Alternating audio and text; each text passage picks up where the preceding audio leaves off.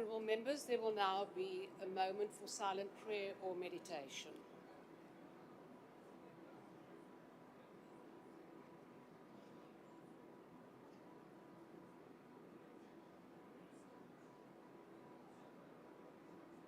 Thank you. Please take your seats.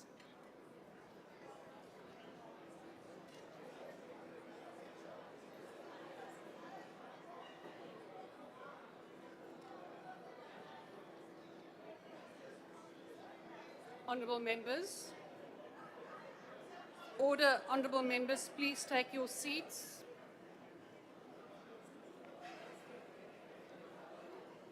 Honourable Mentor, is there a point of order before we've even started? Now, I just wanted to check, Deputy Speaker, the prayer was extremely long. Is it because it's vote 2? Are we praying for our budget? No, it's because they are in court, MK. Honourable members, let's proceed with the House. Honourable members, the first item on the order paper, honourable members, order. The first item on the order paper is a motion in the name of the Chief Whip of the Opposition. I now recognise the Honourable Douglas. Thank you, Honourable Deputy Speaker. Umkhonto Sizwe notes that the House notes with deep sadness the passing of Mr N N Shezi, a Member of Parliament representing Umkhonto Sizwe in the National Assembly. Further notes that Mr Shezi dedicated his life to the service of people of South Africa as an educator, community leader, trade unionist, church leader, and a champion of economic transformation. Carrying out his parliamentary responsibilities with diligence, discipline, and unwavering commitment. Recognizes his contribution to the struggle for social and economic justice, including his advocacy for workers' rights, black economic empowerment, and the upliftment of disadvantaged communities. Acknowledges his leadership roles within the education sector, civil society, and community formations, where he consistently advanced the ideals of fairness, equality, and radical economic transformation, and conveys its sincere condolences to his wife, children, family, friends, comrades, the Umkhonto Sizwe Party, and all those whose lives were touched and inspired by his leadership and service. I so move. Thank you, Honourable Douglas. Before I give other parties an opportunity, honourable members to my right, we are busy with a motion of condolence. I do expect that we show the necessary respect. They don't know what that means. Honourable members, please do not open your microphones without being recognised. Honourable members, I also want to recognise the presence of the Honourable Shezi's family in the gallery, his wife and 4 sons.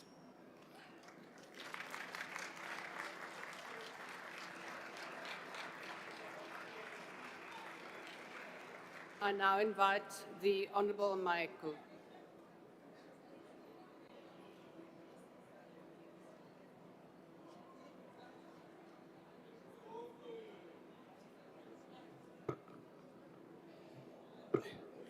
Honourable Deputy Speaker, I rise on behalf of the ANC to honour the life of Honourable Nkosi Shezi of Umkhonto Sizwe Party. I worked with him for a short time in Portfolio Committee of Employment and Labour. In that short time, he reminded us what this job is about. Honourable Shezi was a humble, straightforward, and allergic to nonsense.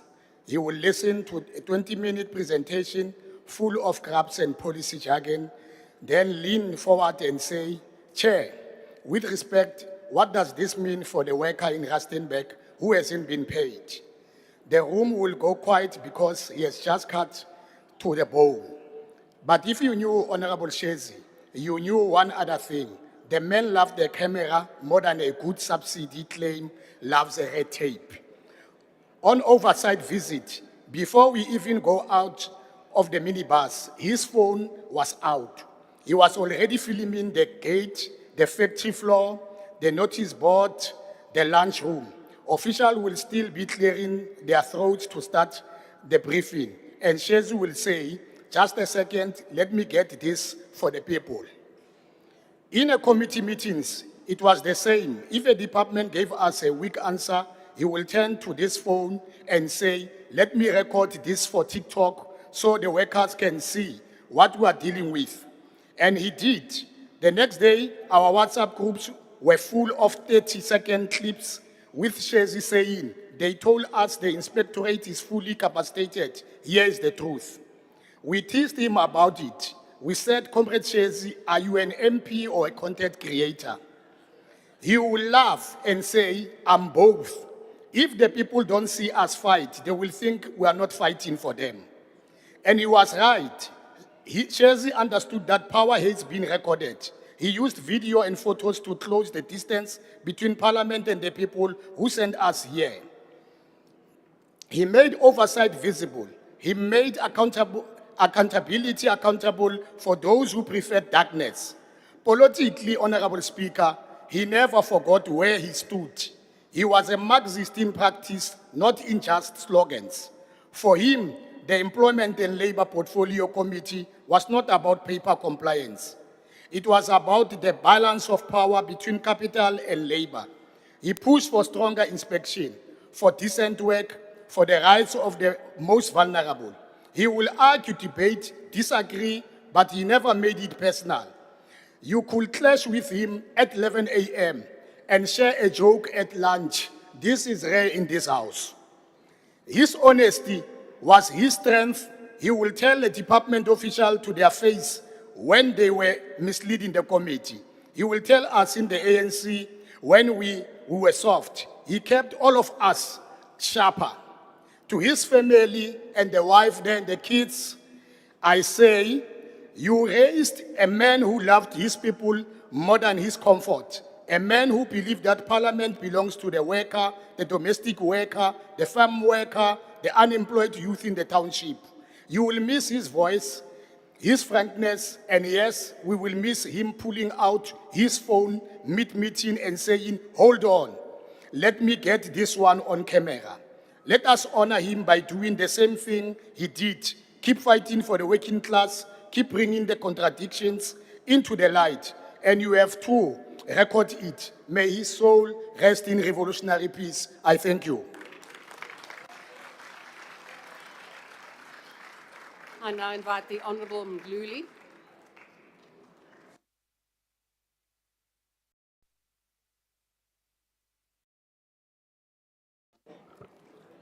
Honourable Deputy Speaker, on behalf of the Democratic Alliance, I rise to express our sincere condolences on the passing of the Honourable Nkosi Shezi. We extend our deepest sympathies to his family, friends, loved ones, colleagues in the Condolences Party, and to all those who walked this journey of public life alongside him. Honourable Deputy Speaker, for many of us from KwaZulu-Natal, the name Nkosi Shezi was not unfamiliar in political discourse. I remember first reading about him in the media in 2017 while I was still an undergraduate economics student at university, following politics closely and trying to understand the evolving political landscape of our province and our country. Even then, he was regarded as a vocal and committed political activist who carried strong convictions about the future of South Africa. Years later, it was somewhat remarkable to eventually meet him here in Parliament after he had been sworn in as a member of this House. Despite the obvious differences in our political homes and ideological outlooks, one could still appreciate his passion for politics and his commitment to the causes he believed in. In fact, Honourable Speaker, we would often greet each other jokingly in the corridors of Parliament. He would enthusiastically say, "Gwaza Mkhonto," and I would respond, "Gwaza!" It was one of those light-hearted exchanges that would remind me that different political traditions and perspectives are able to gather under one constitutional roof, not as enemies, but as fellow South Africans entrusted with serving the public. Honourable Shezi served on a number of portfolio committees including employment and labor, as well as tourism. In those committees, he participated actively in discussions and oversight processes aimed at addressing some of the most pressing challenges facing our people, particularly unemployment, economic hardship, and inequality. As members of parliament, we often engage in fierce political confrontation. We challenge each other robustly, and rightfully so. But moments such as these remind us that behind every seat in this house is a human being with a family, with loved ones, with hopes, sacrifices, and responsibilities. To his family, this loss is not the loss of a politician or a public representative alone. It is the loss of a son, a relative, a friend, and a loved one. We extend to them our heartfelt condolences and pray that they may find comfort and strength during this painful time. Honorable Deputy Speaker, South Africa's democracy is strengthened not only by agreement, but by also the willingness of people with differing views to participate in public life and contribute to the democratic process. Honorable Shezi was part of that democratic journey. May his soul rest in peace. I thank you. And I invite the Honourable Mente Nkuna.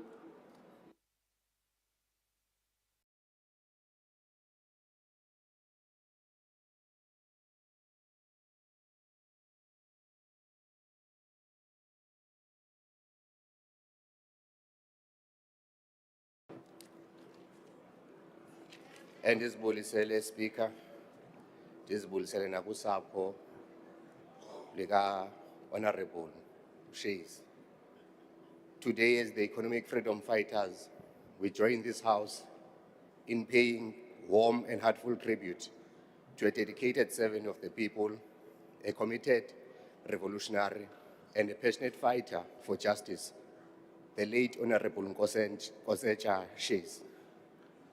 Comrade Shezi left us on the 23rd of March, 2026, just one day after celebrating his 50th birthday. His passing came after a courageous battle with illness that stole his voice far too soon, cutting short a promising parliamentary career at only 50 years of age. South Africa lost a son of the soil who had dedicated his entire adult life to the liberation struggle and the pursuit of radical economic transformation. Today, as a representative of the EFF, I stand before you to honor not only his service in this House, but the selfless life he lived in defense of the poor and the marginalized. Nkosecha Shezi's commitment to the liberation of our people began long before democracy. He was forged in the crucible of the African National Congress during its internal strife, where he stood firmly for the principles of true economic freedom. He understood, as few of others did, that the promises of 1994 remained unfinished, that land, wealth, and dignity had to be returned to the black majority who had bled and sacrificed for freedom. This conviction led him to champion the radical economic transformation with unwavering determination. Together with like-minded comrades, he helped found the African Radical Economic Transformation Alliance, serving as its Secretary General and working tirelessly to build an organization rooted in the aspirations of the working class and the landless. His journey took him from the rolling hills and townships of KwaZulu-Natal, where he mobilized communities in Durban, Umlazi, KwaMashu, and Pietermaritzburg, to the national stage. He stood in courtrooms defending the principles of justice, joined countless vigils, and traveled dusty roads across the country to rally support for the economic emancipation of our people. He later joined the Umkhonto weSizwe Party, where he continued to serve as a capable and principled member of parliament until illness intervened. Throughout his life, Shezi embodied a deep love for the Zulu heritage. He drew strength from the warrior traditions of the Zulu nation, its resilience against colonialism, its rich cultural legacy, This heritage fueled his passion for restoring dignity to all South Africans. Above all, Mr Shezi lived a selfless life. He sacrificed personal comfort, financial security, and stability for the greater cause. Like many true revolutionaries, he placed the struggle for economic freedom above his own well-being. He endured marginalization, hardship, and vindictiveness, yet he never wavered. His was a life of a quiet strength, steady where others faltered, calm in strategy even in the heat of battle. He taught younger cadres that the value of principled unity and strategic patience. In every role as an activist, leader, and a parliamentarian, he served with integrity and love for his people. Honorable Speaker, we acknowledge with deep respect that today, in the public gallery, sits his beloved wife, Thule, and his dear children. Thule and your family, thank you. Thank you for the love, strength, and support you gave to Nkosencha as a husband and a father. You stood by him through the long nights of activism, the difficult political choices, and the personal costs that came with fighting for justice. The Shezi family made huge personal sacrifices, time away from home, financial strain, emotional burdens, and constant uncertainty. Also that Nkosencha could dedicate himself fully to the liberation of the people of South Africa. Your sacrifices do not go unnoticed. They strengthened his resolve and allowed him to serve with a full heart. We thank you for sharing him with the nation. May you find comfort in the outpouring of respect from this House and from all who knew his work. The EFF stands firmly with you in this time of grief. Indeed, Nkosencha Shezi deserved far more recognition than he received in his lifetime. He gave everything to the struggle, Thank often you, without Honourable Member. fanfare or reward. Yet we are grateful that Parliament has set aside this moment to honor him as a member of this august House. This tribute, though belated, affirms his contributions to our democracy and to the broader fight for economic justice have not been forgotten. To his wider family and especially his comrades in the MK party, your loss is shared across the House. Though the EFF and the MK party may differ on certain paths, we recognize and respect Thank the you, dedicated Honourable service. Member. Ambakahle Dlaba, Shukalusi, Mnomiya, Dludle awodla imihlambi yamadoda, wadla izinkomo zamaNdebele, nala ngoxolo mkhonto, umzamo omhle umzamile, ugqatso oluphezulu, aluta continue.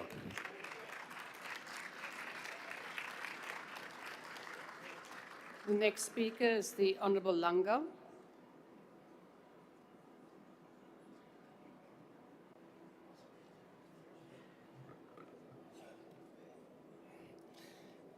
Thank you very much, Honorable Deputy Speaker. The IFP joins this House in expressing its deepest condolences on the untimely passing of Honorable Nkosi Shezi, Uskananda, as I would call him. His passing is not only a loss to his family, friends, colleagues, and his political home, the Umkhonto Wesizwe Party, but also to Parliament and the democratic institutions of our republic. I got to know Skananda in person through Honorable Malinga of the MKP on our weekly commuting from Durban to Cape Town and back, as we frequently meet at the airports with members from various parties as well. Oh, what a humble and jolly soul. Honorable Shezi served this institution with commitment, diligence, and dedication. During his time in Parliament, he contributed meaningfully through his work in the Portfolio Committee of Employment and Labor and all other committees he served prior. His service reflected a commitment to advancing the interests of the people of South Africa. As members of Parliament, we may come from different political traditions and ideological perspectives, but moments such as these remind us that beyond politics, we are all servants of the people entrusted with a shared constitutional responsibility. The sudden loss of a public representative is always painful, particularly when that life was still actively contributing to the work of democratic governance and oversight.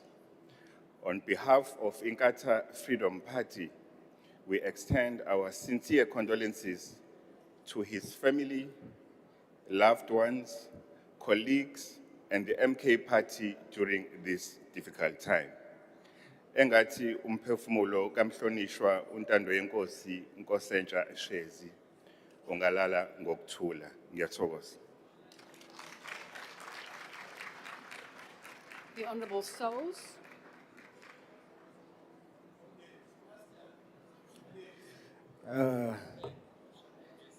Greetings in the wonderful name of our Lord and Savior Jesus Christ. At this moment, on behalf of the Patriotic Alliance South Africa and abroad, we wish to express our deepest and sincerest condolences to the family of Honorable Shezi and also to the MKP party. The best we can do in times like this is bless you with a scripture and a prayer. The scripture that I would like to share with the family and MKP party is John chapter number 11, verse 25. The Bible says, Jesus said, I am the resurrection and the life. The one who believes in me will live, even though they die. Death on this side of life is not the end. You will see Honorable Shezi again. Honorable Chair, I would like to use my remaining minutes to pray for the family and to pray for my fellow colleagues. Those who wish to pray with me, you may close your eyes. Broshacht ilhem rahat olhem rahasut ulhem rahat elem rahate. Hinde brokosit elhamdosit elhem rahat olom rahase Jesus.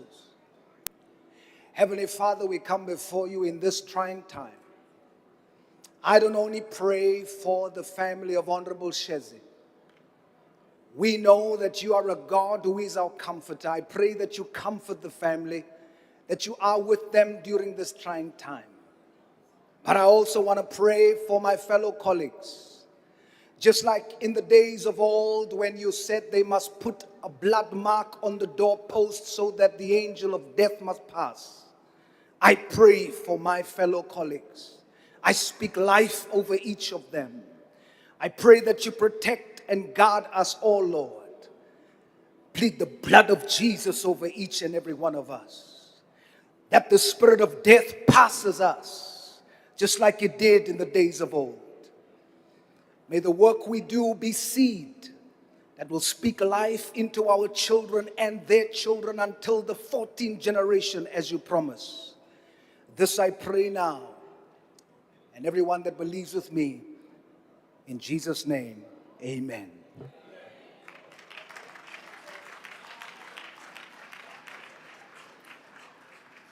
I now invite the Honourable van Staden.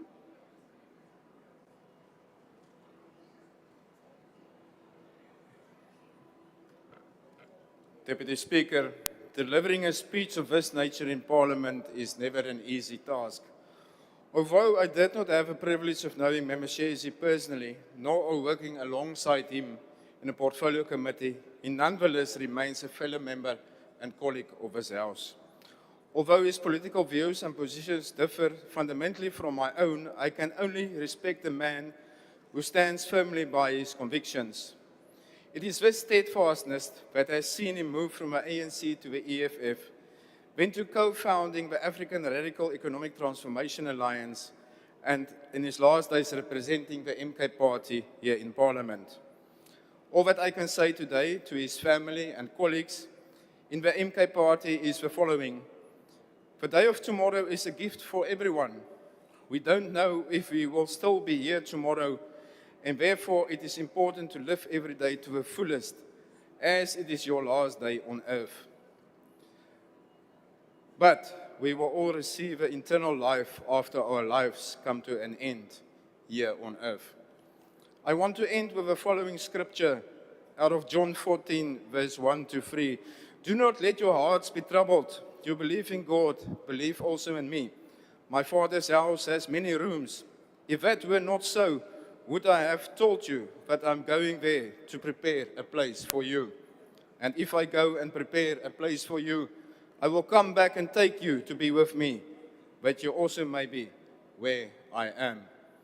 The Vrienden Front Plus wants to convey our sincere condolences to the members of his family, friends, colleagues, and the Mr Party caucus during this difficult time. May his soul rest in peace. I thank you. The Honourable Nkobeni.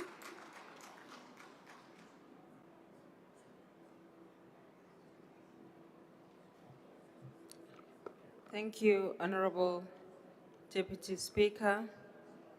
To the House at large, members of Parliament, I never knew Honourable Shezi personally, but I want to render these condolences on behalf of Action SA and extend our sincere condolences to the family, the friends, the colleagues, and the entire MK party for the loss of your colleague, Honourable Shezi.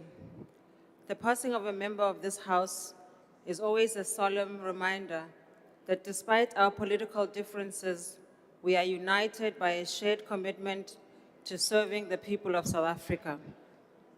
Honourable Shezi, as we have come to know him and as I've heard other colleagues render their condolences for him, is that this was a person who dedicated himself to public service and fulfilled his responsibilities in Parliament with diligence and commitment, particularly through his work on the portfolio committees on employment and labor, tourism, trade and industry and competition.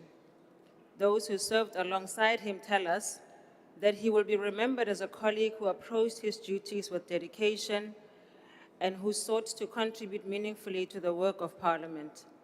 His passing is a loss to his loved ones who are here with us today. We honor them who are here today as well. His party, Umkhonto weSizwe, and also to this institution of Parliament. As representatives of the people, we often engage in robust debate and hold differing views on the challenges facing our country. Yet moments such as these remind us of our common humanity and the sacrifices made by those who chose public life and public service. To his family, we extend our deepest sympathies and pray that they may find strength and comfort during this difficult time.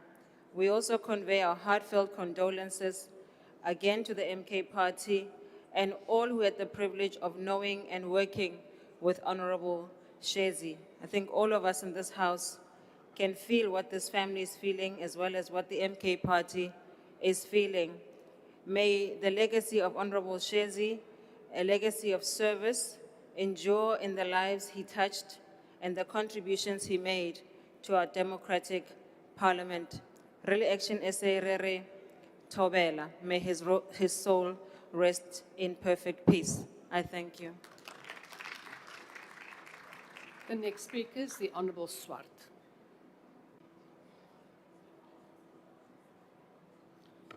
Thank you, Deputy Speaker. May I, on behalf of the African Christian Democratic Party, express our deepest condolences to the Shezi family and friends and to the MK party. Honourable Shezi was elected in 2024 and, as other speakers have indicated, served on various portfolio committees. He dedicated his life to the service of people as an educator, community leader, trade unionist, and church leader, and a champion of economic transformation. Other speakers have indicated his passion for politics and his hard-working committees exposing wrongdoing on social media. I would also like to appreciate Honourable Swarz's prayer for protection on each one of us, because Honourable Shezi's passing illustrates how fleeting life can be. And as a church leader, he would have been acquainted with James chapter 4, where we are asked the question, How do you know what your life will be like tomorrow? James adds, your life is like the morning fog. It's here a little while, then it is gone. And James is right. Life is short and uncertain. There are no guarantees about tomorrow, let alone next year, or in 5 years or 10 years. And if we ignore this lesson, we will not live our life properly in the light of eternity, according to God's commands and purpose. And to ensure that we, like the Honorable Shezi, as a church leader, lived our lives as he did to the full in right relationship with the Lord Jesus Christ and have repented of our sins. Life is short. Death is a certainty. Let us make sure that we spread love, forgiveness, and reconciliation wherever we go. Our nation is desperate for this. May I pray that our Heavenly Father surrounds the Shezi family and the MK party with his love and comfort at this time. I thank you. The Honourable Kwankwa.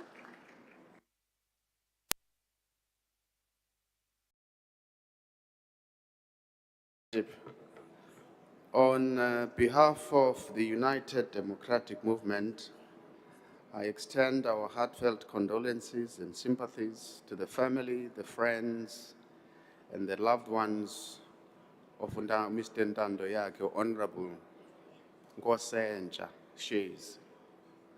Ndima apha ngegama lombutho e-UDM. Ndifuna ubhekisa ngakumbi kuni mbutho wemkhonto wesizwe Gwazamkhonto nakusapho lakwaShezi. Sisithi dudwini kuni akuhlanga lungehlanga. U-Honorable Shezi ungenile kwiikomiti ezahlukeleyo apha eParlamente. Into esiye sayiqwalasela into yoba zonke ezi komiti ebengena kuzo ibizikomiti zokuphucula abantu nokulwa nentswela-ngqesho nokuqiniseka ukuthi ezi ngxaki zethu zezoqoqosho sijongene nazo ziyasombululeka. Sithi xa sibona namhlanje sithi kuwe ijoni lomzabalazo belisincedisa kwidabi lokuphucula ubomi bomzontsundu nokuphucula ubomi bantu boMzantsi Afrika. Sifuna ukuthi kunisapho lakwaShezi nangakumbi ukuthi ndilibonile onyana bayafana noyise usapho. Sithi dudwini akuhlanga lungehlanga, kodwa utata wenu, umalume, umntakwenu, umyeni unishele umzekelo nifana icangcathe kuwo xa nijonga isikhokelo soMzantsi Afrika obheka phambili. Menze Thixo aphumle ngonaphakade, umkhanyisele ngokhanyiso olungacimiyo. Enkosi. And I invite the Honourable Garner.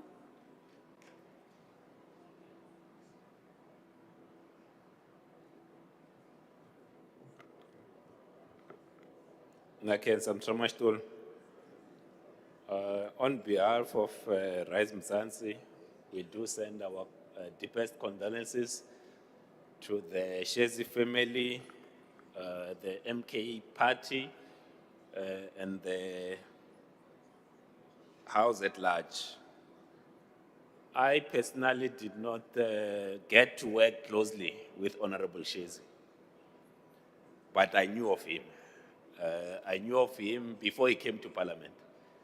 Actually, I saw more of him outside of Parliament than in Parliament.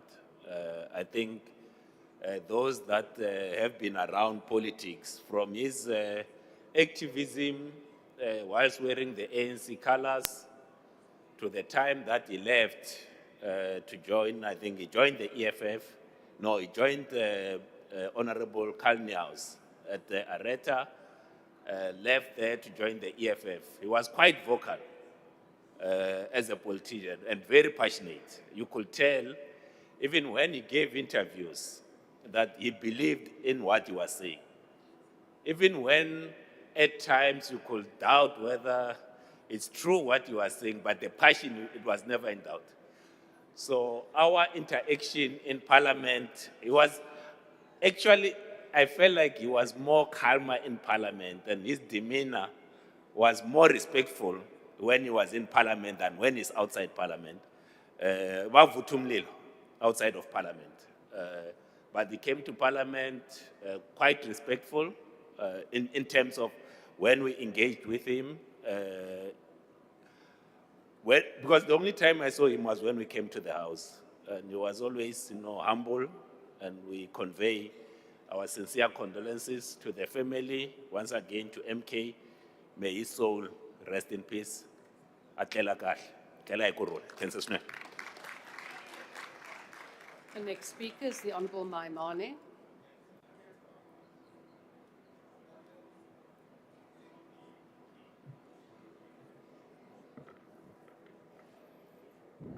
Fellow South Africans, fellow members of Parliament, Bagaetsho, ke batla ke re gompieno go losika la kwa Shezi le lekoko la Shezi ke romela matshediso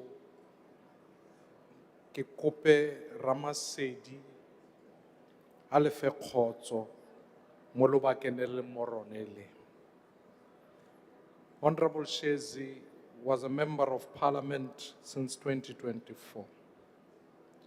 If there is a genuine truth, it's simply that we all come to serve in public office as a calling and a response to the service of the people of South Africa. I did not know Honorable Shezi myself, but I can appreciate that his service was always to the people of South Africa and to his political party. A genuine reminder of our shared humanity. Gore bo botlhe re tletse fa go tlo berekela setšhaba sa Afrika Borwa. And therefore it's within that always when a life is cut that short in public service, that the scripture compels us to mourn with those who mourn. We are indeed, as fellow Africans, mourn with those who mourn, and we mourn with your party, and we mourn with his family. Because Kibotu, it is our shared humanity. And in that, I pray for peace and comfort. I pray you would know his legacy will be continued. And therefore, with those short words, on behalf of Bill One South Africa, I say my deepest condolences. Amorena abulukes chabasaisu. God bless. The next speaker is the Honourable Marawu, who will do her speech from her seat. Thank you very much, Honourable Deputy Speaker, leadership of Umkondo Wesizwe, members of the Shezi family, dikhahlele bethina kwisizwe samahlubi esihleli phaya egallery molweni bethuna. The African Transformation Movement rises today with a heavy heart to convey our deepest, most sincere condolences on the untimely passing of dedicated servant of the people, Honourable N. Shezi. Honourable Shezi stood without fear in the struggle, a symbol of discipline, courage and responsibility. From the dusty street of KwaZulu-Natal to the halls of Parliament, he fought for justice with humility and resolved. He championed the poor and the marginalized, ever loyal to the cause of social justice and equality. In Parliament, Honourable Shezi served with diligence on the Labour, Tourism and Trade Committees, where his voice was always for the voiceless. We remember a leader who was disciplined in action, courage in conviction, who listened even as he led. He was known as a true patriot, whose work in Parliament inspired many. We were inspired by his humility. He never spoke of himself, but always lifted the community. As the ATM, we pray the Almighty grants comfort, strength, and peace to the Shezi family during this dark hour of grief. May you find solace in the last legacy of public service he leaves behind. To his political colleagues and friends, we stand with you in solidarity as you navigate this painful loss. May his soul rest in eternal peace and perfect peace. I thank you.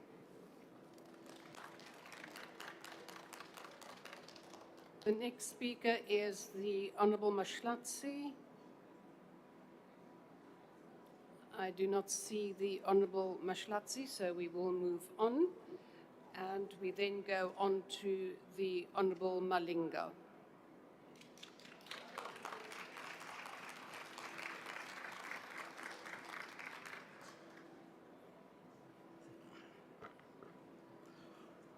Honorable Deputy Speaker,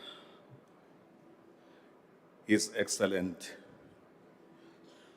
President Jacob Zuma, Gedle Ihlekisa, leadership of Umkhonto weSizwe Party, the Shezi family, comrades, commissars and members of Umkhonto weSizwe, Sanbona, Dumelanga, Masosha Kamdala. Today we are not gathering only to mourn, kodwa sihlangene ukuzobonga impilo yeqhawe, a revolutionary, a servant of the people, the son of the soil, the guru, the caterpillar, the late Comrade Honorable Kosencha Nkosi Shezi. The late Comrade Kosencha Nkosi Shezi was born on the 22nd of March, 1976, and called by the Lord on the 23rd of March, 2026, after an illness. Umntwana ukaShezi live a life of commitment, sacrifice, and courage.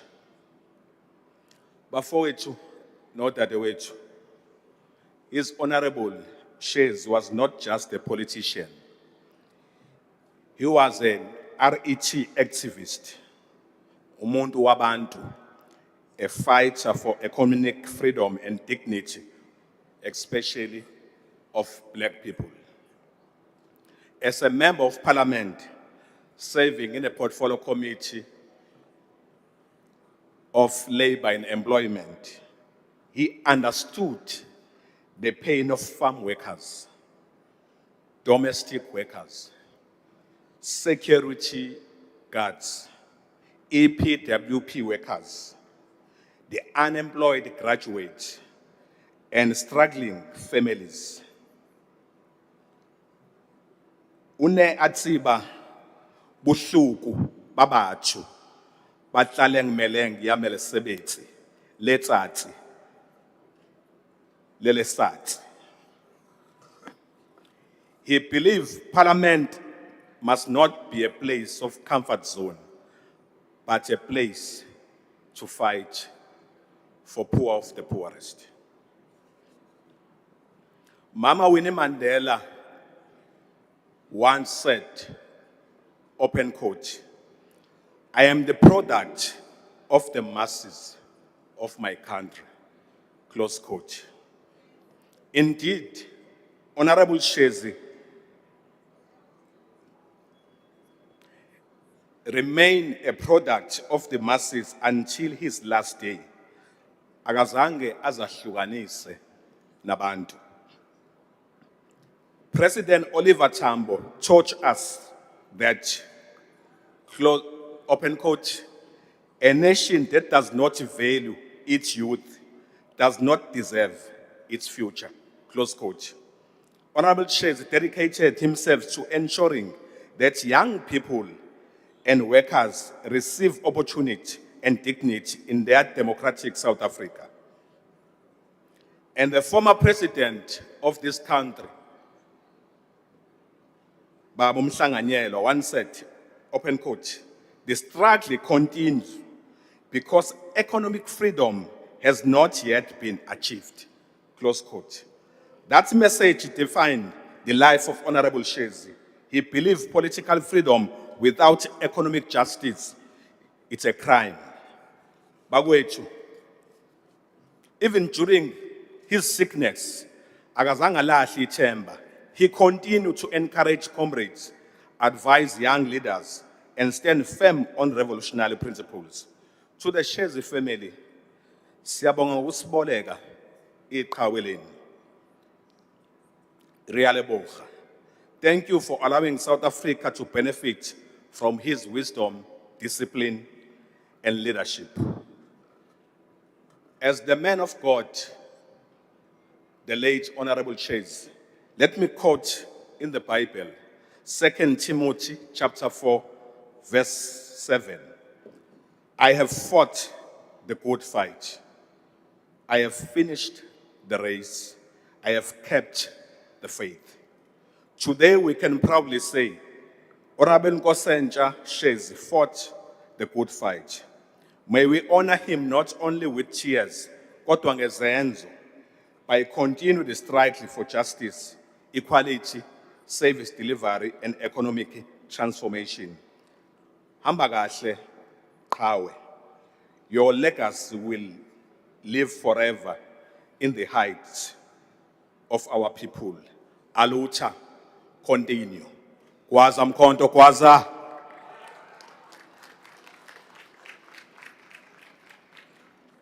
Honourable members, that concludes the speakers' list on this matter. I take it that there are no objections to the motion being adopted. Will members please rise to observe a moment of silence in memory of Ntando Nkosi and Correctional Shezi.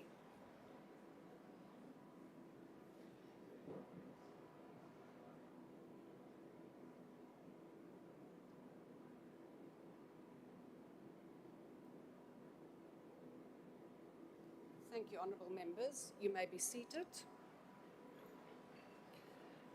The presiding officers associate themselves with the motion, and the condolences of the House will be conveyed to the Shezi family.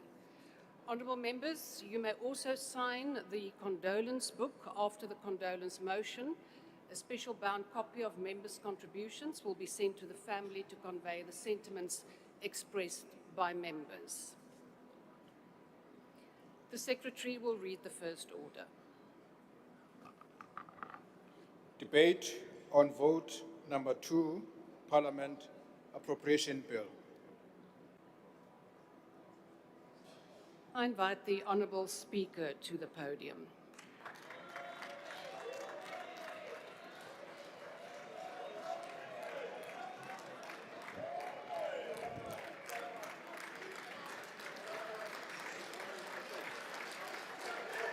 Thank you very much. Deputy Speaker, House Chairpersons, leaders of political parties in Parliament present, Chief Whips of all parties, Chairpersons of portfolio committees and joint standing committees, honorable members, ladies and gentlemen, people of South Africa. Today I want to open this debate by an African proverb that says, I quote, "Once you carry your own water, you will remember every drop." This African proverb highlights that experience teaches what observation cannot.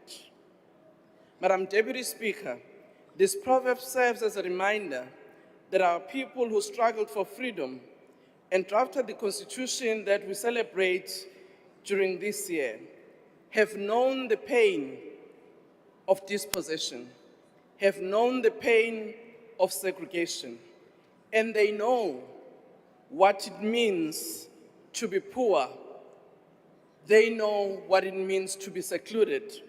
It is for that reason that when we sit here in these benches, we must always remember what they've gone through and what we committed ourselves as public representatives we will do to change their lives for the better. Today, we table Parliament's 2026-27 budget for the House consideration and approval. I want to state in the beginning that we would like to extend our thanks to the Joint Standing Committee on Financial Management of Parliament, who actually scrutinize the work that we do as executive authority as well as the administration.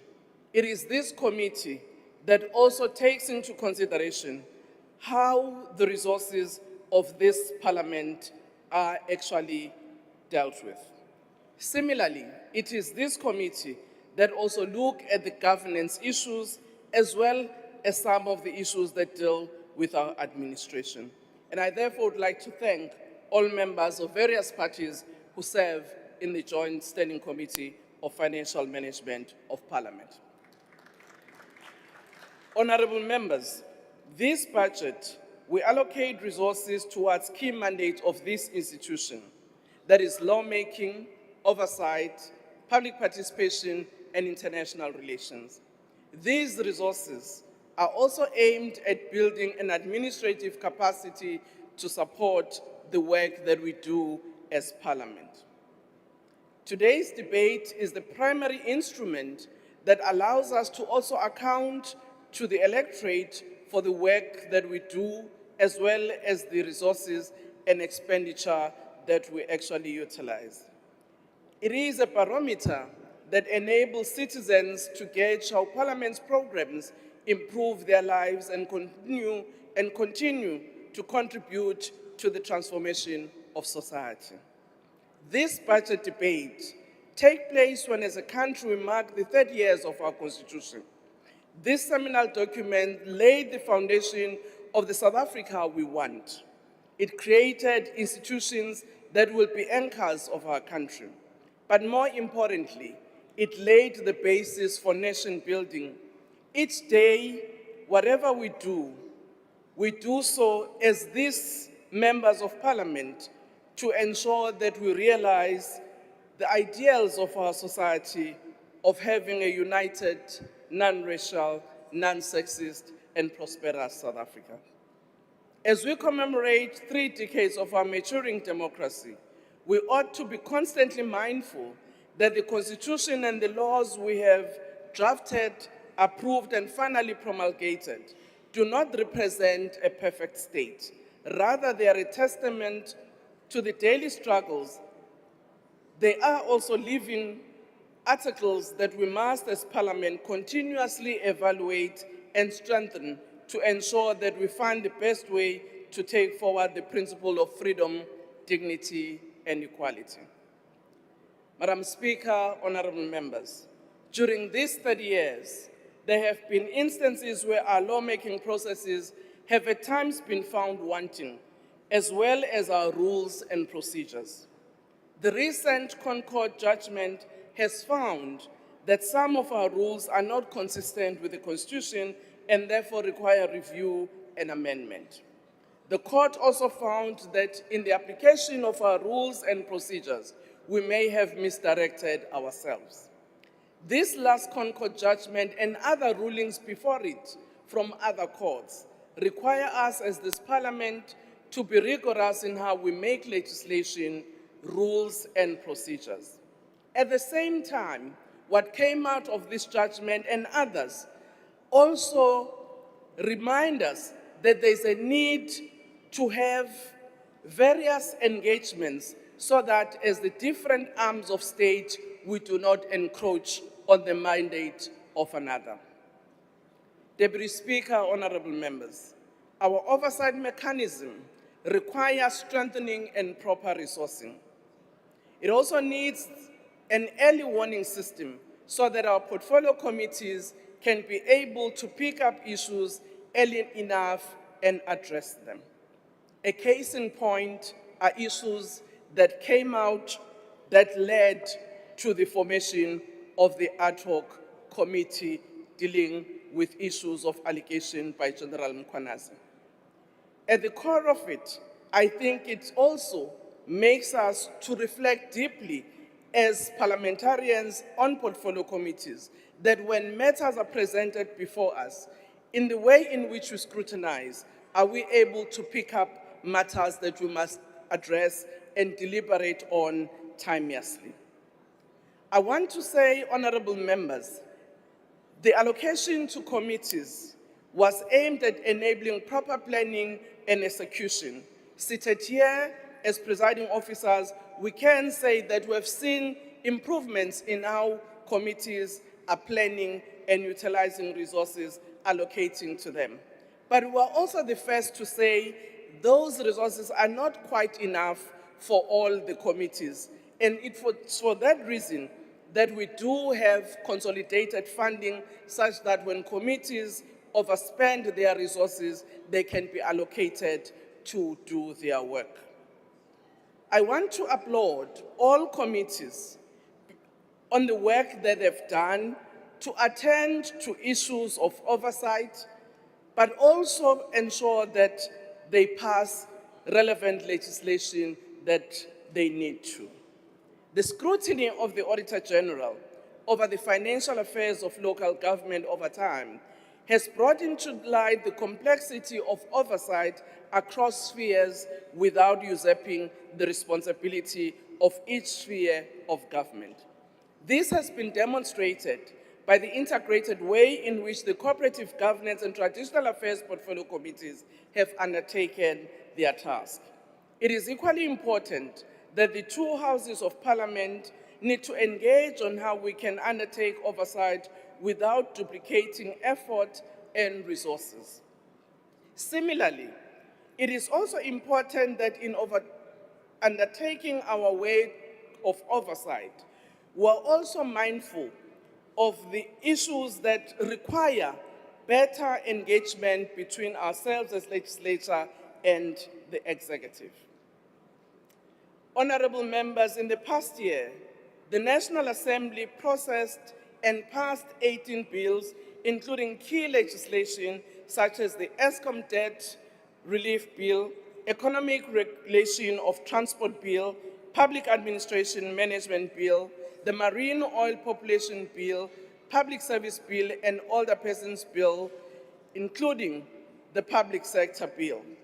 The test of these legislation, honorable members, will be in their implementation, but also how we, as members of this Parliament, continue to oversee their implementation and whether, indeed, the legislations we've passed have impact.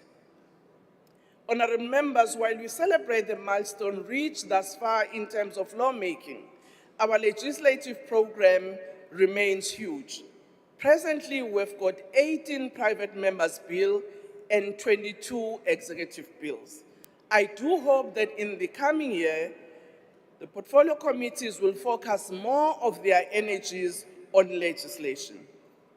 Deputy Speaker, as part of our oversight and holding our executive to account, we have improved our approach on questions by having a hybrid system of interpellations and normal questions. Oral and written questions enable members to raise concerns from their constituencies as well as following up on commitment made by members of the executive in the House and in the portfolio committees. We do appreciate the effort that has been made in addressing questions that come from members by members of the executive.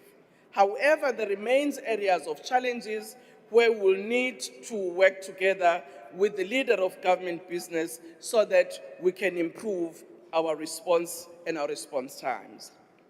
Administratively, we're also examining how best we can address some of these issues to ensure that the questions that are given to members of the executive, we also take into consideration as these members of Parliament that some of them will require time because of consultations that might need to happen with provinces or local government sphere.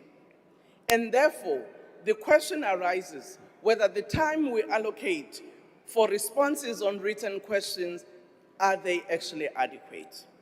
Honorable members, 2 new portfolio committees have now been set up and are presently in operation.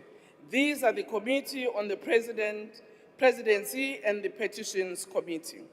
The 2 committees have held their workshops and are already undertaking their work.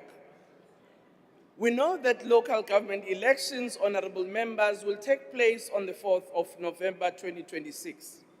These elections will represent another landmark in the evolution of our democracy.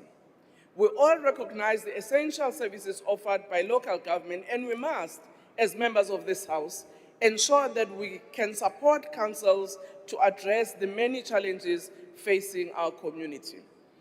We must also encourage all eligible South Africans who are not yet registered or who have changed their places of residence to ensure that they are registered and their details are updated on the Electoral Commission. We should appreciate the measures taken by the National Assembly Programming Committee to offer opportunities for members to return to their constituency for longer, particularly this year. This is an important mechanism to deepen the bonds between Parliament, the people and communities in which they live. At the same time, the parliamentary program must balance our other commitments and make time for lawmaking, committee oversight, and members' business. Honorable members, our history has taught us that we cannot take freedom for granted. We also know that our future is fundamentally interlinked with other nations across Africa and the world. For this reason, this Parliament must continue to build relationships with our partners through multilateral platforms that our Parliament participates in. In the past year, we have successfully hosted the 11th P20 Parliamentary Speakers Summit, which is a parliamentary segment of G20, and the 58th Plenary Assembly of the South African Development Community Parliamentary Forum, which was held in Durban in December. These two high-profile events position South Africa as a credible and capable convener on the continental and global stage, but also the agenda setting on issues that need to be deliberated that not only affect people in South Africa, but also globally. In September this year, Parliament will host the 69th Commonwealth Parliamentary Conference here in Cape Town. Our Parliament continues to fulfill its obligations of building a better Africa through its involvement in the Pan-African Parliament. Our Parliament has reached an agreement to second an official of Parliament as Sergeant of Arms to the PAP to strengthen the institution's capacity and deepen our cooperative relationship. Honorable members, our Parliament plays a pivotal role in a number of fora, some of which are actually undertaken by our various committees, particularly the engagement that we have with the European Union that is chaired by our Chair of International Relations Portfolio Committee. I do want to say, honorable members, that at times we may differ here in the House about positions that we take, but what has been encouraging is how we have represented South Africa in these multilateral fora as a united force.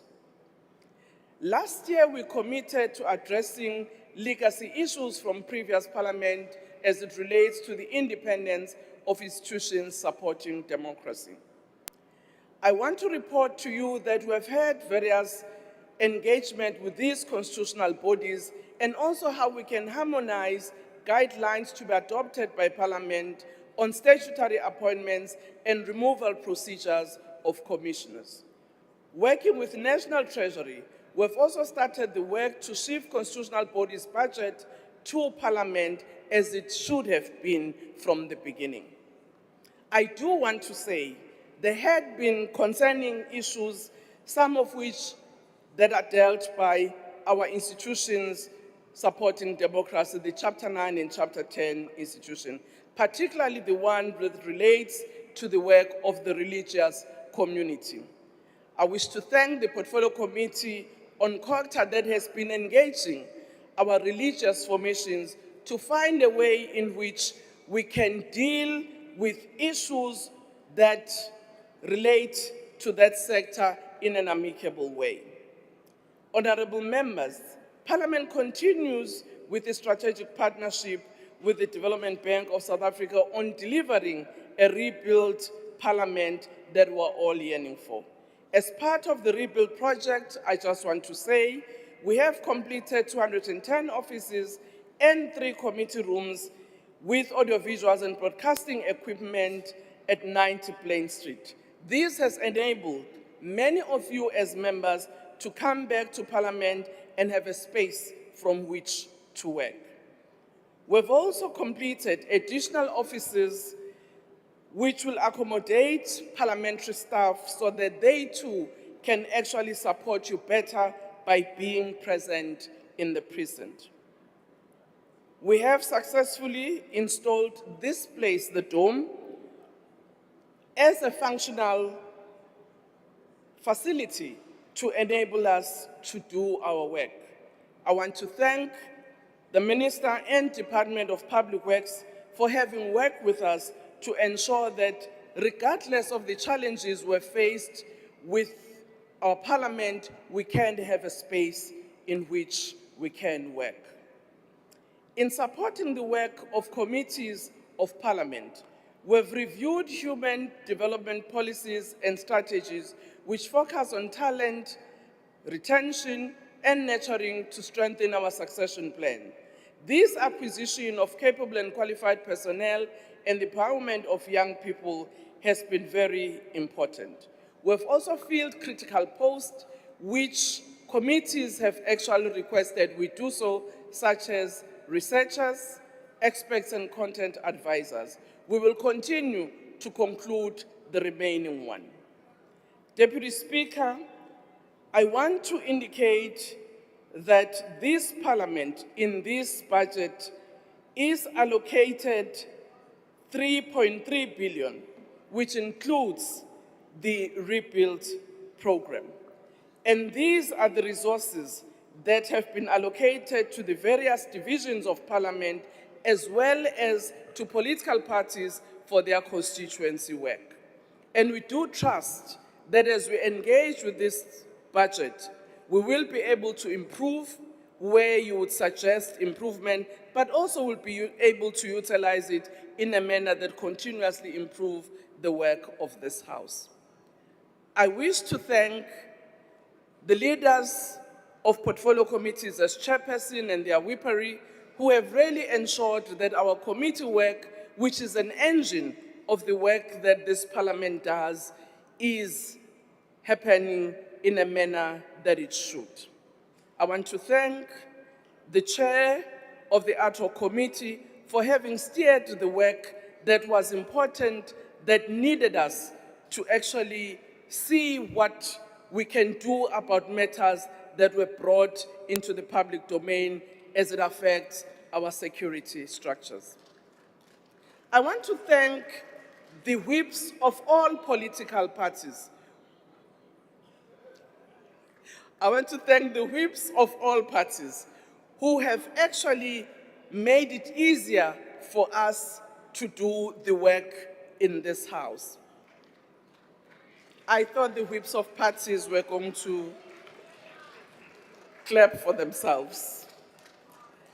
But my thanks goes to each and every member of this House for the dynamic work and your commitment that you have shown in the various committees in which you serve. That has actually enabled us to become a better Parliament each day. I want to thank,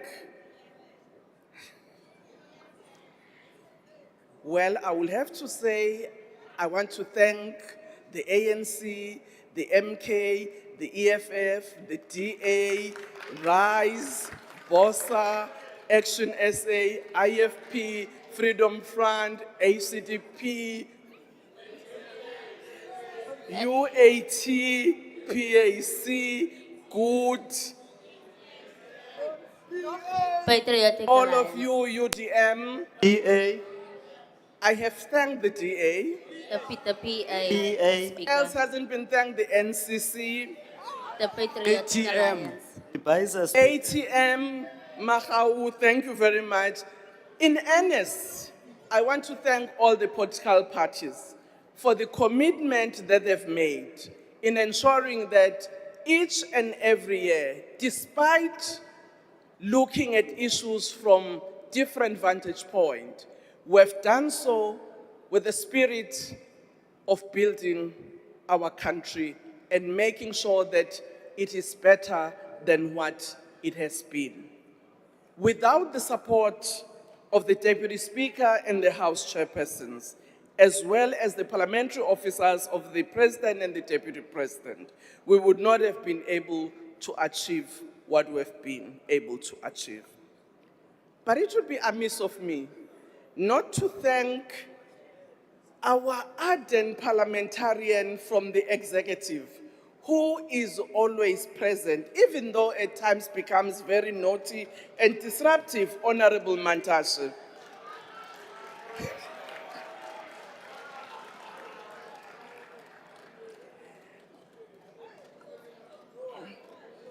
He is not going to trouble you more, but I just want to thank him because he has been able to make sure that he remembers that before he is a member of the executive, he is a parliamentarian. That doesn't mean other ministers and deputy ministers don't remember that, but it's just that sometimes they are so engaged that we do not see them every day. But thank you to all of you. And I just want, as I step off this podium, indeed, to pay tribute to the members and families who we have lost during the past year. Honorable Shezi, Princess Buthelezi, Honorable Mganga Tabashe, and Honorable Stole. Their contribution to this house will always be remembered. I thank you.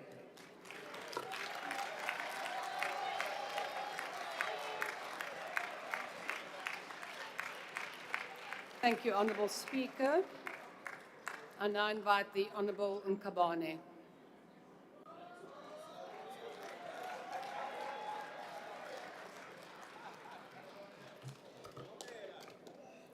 Thank you so much, Madam Speaker. Today, as we debate Budget Vote 2 for Parliament, we take heed of the clarion call made by South Africans coming from all society who 71 years ago in Kliptown declared in the Freedom Charter that South Africa belongs to all who live in it, black and white, and that no government can justly claim authority unless it is based on the will of all the people. Those words born from struggle and sacrifice found profound expression in our 1996 Constitution, which is the supreme law of the country that entrenches human dignity, equality, non-racialism, non-sexism, the rule of law, and a democratic society where the people shall govern.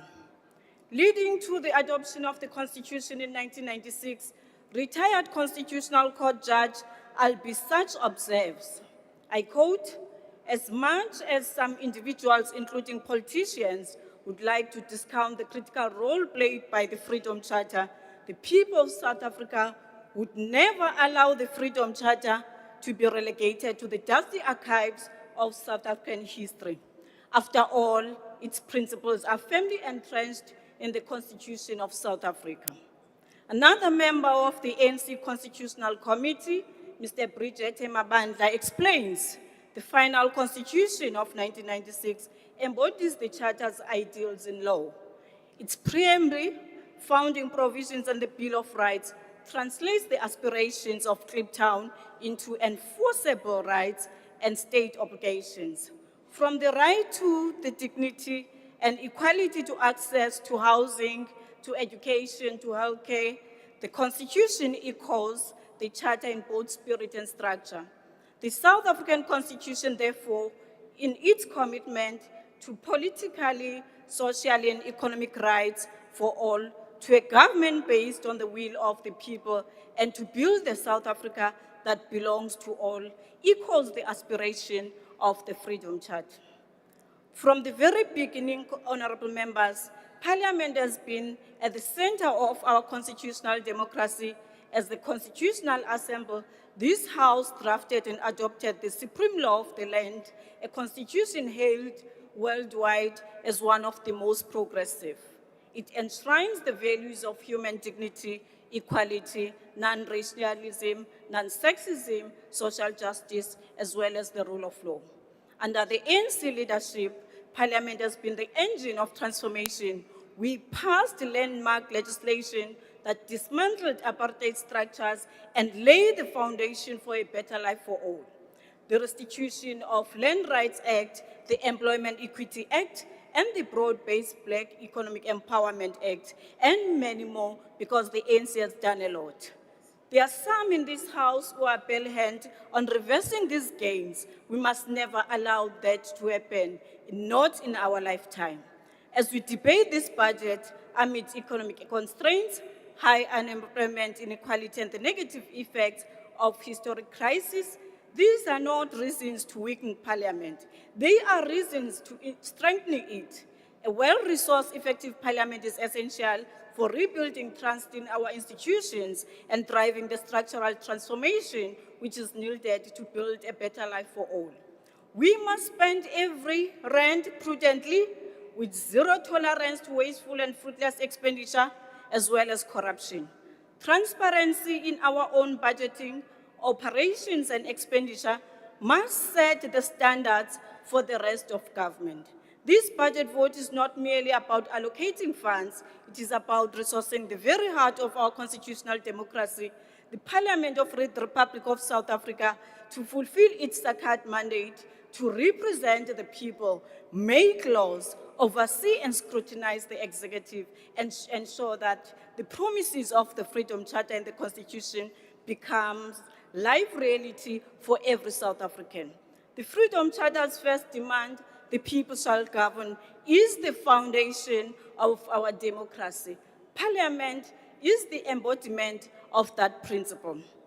Through the National Assembly and the National Council of Provinces, we give voice to the will of the people across our diverse provinces and communities.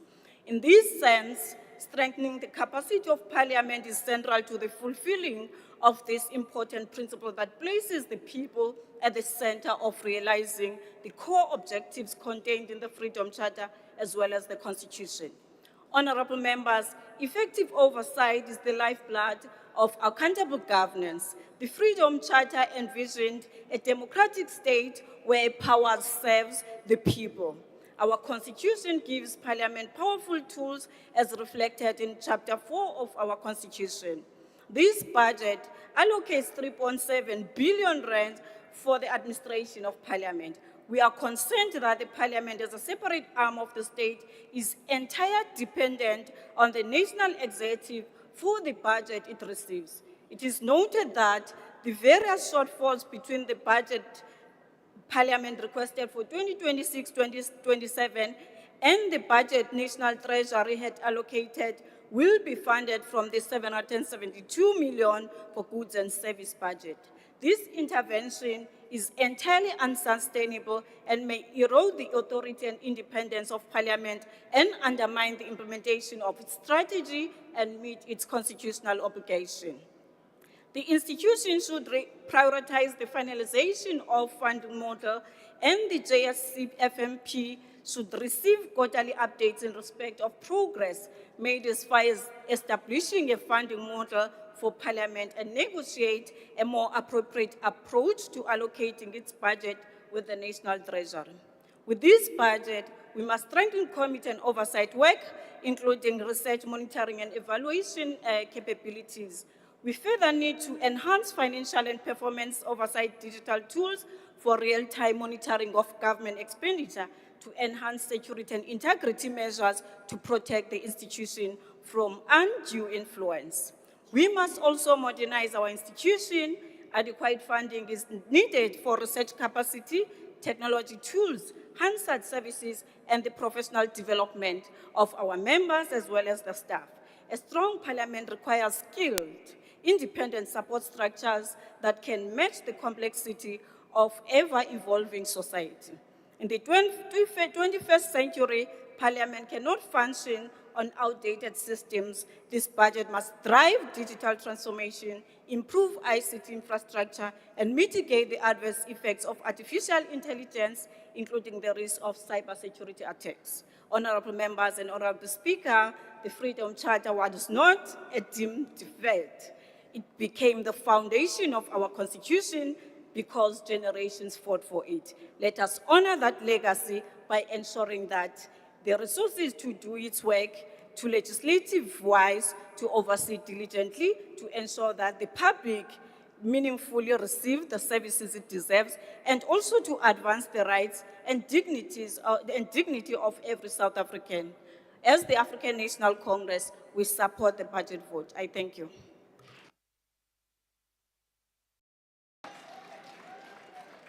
The next speaker is the Honourable Van Rooyen.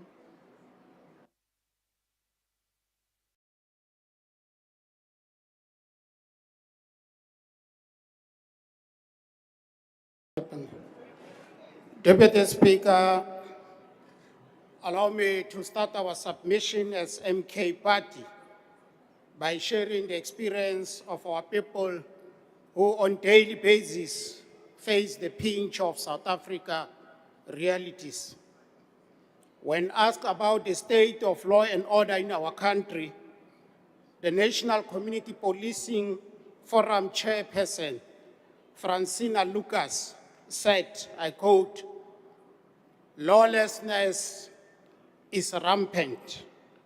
I really think things are out of control. From where we stand, we are so concerned that lawlessness is the order of the day." Close quote. This is confirmed by glaring and shocking anomalies taking place in our country. Deputy Speaker, it's an anomaly that this country has countless laws to address immigration-related problems, but not enforced. Hence, the shocking numbers of illegal immigrants in this country. As a result of the government failure to enforce immigration laws, hopeless and frustrated South Africans are taking law into their own hands, attempting to enforce these laws made by this House. It is an anomaly, Deputy Speaker, that it remains business as usual when quarterly the acting Minister of Police confirms that the country's murder rate remains exceptionally high. On average, our beloved country records 58 murders every day, equating to 46 weekly, 1,624 monthly, and 19,488 annually. This is over 959% higher than an average nation. These are numbers of people that usually die at war, and under normal circumstances warrants a sense of agency.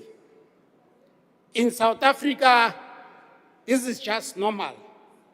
We read statistics and life goes on.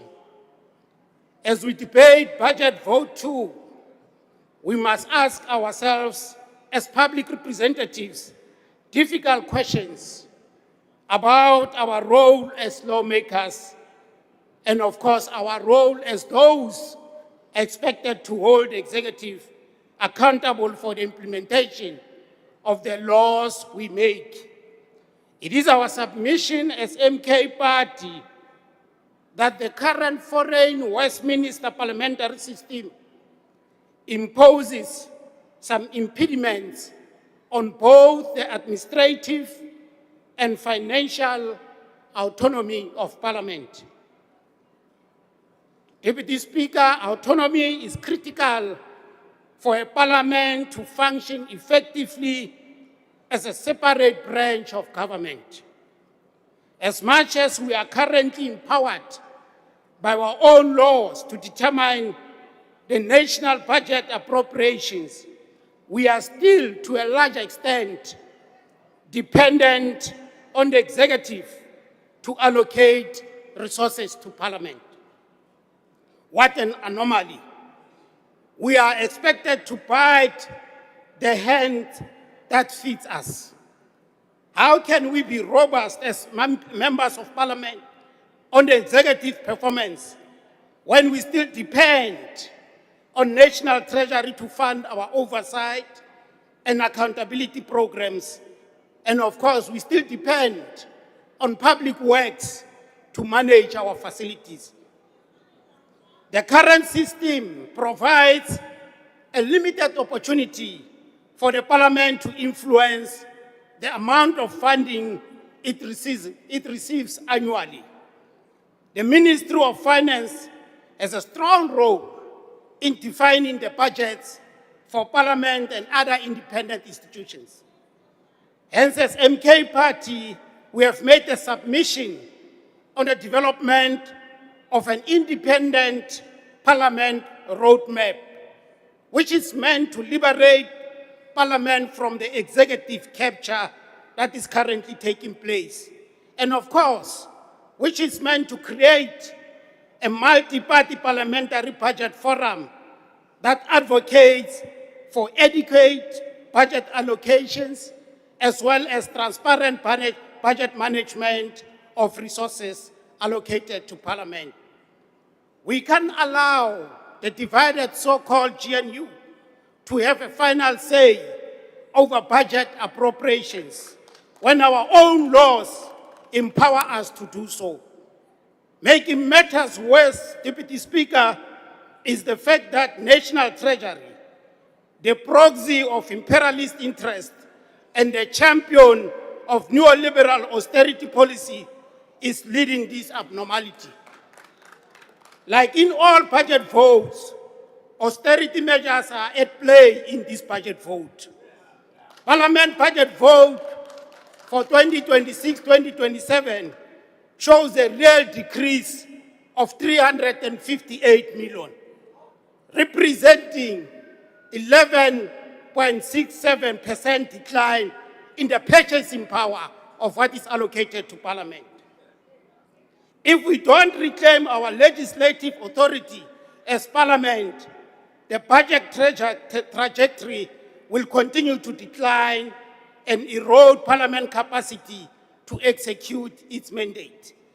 Without financial autonomy, this Parliament will be unable to address many of the key reforms captured. By the way, we contributed to those reforms as MK Party. Those reforms are captured in the 7th Parliament Strategic Plan and the subsequent 2 annual performance plans. It won't be possible for us to execute on those commitments because we'll be lacking resources to accomplish what we want to achieve as this Parliament. As MK Party, we have noted with keen interest that allocation to local government week and taking Parliament to the people programs has been substantially increased, recording 400% and 67% increases respectively. Our vigilance and our all-eye scrutiny will be on steroids on these 2 programs, just to make sure that no cent is used for local government elections campaigning or political expediency agendas.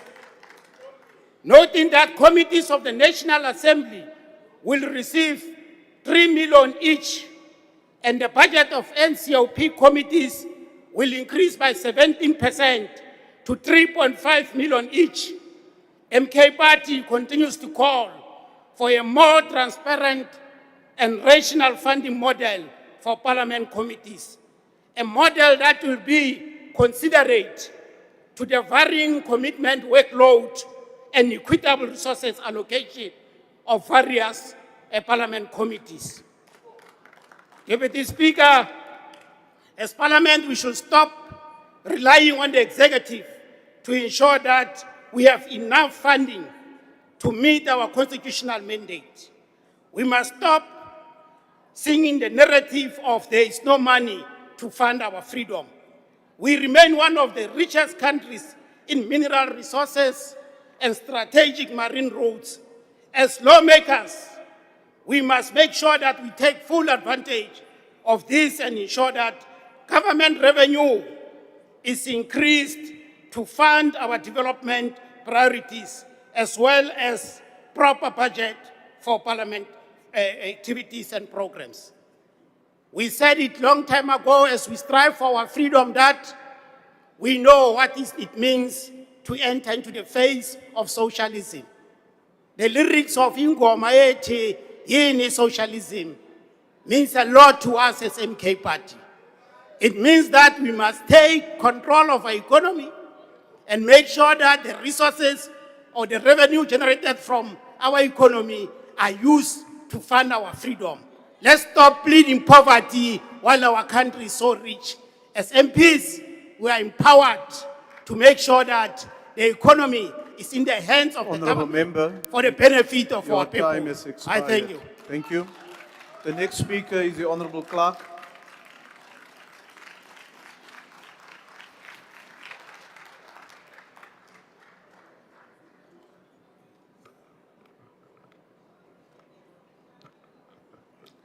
Thank you, House Chairperson.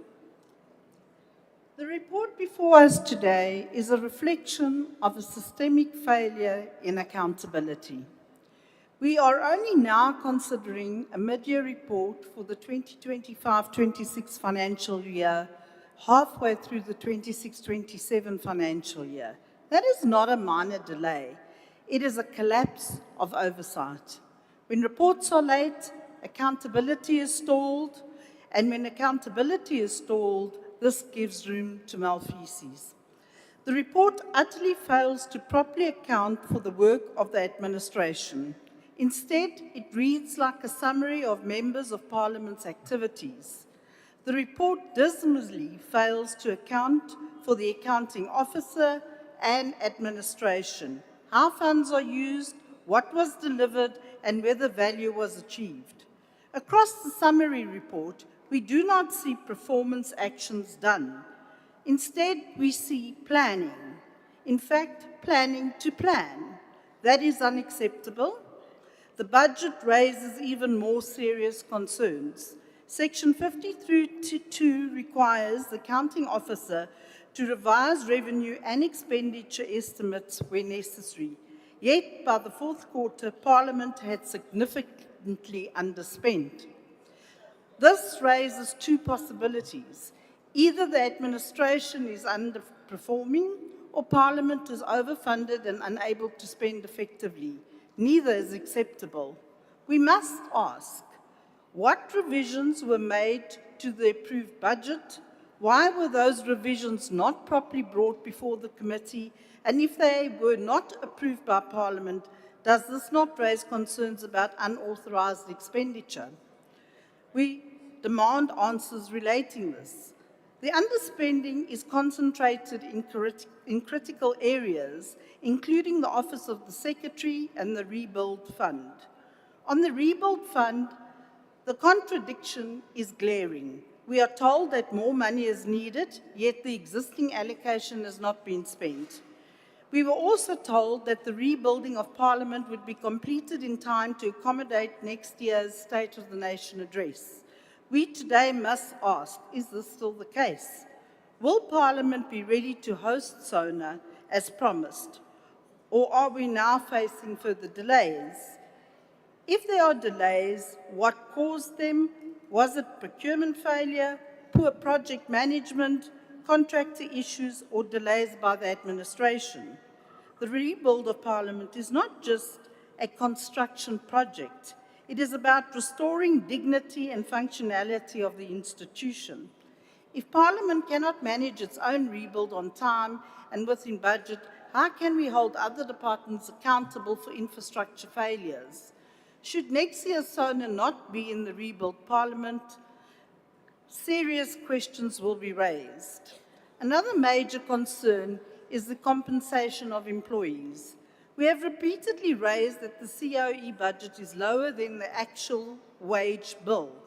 The administration then shifts funds from services to cover salaries. This is not sustainable. It distorts the budget and undermines service delivery. We must be told how many of the 1,200 positions are funded by National Treasury, how many are unfunded, and how long this structural imbalance will continue. On human resources, the report again lacks substance. We are not told the age profile of staff, how many will retire in the next 3 or 5 years, or what plans exist to preserve institutional knowledge. This is a basic workforce planning, and this is missing. We must also address governance failures. There are 12 pending Labour Court cases.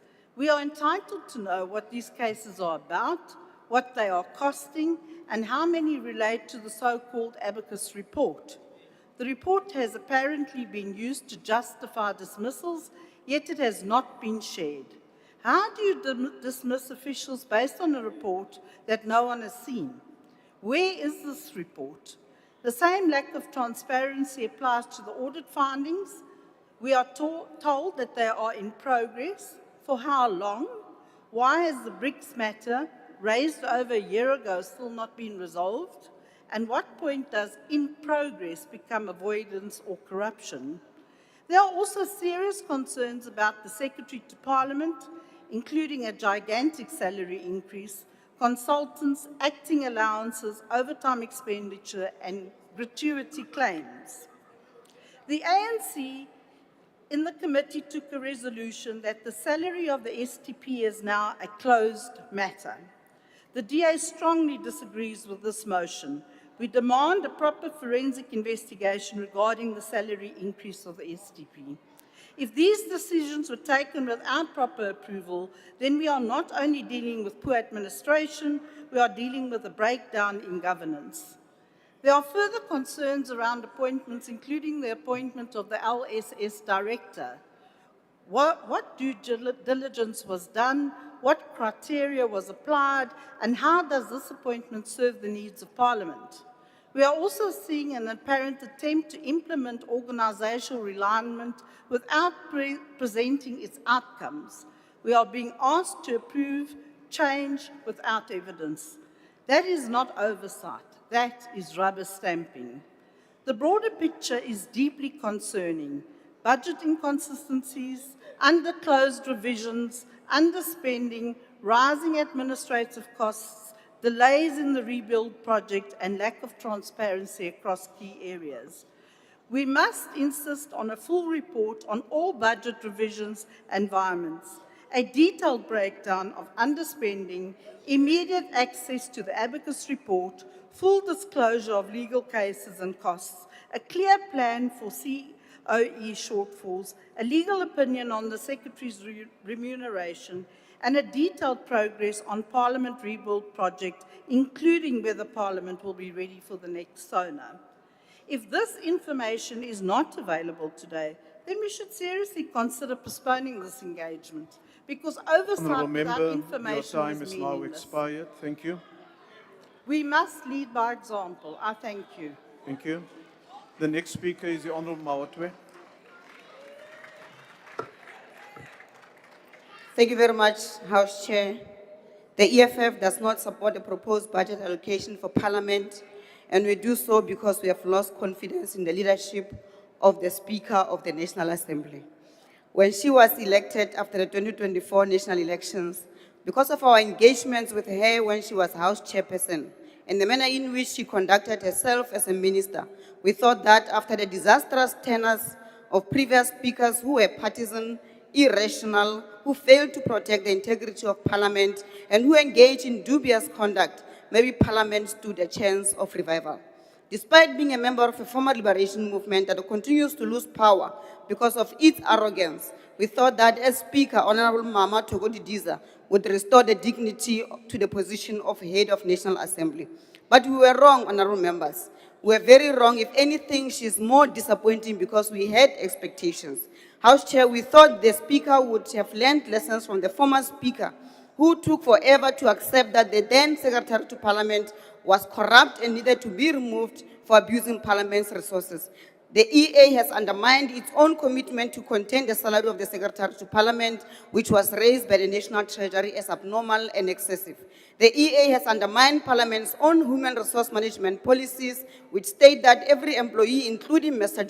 Xolile George himself, must have a contract before they start working. The The very speaker who wants to stand here today and say she wants to protect the integrity of the National Assembly goes to the Constitutional Court to defend unprocedural conduct. But clearly, she has learned nothing. The current Secretary to Parliament, appointed by a former speaker who is now standing trial for corruption, was appointed in what we consider to be a corrupt manner. The advert was placed in newspapers with a salary of 2.4 million in 2021. He worked for 2 months in Parliament while still being paid by Salga without a contract. The advert was cancelled after recruitment had already started without any explanation. Today, the man earns just under 5 million. He earns more than the President, more than the Speaker of the National Assembly, more than the Chairperson of the NCOP. He earns more than all ministers in cabinet, more than deputy ministers, and more than director generals of all national departments with more complex and big organizations. It gets worse. We're told that his salary includes a gratuity, like a stock option incentive, as if he works for a billion-rand company listed on the JSC. And this speaker turns a blind eye to this corruption. The speaker has learned nothing. The corruption that we will expose regarding the rebuilding of Parliament, a project under the direct oversight of the Secretary to Parliament, whom we believe was appointed in a corrupt manner, is a crime scene. Even if members of the Joint Standing Committee on the Financial Management of Parliament collude in a partisan manner to defend the corrupt appointment of Mr. Xolile George and insist that the matter is exhausted when it is clearly not, we will remain patient because the courts will ultimately resolve this matter, as has always been the case when the GNU abuses its numerical majority to shield unlawful and corrupt conduct from accountability. This Parliament bent down in January 2022. We were told that it would cost 2.2 billion to rebuild it. 3 years later, we were told that the cost has escalated to 3.3 billion. By the end, it will be 5 billion or more. With the information we have, which we have handed over to forensic investigators for assessment, we are confident that people will be arrested at the end of this project. These are serious people with influence, but it will not come as a surprise. House Chair, it is under her watch, the Speaker, that the BRICS Summit held in Emperor's Palace saw tenders inflated, services paid for without proper authorization, and it is clear that money was looted. Costs moved from an approved budget of 3.9 million to over 6 million. Yet no one can tell us whether that money was properly spent or not, and no one has been held accountable. You can defend corruption because of your unholy union in the GNU, but we are not surprised that the DA will sit comfortably knowing these facts and behave as if there's nothing rotten simply because of blue lights. As the EFF, we want our Parliament to go to our people. We want this Parliament to relocate to Tshwane, to be central, accessible, and closer to the people, instead of maintaining a colonial agreement between racist Afrikaners and British colonialists. We want people to feel part and parcel of this Parliament, but that does not mean it should happen in a manner that facilitates corruption.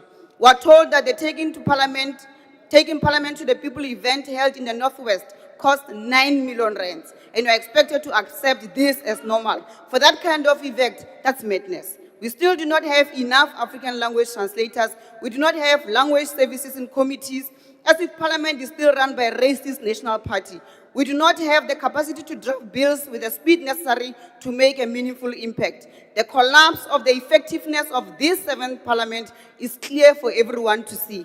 Ministers don't respond to questions for written reply on time, and when they do respond, they mislead Parliament without consequences, without sanctions, and without reprimand. And it is worse with the DA ministers. We are turning this Parliament into a Mickey Mouse arrangement and being toothless.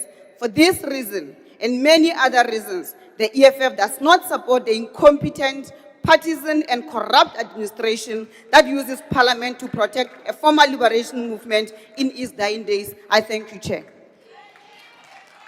The next speaker is the Honorable Radebe.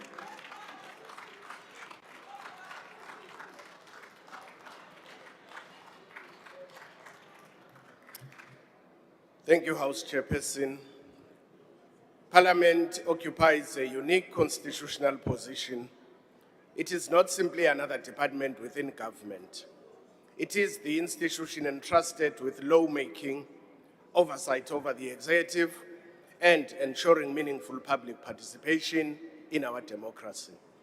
The effectiveness of Parliament, therefore, directly affects the quality of governance in South Africa. The appropriation bill allocates approximately 2.8 billion to Parliament for the 2026-2027 financial year. The IFP notes that this allocation must support Parliament in fulfilling its constitutional mandate, while additional funding has been allocated to contribute towards restoring and rebuilding institutional capacity following the devastating fire that damaged the parliamentary precinct. We welcome the continued commitment to rebuilding Parliament, but we caution that rebuilding infrastructure alone is insufficient.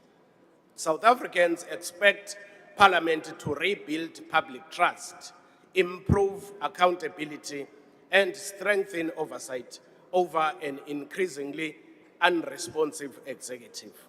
We remain concerned that Parliament continues to depend heavily on allocations determined by the executive through the National Treasury.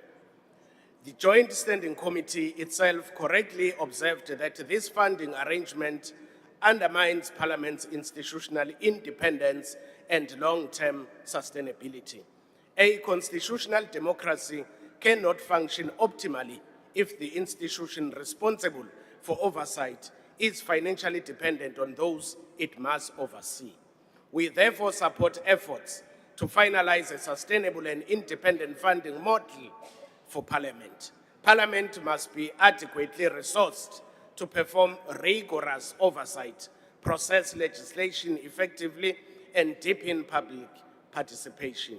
We further welcome the increased allocation to oversight committees and constituency-related programs.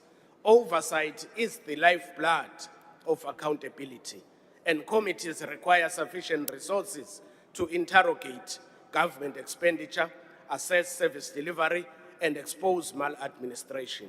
However, increased funding must produce measurable outcomes. Parliament cannot justify higher expenditure while oversight failures, weak committees' attendance, and delayed executive responses continue. The poor responsiveness of ministers to parliamentary questions remains deeply troubling. Too many replies are delayed, incomplete, or evasive. This weakens Parliament's constitutional authority and frustrates the public's right to accountability. Rules governing executive compliance must therefore be strengthened and enforced consistently. We also note Parliament's plans regarding digital transformation and broadcasting expansion. While these initiatives can improve accessibility and public engagement, they must be accompanied by strong cybersecurity safeguards and practical implementation strategies. Honorable Chairperson, South Africans judge Parliament not by the size of its budget, by its effectiveness, discipline, and courage in holding power accountable. Every rand appropriated under Vote 2 must therefore advance constitutional governance, transparency, and service to the people of South Africa. The IFP will continue to support a Parliament that is independent, accountable, people-centered, and uncompromising in defending democratic oversight. Therefore, we support Vote 2. I thank you. Thank you, Honourable Member. The next speaker is the Honourable House Chairperson Majosi.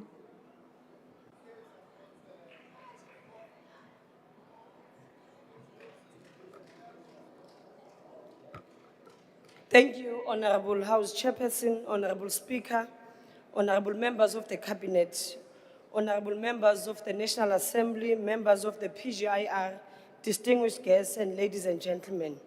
It is my singular honor to be granted an opportunity to contribute to Budget Vote 2 debate on Parliament. This occasion always affords us with an opportunity to present and outline Parliament and the nation at large priorities that will in the long term inform the activities of the 7th Democratic Parliament with respect to international participation. Our work at hand as House Chairperson proceeds from the contribution laid by the honourable members of the 6th administration and the legacy left behind for the 7th Parliament to pursue. In pursuit of its role in international relations, cooperation and participation, the Parliament of the Republic of South Africa is a member of one of number of interparliamentary organizations. Parliament's affiliation and participation in these organizations is driven by the need to uphold universal values and principles of democracy, respect for human rights and international law, as well as the need to reinforce South Africa's foreign policy objectives. At the level of international parliamentary fora, the 7th administration had undertaken to operationalize the implementation of its policy priorities through the development of the draft policy on parliamentary diplomacy. The objective of the policy is to provide an overarching strategy for South Africa's parliamentary diplomacy in line with the country's legislative framework and national interest, facilitate a coordinated and strategic approach to parliamentary diplomacy at both political and administrative level with the South African legislative sector, articulate how South Africa's influence and stature on the international stage can be enhanced through active participation in bilateral and multilateral parliamentary diplomacy, facilitate economic diplomacy that prioritizes African-led development, the restructuring of global financial system, the promotion of trade policies that empower the global South, recognizes the evolving role of parliamentary diplomacy in global politics and its significance in advancing South Africa's national interest. This policy establishes a framework for the South African Parliament's engagement in international affairs. The policy further recognizes Parliament's unique role in shaping the multipolar world order that prioritizes Africa's sovereignty, economic self-sufficiency, and self-determined development. Parliamentary diplomacy must not only support existing executive foreign policy, but it must actively challenge global structures that perpetuate economic dependency, inequality, and marginalization of African states, including the reform of institutions' global governance. The Parliamentary Group in International Relations remains consistent in implementing these priorities through our participation in different bilateral and multilateral fora. To this end, the PGIR will convene its second workshop to further redefine its roadmap and participation internationally and to further align our collective missions with our various stakeholders. It is my pleasure to take this opportunity to highlight the activities our Parliament has been a part of so far since the last budget vote debate, starting with the Southern African Development Community Parliamentary Forum. The South African Parliament successfully hosted the 58th Plenary Assembly of the SADC Parliamentary Forum from 29 November to 6 December 2025 in the eThekwini Metropolitan Municipality in Durban, South Africa. The 58th Plenary Assembly was held under the theme, the impact of climate change on women and youth in the SADC region and the role of Parliament in climate change mitigation and adaptation.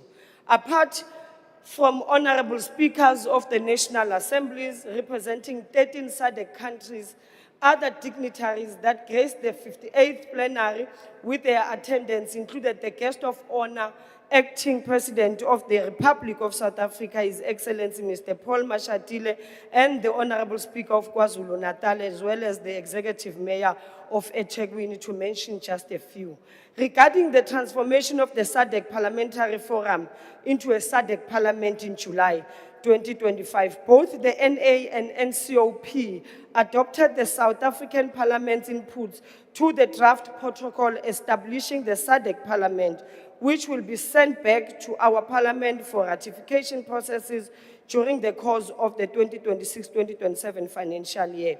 The draft protocol, which was scheduled for finalization during the SADC meeting of Justice Attorneys General in July 2025, prescribes, amongst others, the composition powers, functions, procedures, and other related matters governing the SADC Parliament.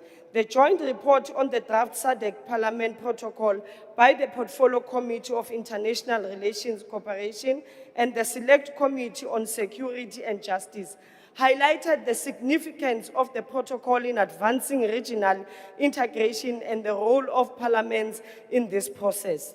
The report recommends that the draft protocol include a clause to establish structured cooperation between the SADC Parliament, the Pan-African, national parliaments, and regional economic community assemblies. This cooperation should cover exchange on model laws, joint summits, and shared training academies. The aim is to harmonize legal frameworks, build institutional capacity, and ensure synergy in addressing continental challenges. Among the recommended inputs, the report proposed that the SADC Parliament must evolve into a binding law-making body over time and have oversight powers over peacemaking missions, trade, and human rights. The South African Parliament Permanent Delegation of the SADC PF will attend the forthcoming 59th SADC PF Plenary Assembly to be hosted by the Parliament of the Republic of Seychelles on the 4th to the 11th of July 2026 under the theme Digital Violence Against Women in Politics. And that, honorable members, takes us to the BRICS Parliament Forum.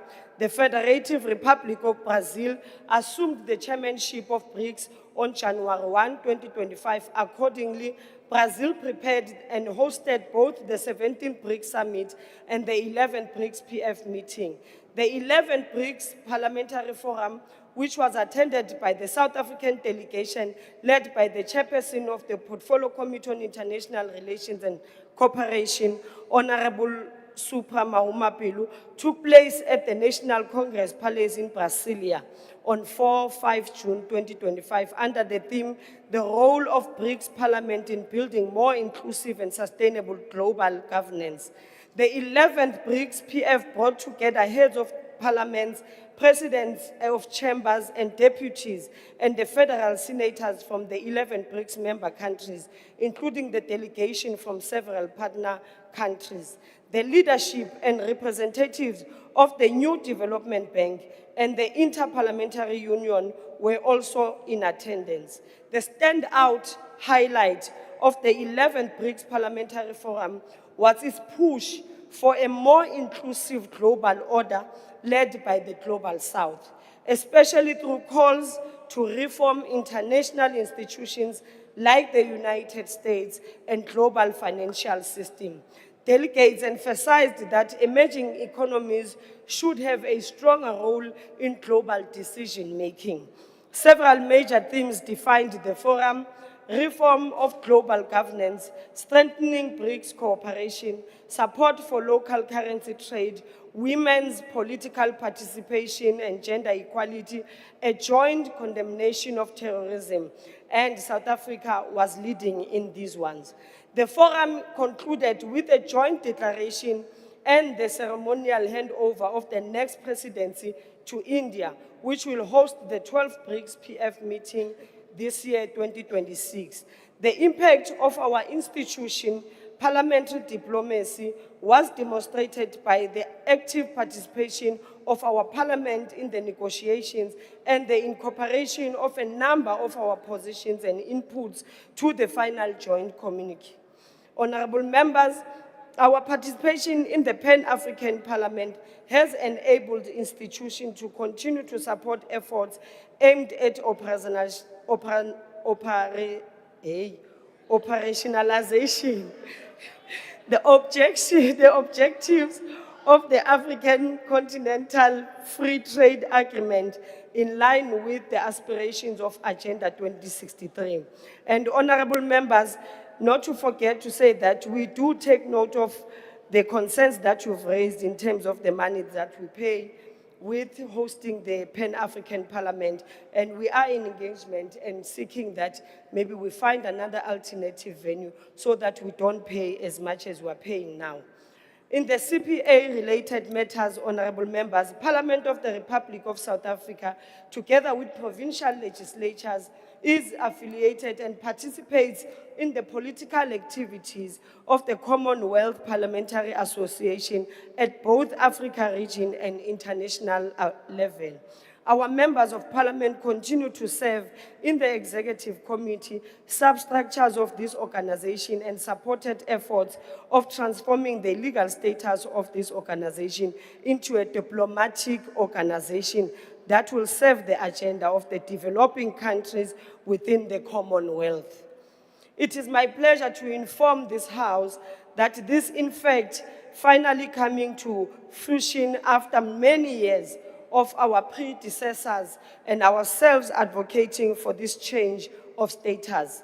Currently, through the chairperson of the National Council of Provinces, Parliament occupies the position of the President of the Commonwealth Parliamentary Association, presiding over the processes that will lead to the preparation of the 69th Commonwealth Parliamentary Conference, scheduled to take place in September, which we all know that we are the proud host this year. Institutionally, a political steering committee has been established together with the Secretariat led by the Secretary to Parliament, who is seized with the responsibility to give regular briefings on the progress of conference preparation and readiness. It is anticipated that Parliament will use this international platform to continue on the path of ensuring that Parliament, through parliamentary diplomacy, complements the efforts of communicating South Africa's messages already articulated in the recent multilateral conferences our Parliament had successfully convened. The conference will also re-emphasize South Africa's international relations policy on ensuring that Africa acts together and unites in the world affairs. Lastly, honorable members, South Africa and European Parliament interparliamentary meetings, through our participation in the South African European Parliament interparliamentary meetings, our Parliament continues to advocate for a commitment to a multilateral trading system that is rules-based, open, inclusive, fair, transparent, consensus-driven, and anchored in international laws. The 3.3 billion will assist Parliament to achieve all programs and activities outlined in our participation in the international forum. So as the House Chairperson, I support Budget Vote 2. Thank you. Thank you, Honorable House Chairperson. The next speaker is the Honorable Sauls.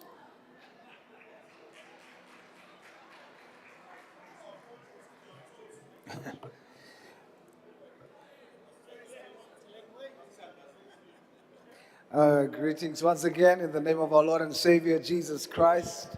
Nwenkia Ahuniki. Honorable Chair, before I delve into the core of the budget, allow me to take a moment to express our sincere appreciation to you, Honorable Speaker. Your steadfast leadership, unwavering dedication to the integrity of this House, and your tireless work in steering Parliament through complex and challenging times have not gone unnoticed. We commend your efforts to uphold the dignity of this institution and to ensure that the voice of the people remains central to our democracy. To many of us as young parliamentarians, you are like a mother. Honorable Chair, we recognize and commend the significant allocation of 2.6 billion dedicated to the Rebuilding Fund. Restoring the physical infrastructure of Parliament is a vital step toward restoring the full operational dignity of our legislative arm.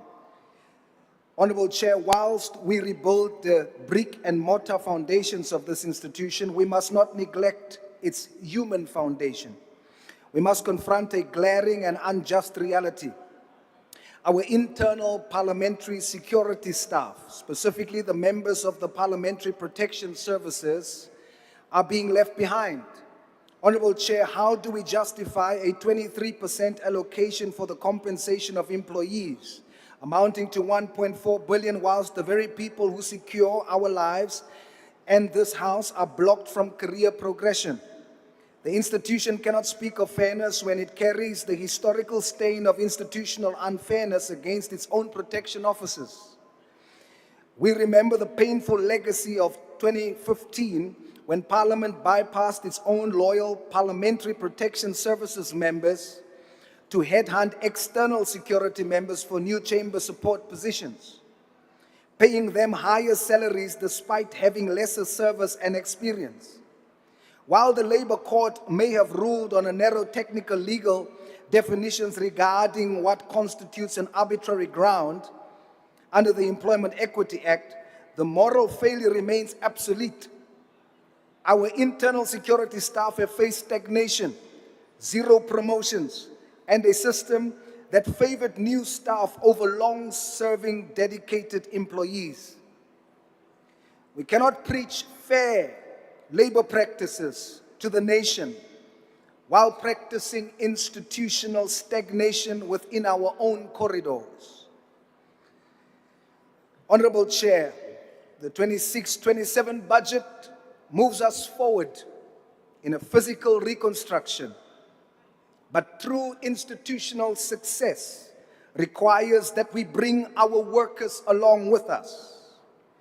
Let us fix the infrastructure, but let us also rectify the historical and ongoing promotion and wage disparities facing our parliamentary protection staff. I say this as a son to a mother. I thank you. Ayo Munib Baizani, PA supports. The next speaker is the Honourable Mulder.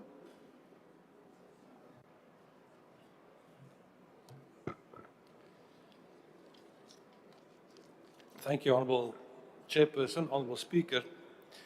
It was interesting to listen to the Honourable van Rooyen this afternoon when he dealt with the budget of Parliament. And I was thinking it could have been very different if he was Minister of Finance long enough to deal with the budget of South Africa as well. But we didn't get that opportunity to listen, and I think the Honourable van Rooyen would have loved that opportunity.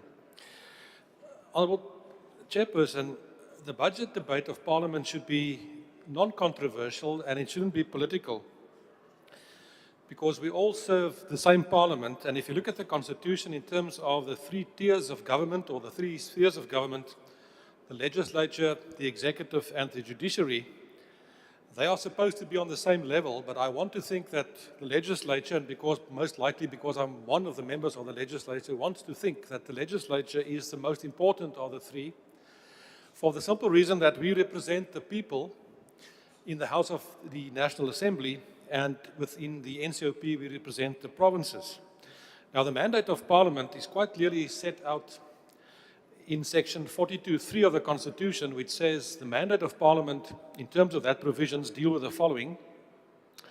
Functions: Parliament is elected to represent the people, that is true, to ensure government by the people under the Constitution, all the people, to represent the interests of provinces in the national sphere of government, that's what the NCOP do. The members of Parliament elect the President, we've done that on a number of occasions since 1994, to pass legislation, that we do throughout, to scrutinize and oversee executive action, and that is a very difficult and a controversial one sometimes, as it is at the moment. And then lastly, Parliament processes to provide a national forum for the public to consider issues and express their views. Now, it is also true that Parliament has come into trouble on more than one occasion, and we've been reprimanded by the courts on more than one occasion because of some decisions that we took or some actions that we did not take. And the question would be, were we perhaps brought into trouble not because of ourselves, but because of the close proximity to the executive? And I know this is a controversial one for the simple reason that if you take into consideration that almost 20% of the members of the National Assembly are also members of the executive, 1 in 5. And obviously those influences do have a strong influence in caucuses, but also in decisions taken by the National Assembly. As far as I'm concerned, the National Assembly and Parliament should be focused on basically 2 things. First of all, to find the truth under all circumstances and to act in that instance. And secondly, to act within the ambit of the law, including the Constitution. That is where we should be focused. And at the moment, Parliament is again going into a difficult process, and that will be with regard to the Section 89 Impeachment Committee and the process that will flow through that. And the most important from my perspective would be that we cannot go there and try to play simplistic party political preferences. We must understand that the public is scrutinizing each and every act that comes from Parliament, and that we should behave in a manner that really bodes well for what the people expect in terms of seeking the truth and in keeping to the law. You cannot, in a debate on the budget of Parliament, conclude without thanking all the officials of Parliament, each and every one of them. We take them for granted mostly, and we cannot do that because we may be the members, but without the officials of Parliament, this place cannot and will not function successfully. The Freedom Front Plus will support the budget. Thank you. Thank you, Honourable Member. The next speaker is the Honourable Ngobeni.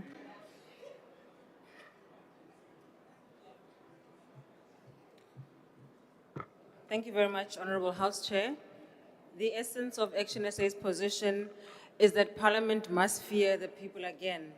Honourable House Chair, Parliament exists to protect the people from the abuse of power. It is not a sanctuary for failed ministers, it is not a shield for corruption, and it's definitely not a stage for political theatre. Yet for too long, this Parliament has failed South Africans.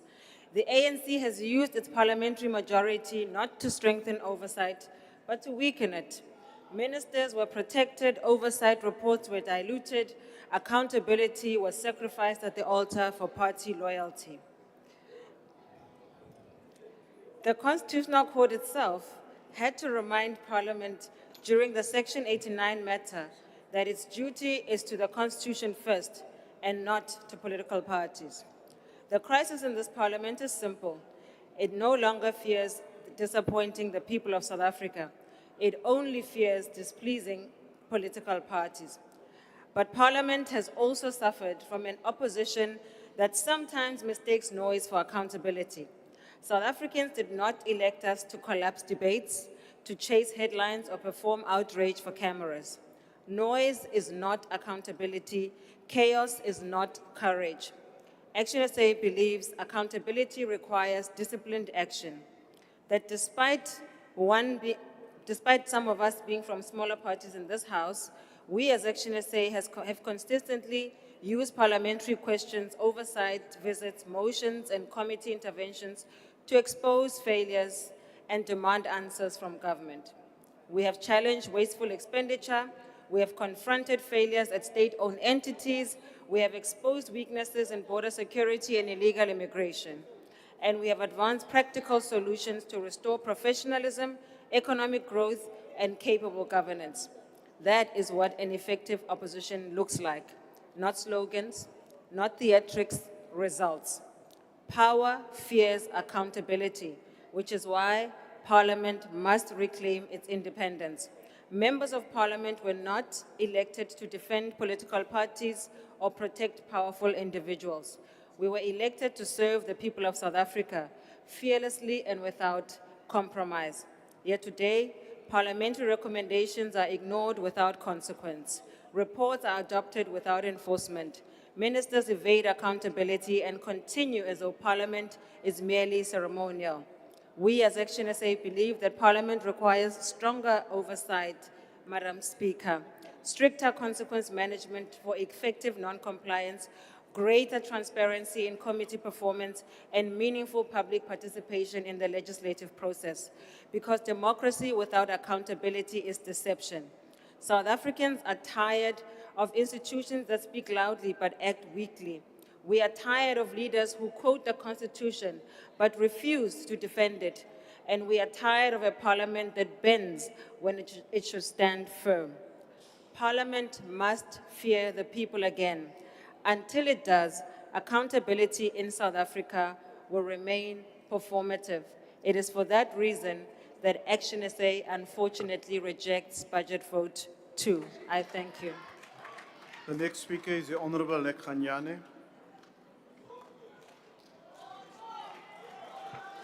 Thanks very much, House Chair. Good afternoon, Honorable Speaker. We have listened here. The enfilade against you has been unending. The criticism has been trenchant. I want to indicate that the matter of the STP has been dealt with by the Auditor General, and we received a report in the annual, at the end of the financial year 2023 and 24. As the co-chair of this committee, Honorable Speaker, I want to reiterate that we are forever open to every question that honorable members may want to ask regarding that matter. They should follow the procedure. We're not hiding anything. And I want to thank you very much for your magnanimity. You are the Togodidisa of impeccable credentials that we know from the African National Congress. First things first, honorable members, I rise to support Budget Vote 2, Parliament, for this organ as the central locus of political power in the country, to continue with its mandate of ensuring that the objectives of the Constitution are realized and its obligations are fulfilled. Honorable members, Parliament of the Republic should be primus inter pares in upholding and protecting our national sovereignty and constitutional order.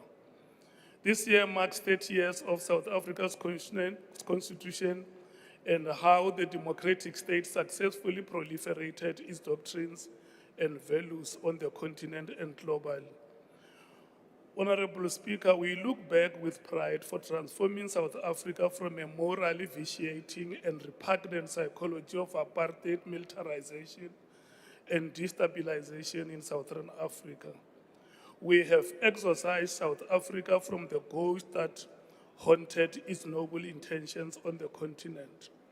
We look forward with renewed hope and inspiration after repositioning South Africa as a pivot state in global terms, a reputable norm entrepreneur in the promotion of global equity, social justice and solidarity, human rights and peace, and lastly, a constructive regional hegemony. The ANC restored South Africa's image, stature, and moral high ground in regional, continental, and global affairs. Honorable Speaker, the African Union Development Agency, formerly known as NEPAD, celebrates the Silver Jubilee this year. In this context, and in view of the ongoing celebrations of the Africa Month, the pantheon of history shines. Former President Thabo Mbeki, Olusegun Obasanjo, Abdelaziz Bouteflika, Hosni Mubarak, and Abdoulaye Wade, for this laudable initiative aimed at poverty eradication, sustainable growth and development, regional integration, and youth and women empowerment. These leaders, Honorable Speaker, have indeed heeded the injunction that was made by the former president of Tanzania, President Nyerere, when he said, Africa must run while others walk. Honorable Speaker, we appropriate this allocation for the Parliament of the Republic to continue running while others are walking in pursuit of our foreign policy progressive aspirations. We should be unrelenting in pursuit of progressive multilateral order, multilateral accountability, and reform or transformation of global power relations to reflect diversity. We have consecrated tenets of Pan-Africanism, African Renaissance, human rights and solidarity, South-to-South cooperation and regional integration, and peaceful conflict resolutions. Our parliamentary diplomacy should therefore advance these goals, strengthen oversight, protect democracy, and ensure that all international commitments and engagements, be in the Commonwealth Parliamentary Association, BRICS, P20, Interparliamentary Union, PAP, SADC, etc., make us to run while others are walking. Honorable Speaker, academics like Adigay Adebayo, contend that countries can only be strong abroad if they are strong at home. Our parliamentary diplomacy should complement the efforts of the executive in the fight against unemployment, poverty, and inequality. These vexatious matters, together with citizen safety and security of national interest, are the resilient fault lines that continue to undermine our efforts at attaining a better Africa and a better world, and also frustrate our diplomatic initiatives. They have recently sparked a conflagration of violent confrontation by extremist nationalists and also an anti-immigration sentiment that resurrect the apartheid ghost that we previously haunted us. These optics, Honorable Speaker, are not good for our parliamentary diplomacy. They go against the grain of Ubuntu as the fundamental moral underpinning of our foreign policy. Our approach should therefore seek to forge national consciousness in the affirmation of the humanity of others, cooperation at AU and SADC levels to enforce immigration laws and conformity with all relevant protocols. The relevant portfolio committees, Honorable Speaker, should adequately be supported to play the necessary oversight on sector departments. Honorable Speaker, the challenge now is for our parliamentary diplomacy to demonstrate that we can indeed run while others are walking, that we share Patrice Lumumba's optimism when he said, Africa will write its own history, and it will be, to the north and to the south, a history of glory and dignity. I support the budget vote. Thank you, Honourable Member. The next speaker is the Honourable Swart. Thank you, Chairperson. Madam Speaker, as we in the ACDP participate in this budget vote in the 30th year of the constitutional democracy, we must reflect on how effective our executive oversight has been. And it is a pity that it took the Constitutional Court to remind us that Parliament's duty to hold the executive to account is not a political choice where a majority vote or procedural maneuvers can be used, but a strict constitutional obligation. The Zondo Commission into State Capture meticulously set out how Parliament had failed in its oversight duty. And whilst most of the Commission's recommendations to improve parliamentary oversight have been implemented, we still seem to be failing in our oversight duty. As fraud and corruption is increasing day by day, it is now reaching the highest echelons of the SAPS and the criminal justice sector. And one cannot but sense that there is a feeding frenzy, almost like locusts who are looting and stealing our public funds. And this despite the very best endeavors of us as Parliament and law enforcement agencies like the Hawks, the SAPS, SIU, NPA and others. Yet there is always hope.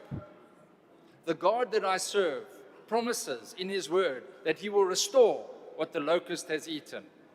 What is needed is more action and more prayer to restore the moral fiber of our nation. William Shakespeare wrote, "There's a tide in the affairs of men, which when taken at its flood leads on to victory. That tide is rising now. It's a clarion call against corruption. It's the cry of helpless citizens who demand an end to corruption, so that state funds can be better spent on clinics, hospitals, schools, police stations, better services, not looted and stolen." And as we consider the budget for the rebuilding of Parliament, may we, like Nehemiah, not only rebuild the walls physically, but also rebuild the moral fiber of our nation. And if one has regard to the tree design of the new Parliament, may this Parliament increasingly become a symbol of the tree of life referred to in Genesis and Revelations, whose leaves will be for the healing of our nation and nations around us. Lastly, may I take this opportunity on behalf of the ACDP to thank the Speaker, Deputy Speaker, House Chairs, the Secretary to Parliament and all staff members for their hard work and commitment this past year. I thank you. Thank you, Honourable Member. The next speaker is the Honourable Kwankwa.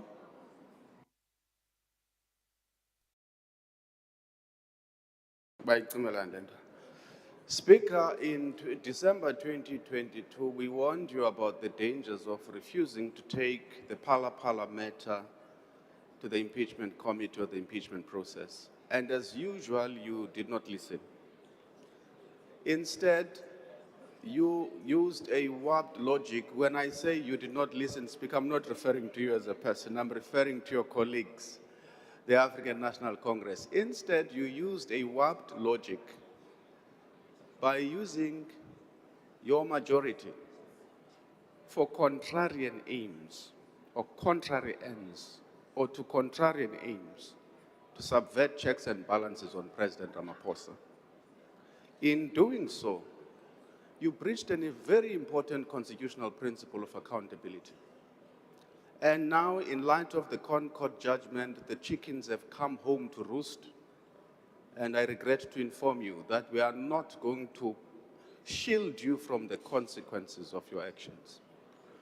But as we set the process in motion towards this impeachment process, it's important that due process is followed, that the proper sequencing and the pacing of what needs to be done so that we don't end up finding ourselves with an egg on our faces by making the same mistakes that we have been found to have breached the Constitution for insofar as the matter is concerned.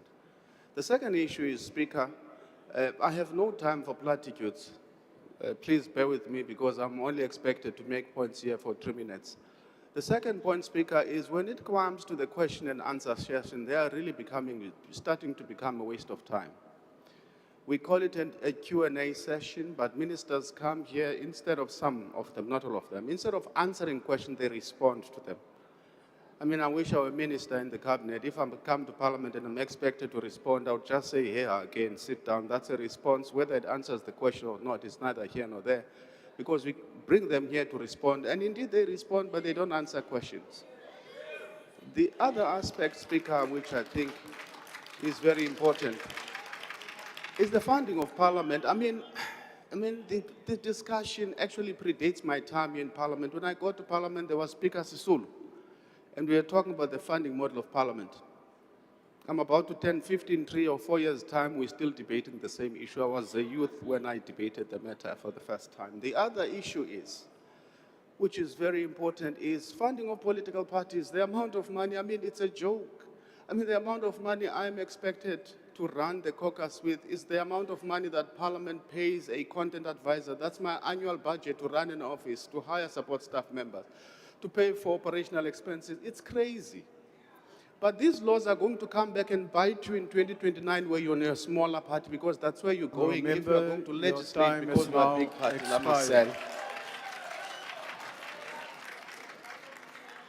The next speaker is the Honourable Deputy Speaker. The amount of anger you have. Order, Honourable Members, order. The amount of anger you have. Honourable Speaker, Honourable House Chairperson, Honourable Members. I firstly just have to say it is quite strange standing here and not sitting, listening to members. Honourable Members, the National Assembly's constitutional mandate to represent and ensure government by the people, choosing the President, providing a national forum for public consideration of issues, passing legislation, and overseeing executive action is vast. And it requires a strong, capable, and robust House. But we also have to remember that a stronger Parliament begins with stronger members. The NA's capacity to optimally execute its mandate rests on strengthening the capacity of its individual members. Building members' capacity is therefore not an administrative addition to our work, nor an optional activity. It is foundational to our work as parliamentarians. And this has always been so. What has changed, honourable members, is the urgency. The society for whom we legislate and the governance we are charged with overseeing stands at the threshold of a profound technological transformation. The question that should frame our consideration of this budget vote, notably in the areas under my mandate, is therefore a simple one. Are we ready? The Interparliamentary Union explains this transformation clearly. Artificial intelligence offers real potential benefits to humanity and development.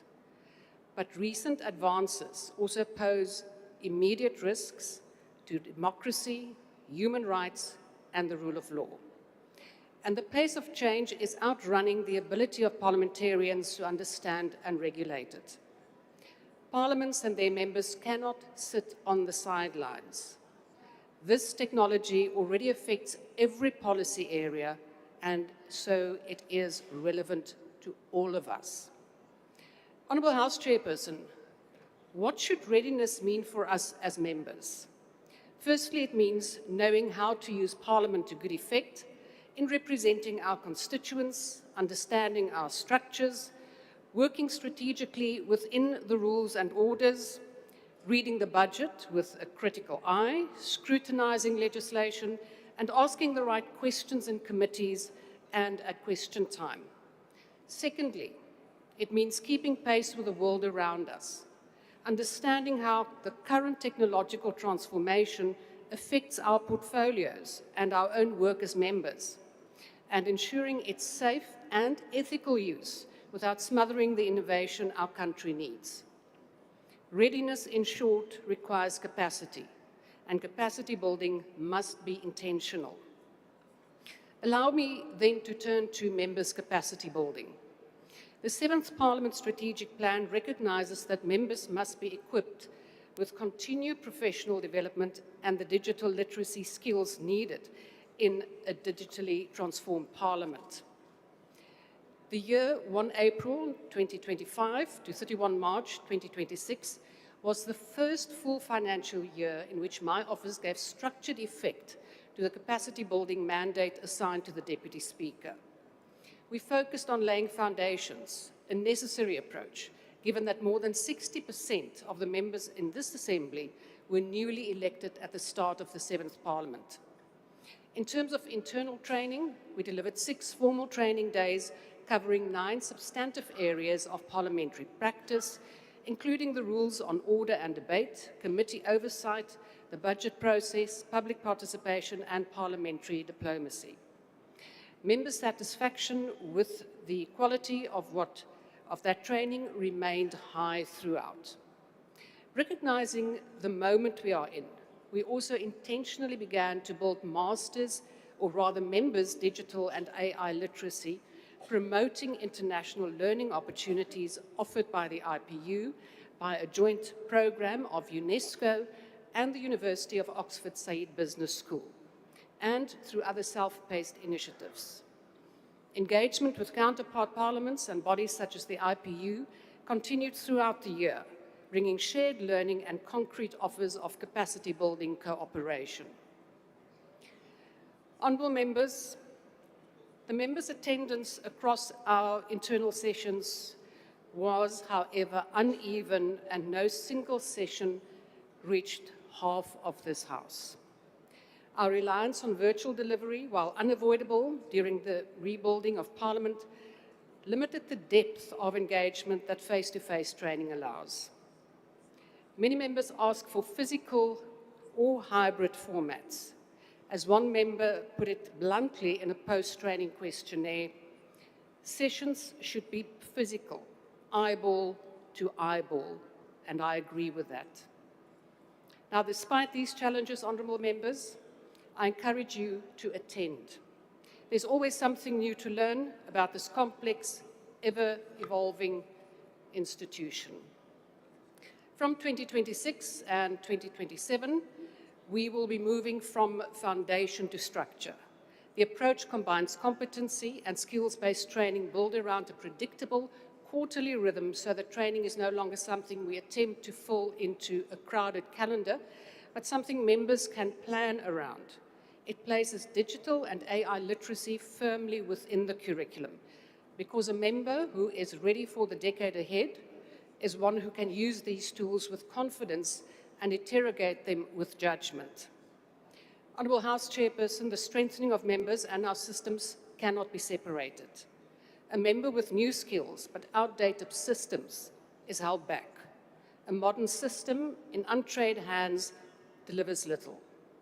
Capable people and capable institutions advance together, or they do not advance at all. And so the second strand of my responsibility is building a digitally transformed Parliament.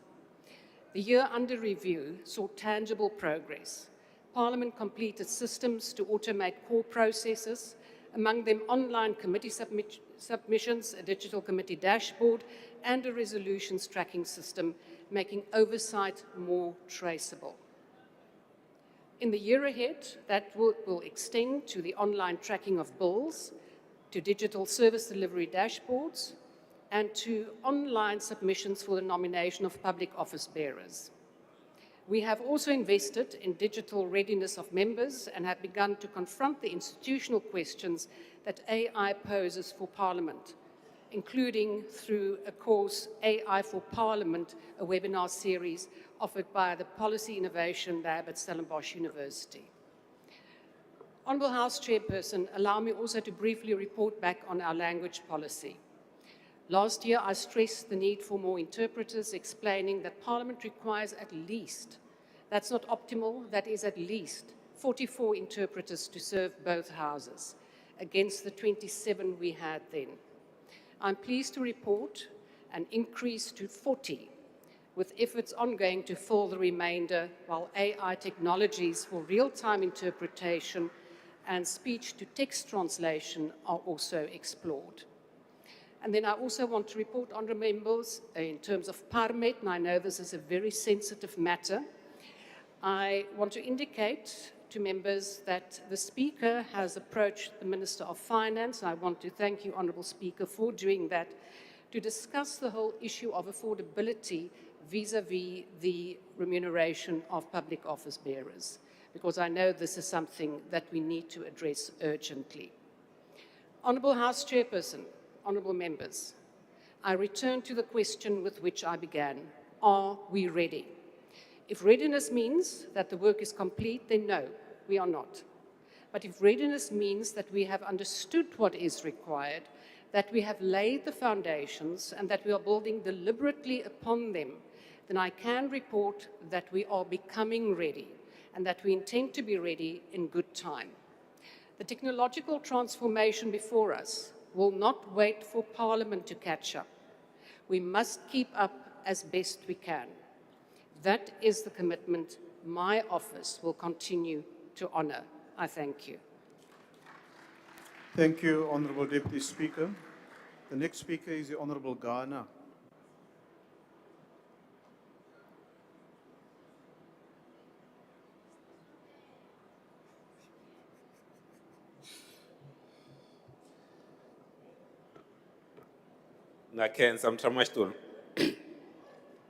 Honorable Speaker, let me address you because at least today I get to address you and you are sitting here, not behind me. South Africans are losing patience. They are losing patience with politics. They are losing patience with institutions of democracy. And they are losing patience with ourselves as members of Parliament. Trust in Parliament is waning. And whether we like it or not, this institution is under the spotlight. And every member of this Parliament is under the spotlight.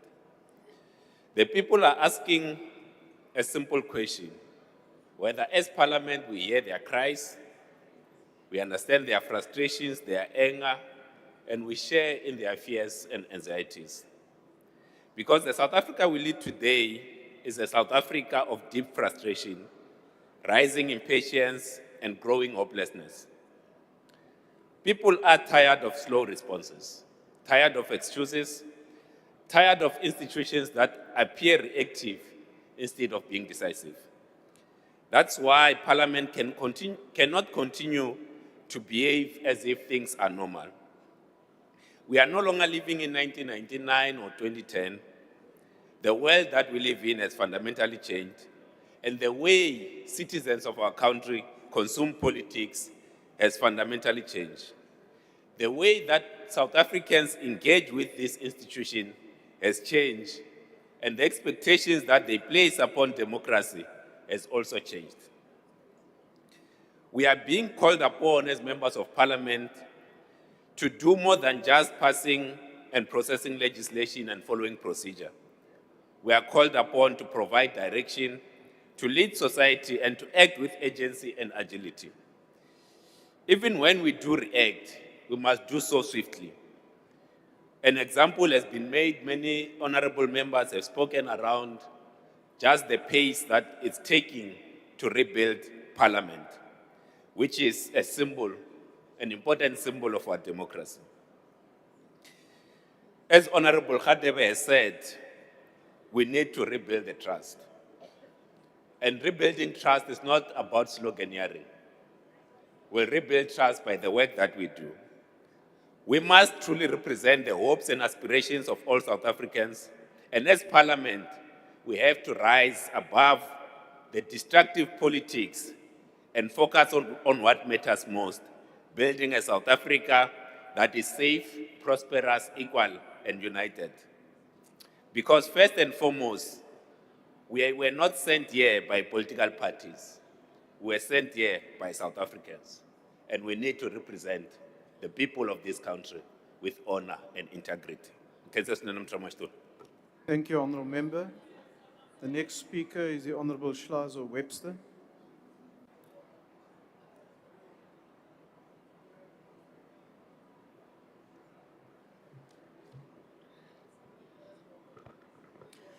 House Chair, we must resist the temptation to approach debates like this one as routine parliamentary processes, while we have the weight of a constitutional court rebuke against Parliament still hanging over this House.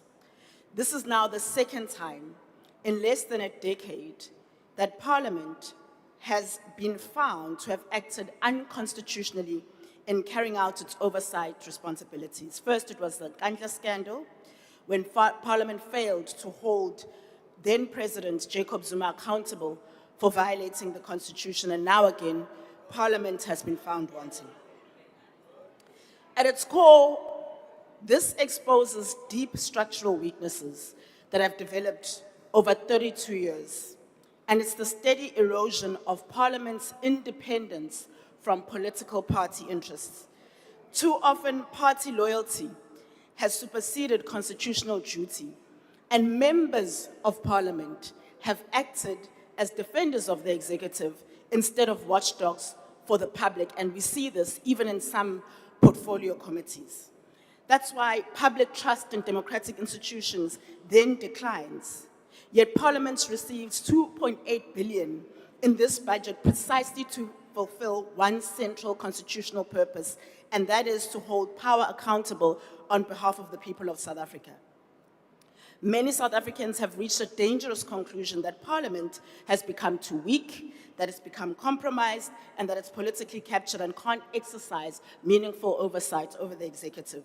The Government of National Unity has complicated this with introducing a new and unintended risk, because 70% of the members of Parliament sit on the executive, which makes it 1 in every 5 MPs serving as a minister or deputy minister. And so now the rules of Parliament must evolve to work within the realities of coalition governance.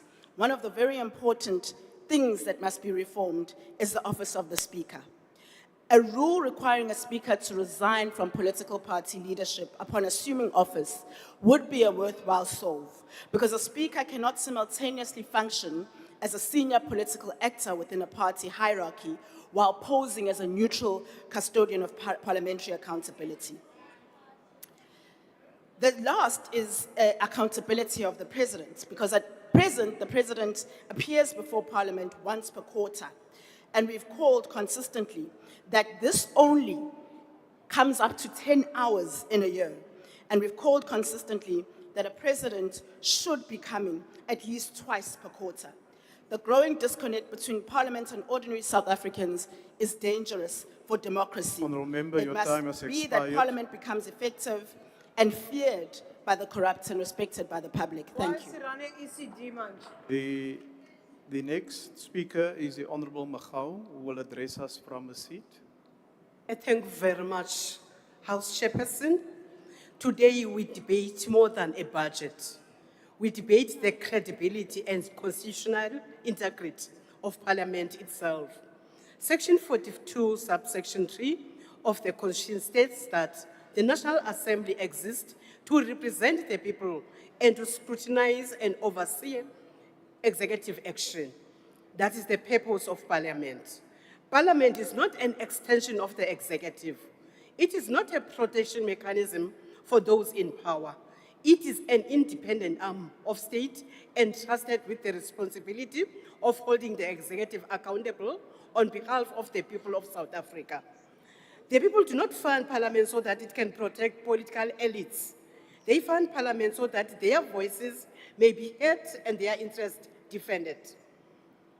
House Chair, one of the greatest dangers in any constitutional democracy is when oversight institutions begin to lose their independence. The office of the Speaker carries a constitutional responsibility to act fairly, impartially, and above party political interest. Once elected, the Speaker is no longer merely a representative of a political party. The Speaker becomes the constitutional custodian of the integrity and credibility of Parliament. The Speaker cannot be seen as an extension of Lutuli House, nor as a defender of the President. Section 55, subsection 2 of the Constitution requires Parliament to maintain oversight over the exercise of national executive authority. That oversight obligation cannot be selective. It cannot depend on who occupies the presidency. It cannot be suspended because accountability becomes politically inconvenient. South Africans are increasingly concerned that Parliament is drifting away from its constitutional mandate and becoming too protective of executive power.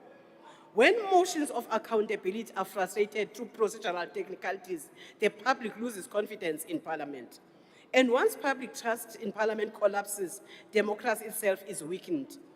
The Constitutional Court has repeatedly reminded this institution that Parliament has a constitutional obligation to hold the President accountable. No parliamentary rule can override the Constitution. No procedural interpretation can undermine constitutional accountability. Honourable members, our people are facing enormous hardships. Communities are overwhelmed by crime, unemployment, corruption, collapsing infrastructure, illegal immigration syndicate, drug trafficking, and poor service delivery. Yet too often, Parliament appears more focused on managing political sensitivities than confronting the real crisis affecting ordinary South Africans. Parliament must return to the people. It must become the voice of the unemployed graduates, the voice of struggling families, the voice of communities without water and electricity, the voice of victims of crime. Time has expired. Thank you. Thank you. Any member from Al Jama? No? I will now recognize the Honourable House Chairperson, Honourable Hon. Are we assessing the Speaker or what? Because we're debating budget.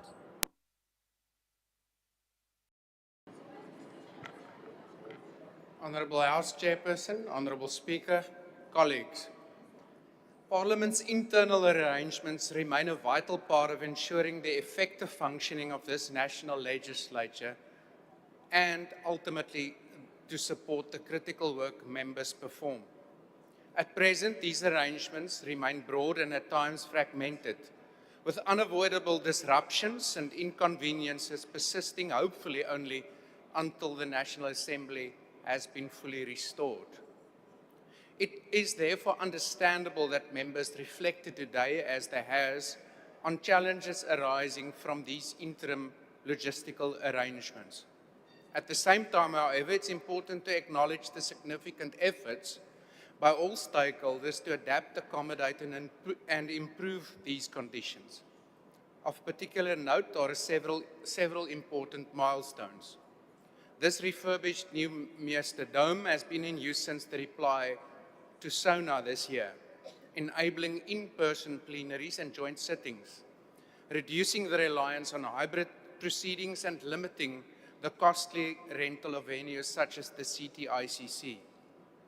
At the same time, Honourable House Chair, one positive legacy of both the COVID-19 period and the period after the National Assembly was gutted by the fire, which we must acknowledge, is Parliament's increased agility in using online and hybrid platforms effectively and productively. These platforms will likely allow many of us to engage more fruitfully with South Africans on a face-to-face basis during the run-up to the local government elections than would otherwise have been possible. House Chair, this year also saw the allocation of newly renovated offices and committee rooms in 90 Plain, which, even if the rebuild is complete, will add to the complement of the accommodation Parliament has at its disposal. The rollout of fibre optic internet in the parliamentary villages, after being delayed for many years, must also be welcomed. Honourable members, developments relating to members' facilities have not only involved infrastructure projects. Parliament has also embarked on a review of the institutional framework governing members' housing facilities. Concerns raised regarding staff accommodation in the villages during Chief Whip Forum's meetings resulted in the National Assembly establishing an ad hoc committee to examine the outdated Parliamentary Villages Board Act and to consider possible amendments to it. While this work continues, we trust that the committee will favour this House with practical solutions grounded in the legislative framework that governs public property and public funds. The Members' Support Forum has also continued to meet regularly to address matters affecting members' interests and convenience. We thank the members who serve on this forum, as well as representatives of the Department of Public Works and Infrastructure and the Administration of Parliament for their responsiveness and cooperation. House Chair, this does of course not mean that all issues are resolved. Management, operational and maintenance challenges remain a very unfortunate reality, let me put it this way, in the parks where most of us stay while in Cape Town. If we step back from our own circumstances, however, this debate of course takes place in a time, and some members have reflected on it already, when public confidence in politicians and democratic institutions is increasingly fragile. That reality should concern all of us and guide how we exercise our responsibilities as members of Parliament. Part of the crisis of confidence we are faced with is, of course, the perception that we afford ourselves as legislatures luxury at the expense of our people. Therefore, a careful balance must always be maintained between allocating a budget that enables members and Parliament to function effectively while demonstrating the prudent use of public resources. House Chair, our debates and decisions must reflect subject knowledge and a deep understanding of the complex issues confronting us as legislatures if we are to make sound decisions in the best interest of all South Africans. Parliament therefore supports study and training opportunities for members, not as a prestigious perk, but as an important means of improving our capacity to serve South Africans through oversight, representation, and legislation. Currently, 78 members of Parliament are undertaking formal tertiary studies through parliamentary bursaries in fields linked to our work, including public administration, financial management, economics, governance, political science, and, if I may repeat what I said last year, the wisest choice of all, law.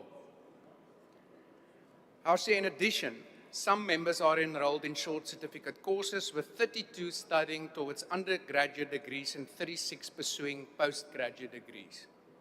I have a full confidence that by this time next year, we will have some fresh graduates from this program in our ranks. As I conclude, I would hope that all members will agree that as elected leaders representing all South Africans, we must forever strive to perform our duties in such a manner that we will be worthy of the trust of those who gave us a chance to serve.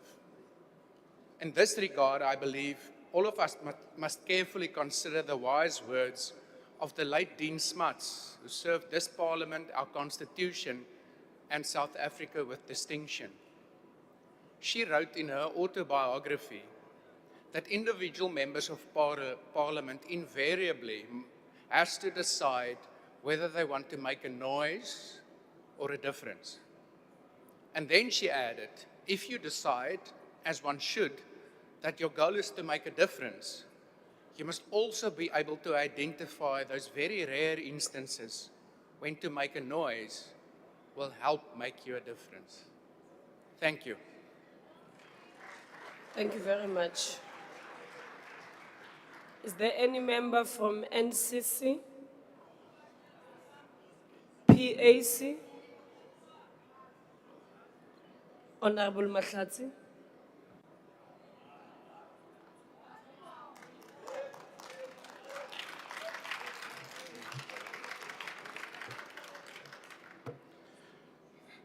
Thank you, Chairperson. Kgotso, Africa. Honorable members, the Parliament, it is not merely a legislative building. It's a constitutional embodiment of the will of the people. It derives authority directly from the citizens of this country, particularly the poor, the working class, the unemployed, and historically depossessed African majority who continue to suffer under economic exclusion, landlessness, poverty, and unemployment. It is therefore deeply concerning when the authority and the institutional integrity of Parliament are weakened through political indecision, executive interference, or institutional silence in a moment where constitutional accountability is required. The UAT note with serious concern the developments surrounding the legal challenge instituted by the President against the process arising from Parliament itself. The failure by Parliament to oppose such application creates a dangerous constitutional precedent. It suggests that the National Assembly may retreat from defending its own institutional authority whenever politically convenient. Such conduct risks undermining the doctrine of the separation of power and weakens the Parliament's oversight responsibility as envisaged in Section 42 and 55 of the Constitution of South Africa.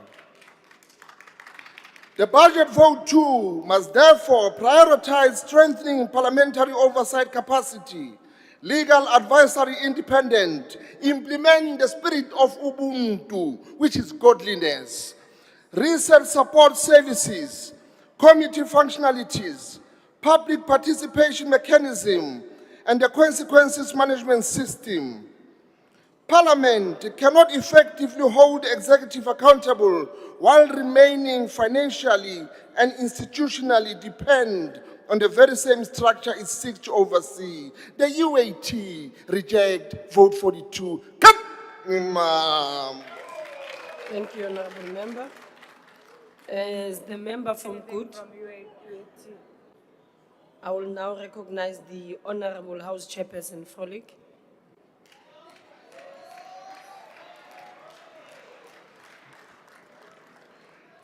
Honorable Speaker, Deputy Speaker, members of the Executive,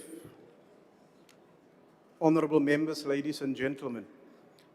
This year marks the 30 years since the adoption of the Constitution, a defining moment in our nation's history that laid the foundation for a democratic, accountable, and participatory state founded on human dignity, equality, and freedom.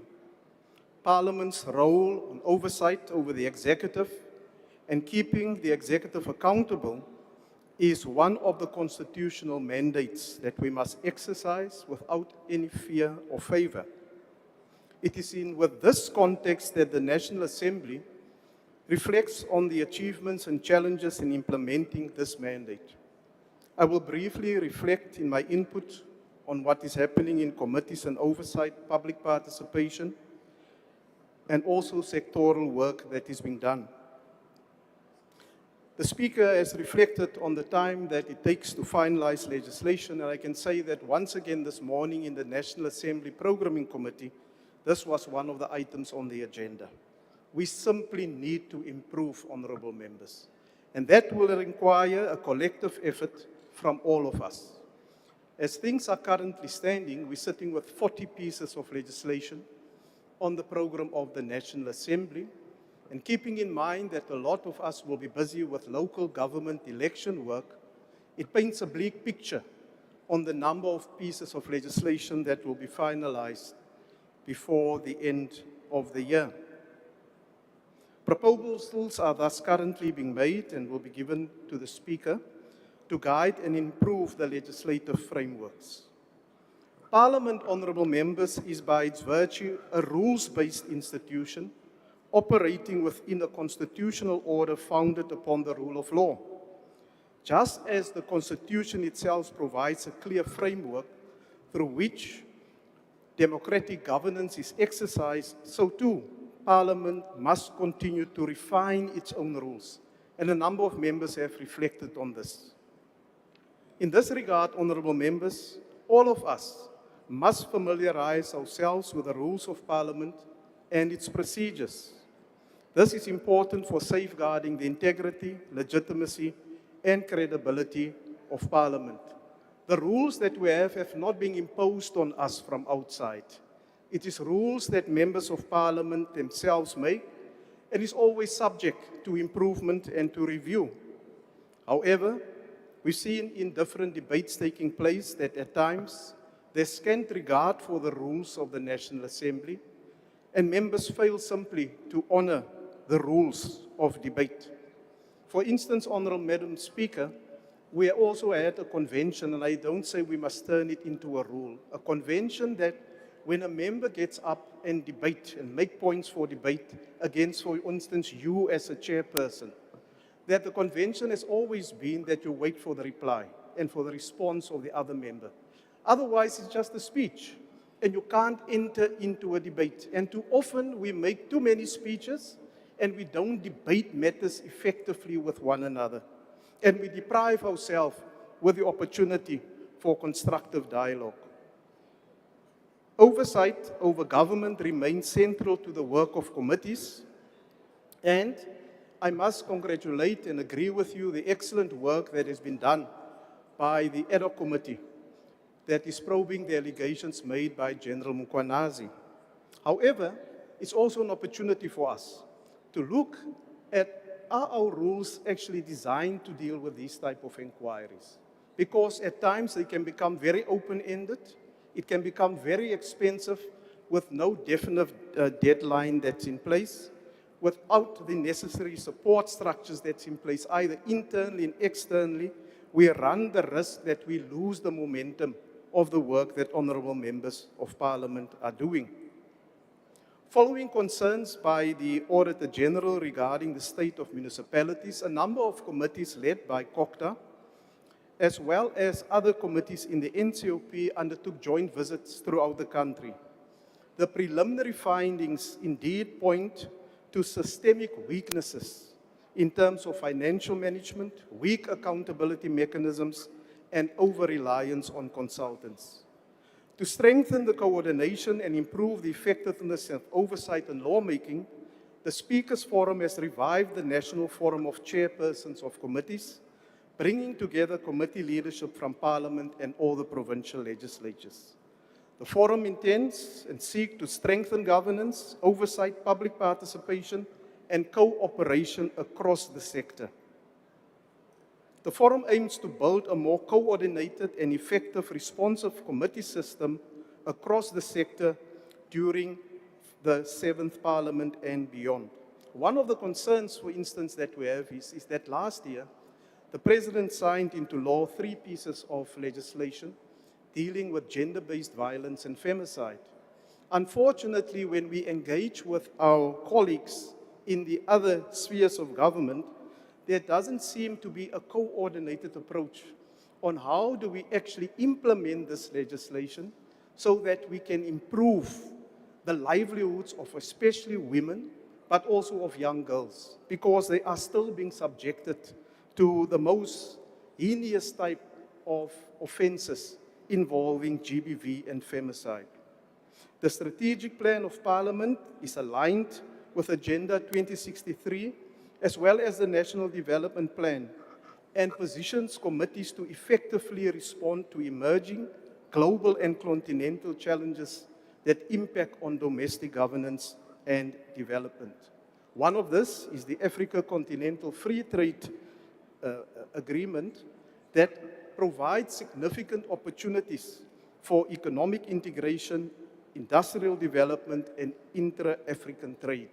Whether we like it or not, we are an integral part of Africa, and that is where we must make our mark and contribute towards a better Africa and a better world. At the same time, Honourable Speaker, we must remain concerned by the rise in incidents of xenophobia and anti-migrant sentiment that continue to emerge in parts of our society. South Africa's constitution commits us to human dignity, equality, and non-discrimination, values which must continue to guide our national discourse and conduct.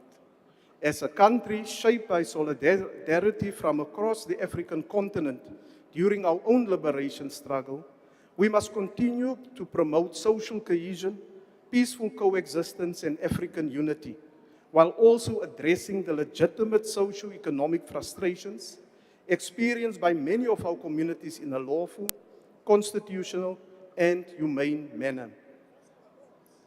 Very often, we do hear debates, both inside and outside of Parliament, that borders on incitement against other Africans. This is something that we need to be very careful of, because the temperature and how we articulate our views in Parliament easily becomes receptive in society and can be interpreted as a condemnation for the wrong actions that they are participating in. Climate change also continues to emerge as one of the defining challenges of our time, and the World Health Organization has stated that climate change is the biggest global health threat of our century. This, of course, will impact on budgets that's being allocated to the Department of Health, as well as on other social services.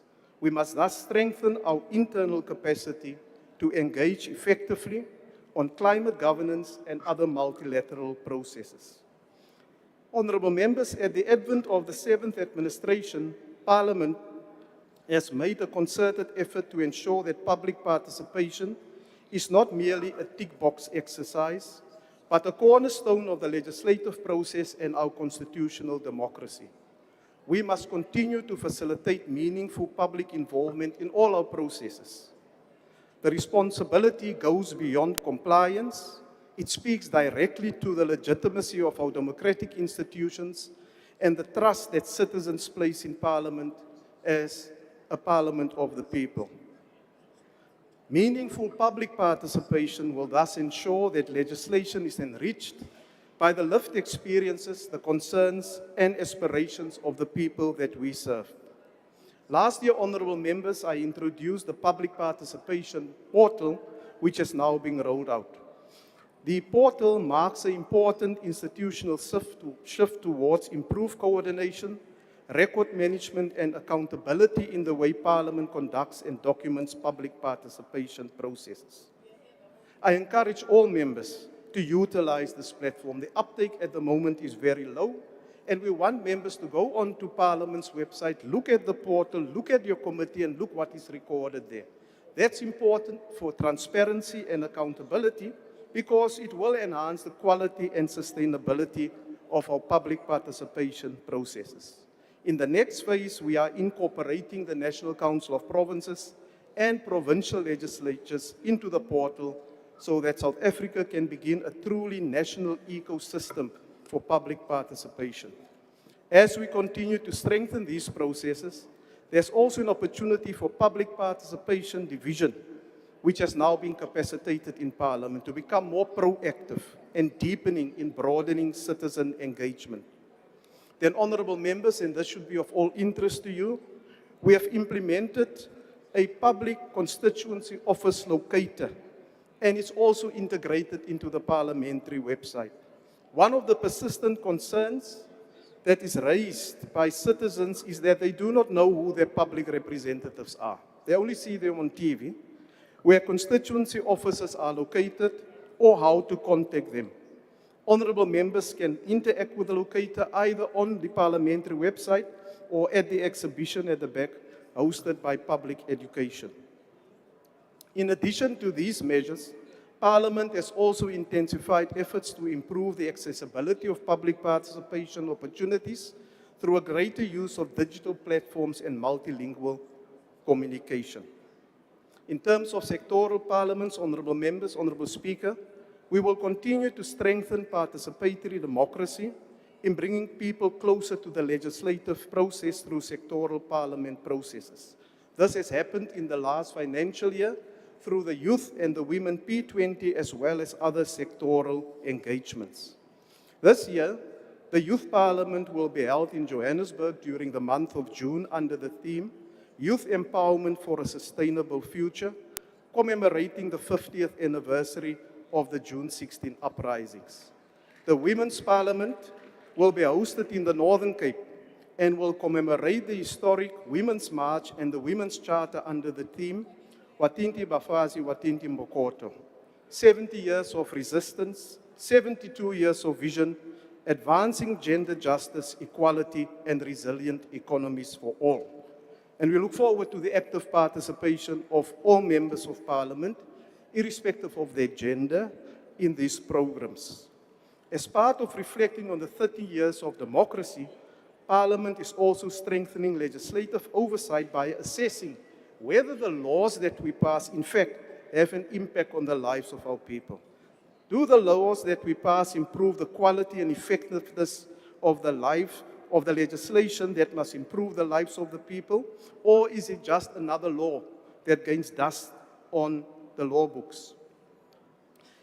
We are busy engaging as well, honourable members, with post-legislative scrutiny, where we look at the legislation that has been passed as part of a pilot program in assessing thus the implementation and impact of the legislation. As you can see, honourable members, there's more than enough work for committees to do in terms of oversight and accountability. In addition, the oversight priority model was developed for committees, and it will be rolled out to another 10 committees in this financial year. In conclusion, honourable members, the initiatives outlined today, from strengthening committees and legislative scrutiny to modernizing public participation systems across the legislative sector and engagement through sectoral parliaments, are all part of a broader effort to build a parliament that is accountable, accessible, credible, and firmly rooted in the lives of South Africans. At the heart of this work, honourable members, is a simple but profound principle that democracy must always belong to the people and must work in the interest of our people. Our Constitution envisaged a parliament that would not govern above the people, but with the people and for the people. A parliament that will not merely legislate for society, but would actively draw society into the legislative process itself. That vision of our founding mothers and fathers remains as relevant today as it was 30 years ago. I would like to thank the Honourable Speaker for continued guidance and support, as well as the cooperation from the other House chairpersons, chairpersons of committee, and all the whips and members of political parties. Thank you. Thank you very much, Honourable House Chair. I will now recognize Honourable Hansinger.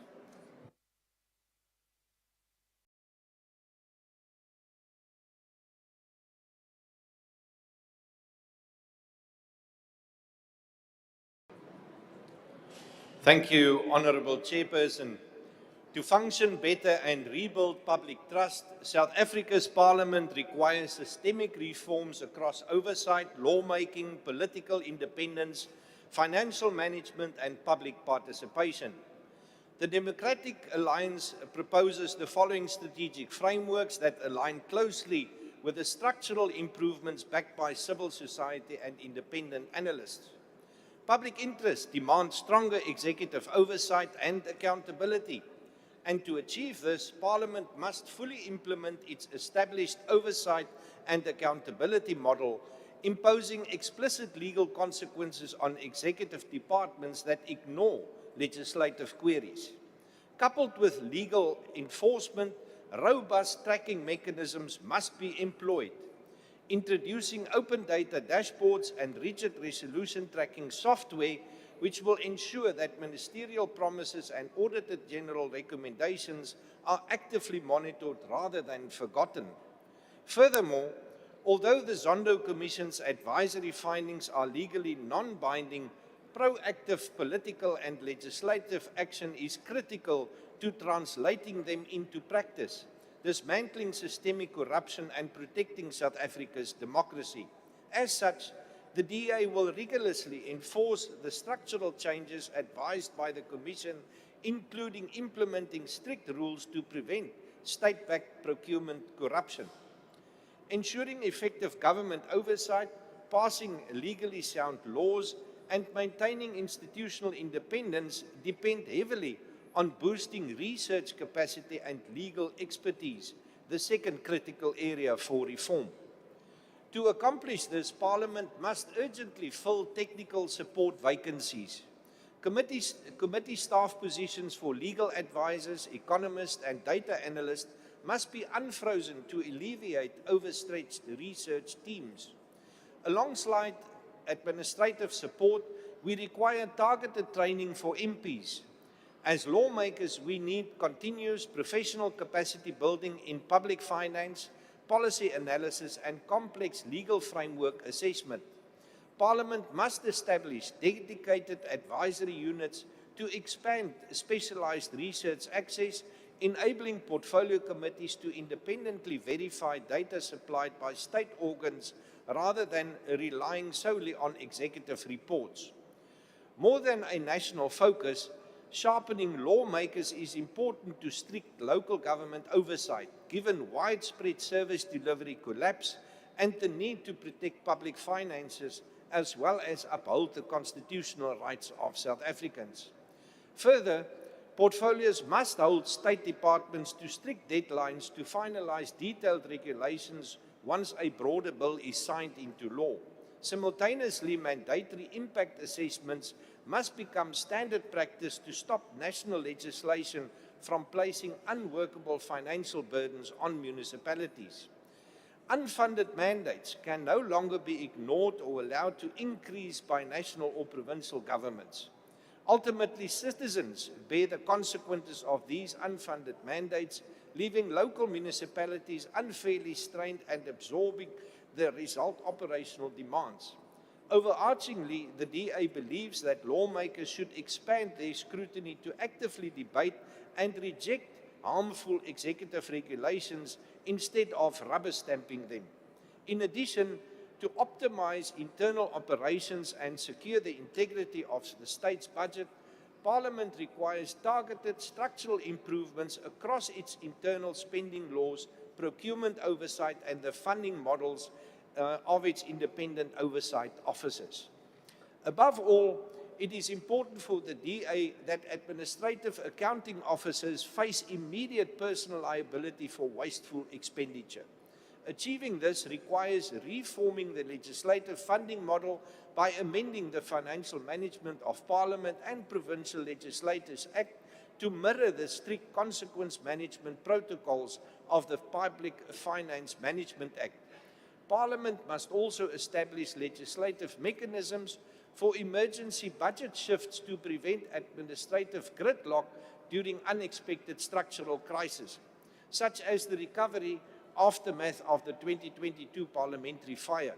In addition, clear legal guidelines are necessary to dictate how Parliament retains and rolls over underspent funds at the end of a financial year without violating National Treasury conditions. Clear laws will avoid a repeat of the structural tensions that occurred during the processing of the Financial Management of Parliament Amendment Bill, where Parliament's administrative body and the National Treasury clashed over who legally controls Parliament's unspent year-end operational funds.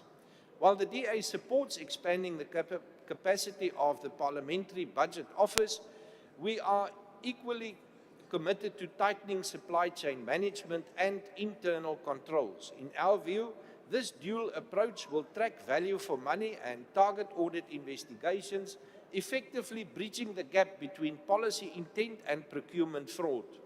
Furthermore, it will allow committees to spot structural variances, identify sudden spikes in goods and services spending, or flag massive shifts in capital expenditure budgets, thereby exposing systemic procurement risk and loopholes before public funds are lost. Finally, Parliament must urgently address infrastructure project delays by implementing tighter fiscal controls on massive capital expenditure. This in particular is critical for the restoration of the Parliament precinct, where strict adherence to contract timelines is required to prevent severe budget overruns.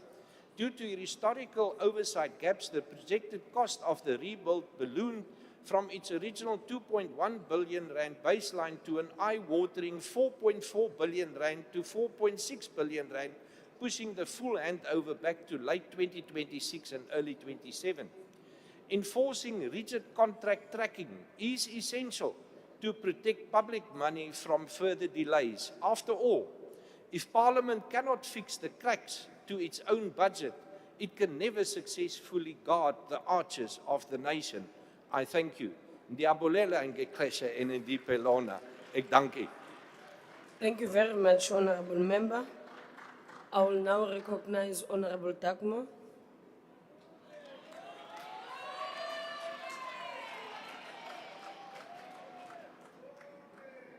Thank you very much, Chair, Speaker, Deputy Speaker, all honourable members, especially those that are part of the Joint Standing Committee on the Financial Management of Parliament, and the co-chair, Honourable Lechanyane.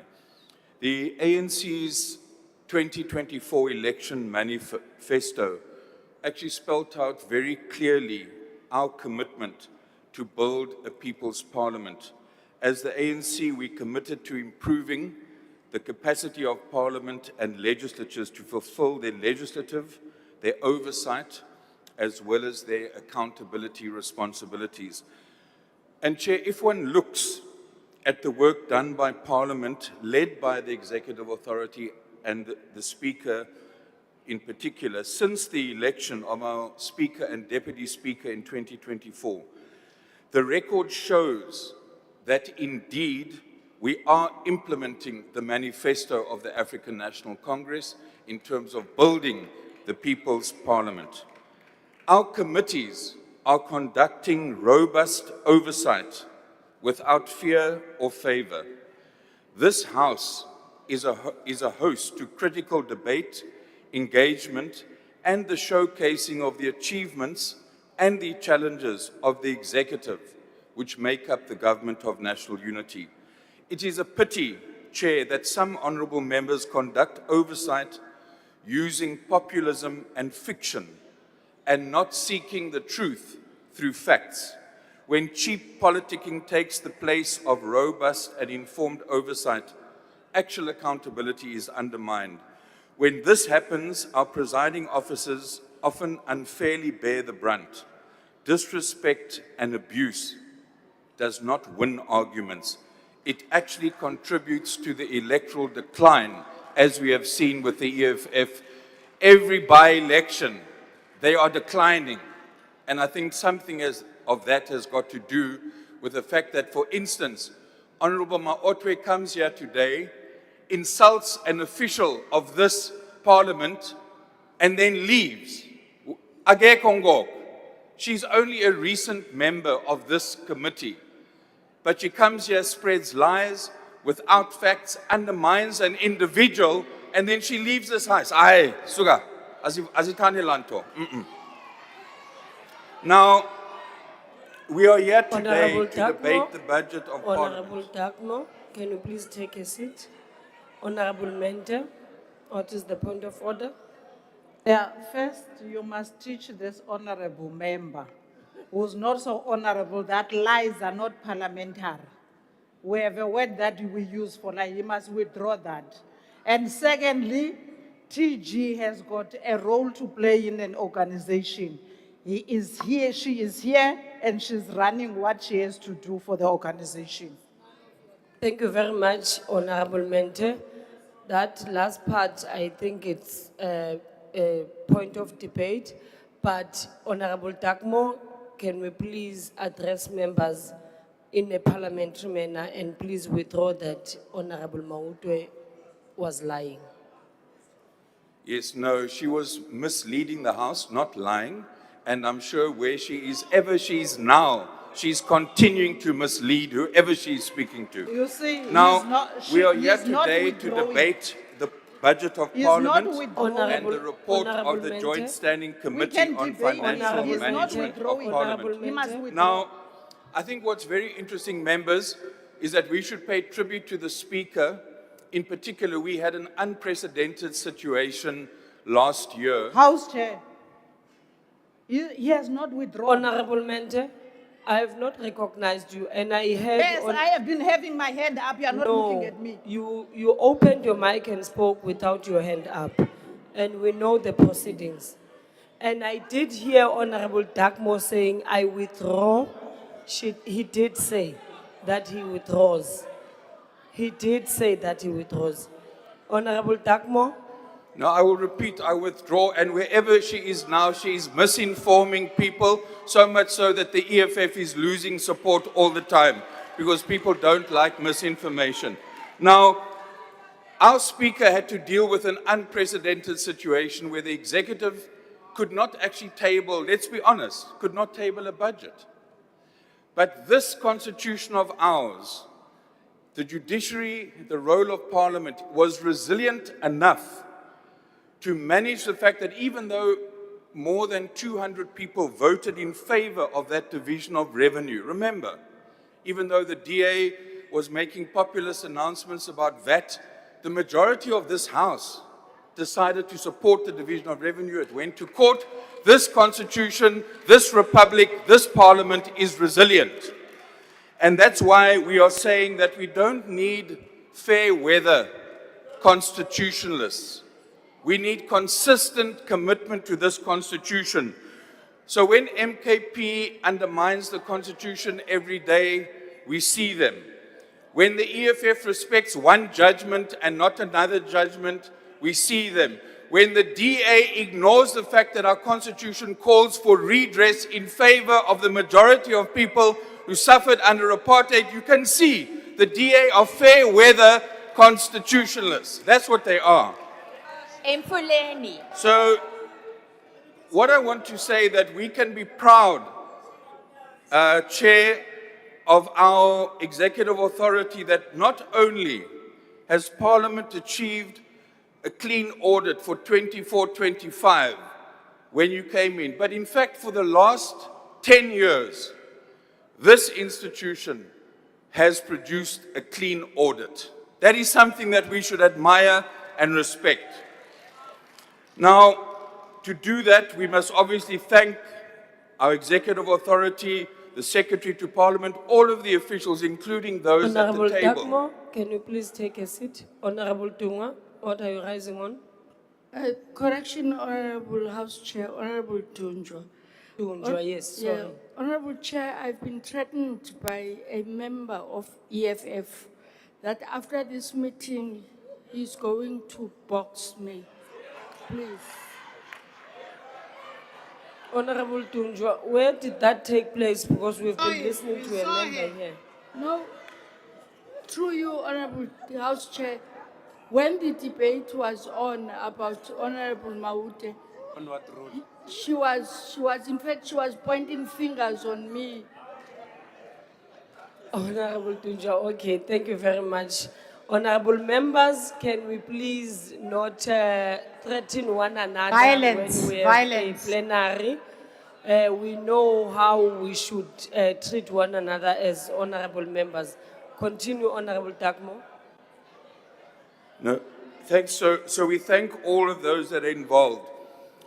I think it's important that we also salute the Chief Whip, Dumiseni Mtuli, and all the Chief Whips of the different political parties who have worked with Public Works to look at the issue of accommodation for political staff. There has been major progress that has been made, and I also want to salute Honorable Masina. I'm not sure if he's still in the House, but he's chairing the ad hoc committee that has made major progress in regard to the Parliamentary Villages Act. And I want to ask here today, Madam Speaker, through the chair, that when you actually look at the situation that we are dealing with in regard to the parliamentary villages, transport, and so on, I believe that the time has arrived, Speaker, where Parliament, as a distinct arm of government alongside the executive and the judiciary, must take responsibility for all aspects of its management and its governance. For instance, maintenance, transport, the parliamentary villages. I have no doubt that this would lead to a more effective running of the institution.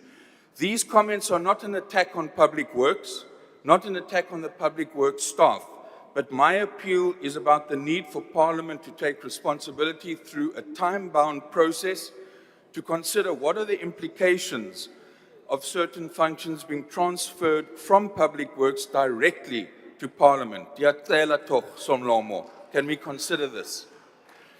And then it's important just to respond a little bit to some of the things that people have said, and I want to link to what Honorable Froelich indicated. You know, members, 624 million in this budget goes to constituency officers, the political staff. And Parliament asked all the political parties to submit a list of their constituency officers. And you know, Honorable Clark came here and she talked about accountability. But do you know that the Democratic Alliance did not submit the name of one constituency office? That's where we need a forensic audit. What are they doing with this money if they're not opening constituency offices? Honorable Clark herself doesn't even have a constituency office. And then MKP. The Honorable MKP has never submitted the name of one constituency office. And even though the EFF has got 39 members, they've only submitted the names of 6 parliamentary officers. That's where forensic audit is needed. Honorable Takmo, please take a seat. Honorable Msezan. No, angibonge mhlali ngaphambili. Lo baba uyithatha le information. That's not a point of order, Honorable Msezan. No mbuzo. And who are you asking? Uqamba manga lo baba. Honorable Msezan. Honorable Msezan. Withdraw that. You are embarrassing Withdraw us. that. You can't say uqamba manga. Shame, MKP, shame. He is misleading. Withdraw first. Akaqamba manga, he is misleading. Thank you very much. Withdraw. Say I withdraw. Shame, MKP, shame. Ngiyahoxisa ukuthi uqamba manga. Thank you very much, Uya Honorable member. misleader. Shuthi Thank uqamba you. manga ngenxele ngaqondi. Thank you. Honorable Skosana, what is your point of order? Chair, point of clarity. Honorable Douglas, you must come to my Honorable constituency office. Skosana, Don't please, that's mislead not a people point of here. order. Don't Honorable grandstand here. Skosana. You must come to my own Honorable Skosana. constituency office. Honorable I've got a Skosana. constituency. Honorable Skosana, that is not a point of order. That's a point of debate. And when a member is on the podium debating, even if a matter touches you, if it is not a matter that is unparliamentary, there is no need for you to raise a hand. When you don't have anything to raise that is unparliamentary, that is a point of debate and you can take it outside with him. Please, we need to proceed with the business of the day. Honorable Mente. House Chair, I think the speaker must take note that there's a serious violation in the House. If this parliament releases constituency money with no names and constituency offices, it is a dereliction of duty from the speaker and the STP. They can't release money like that. That's violation of financial rules. Thank you, Honorable Mente, and you know the right procedure to follow in order for you to raise that. Honorable Dagmo? Thank you, Chair. The point that Honourable Froelich made is that members of the public want to know how to contact their members in their constituencies. The fact is that the DA has not submitted one name. MKP, whether you have an office or not, you have not submitted a name. But maybe the problem is that the MKP chief whip was arrested this morning.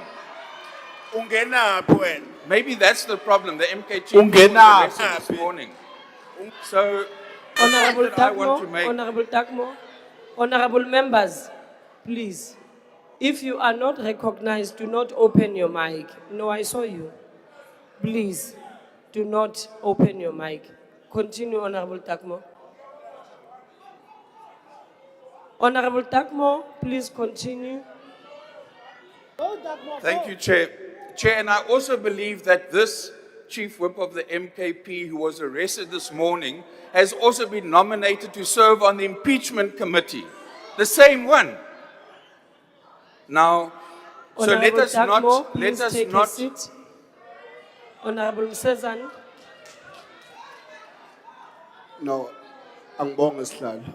I wanted to check if the member is willing to take a question on his role.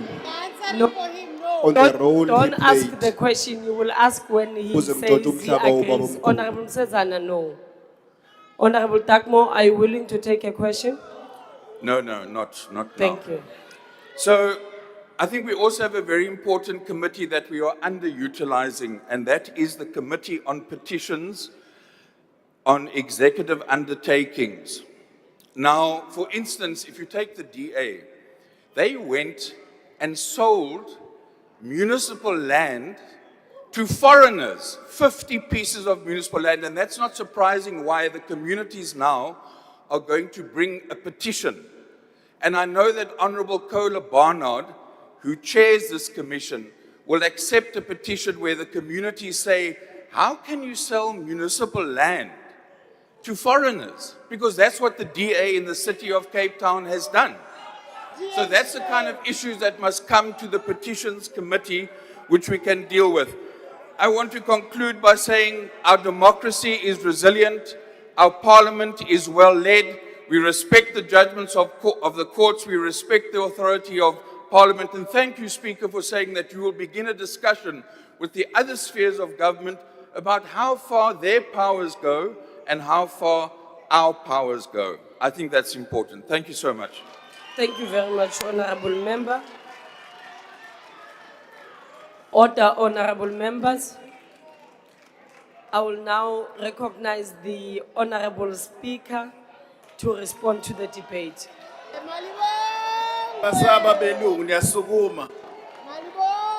Honorable Member of the MKP, you do that once again. I've cautioned you for the first time.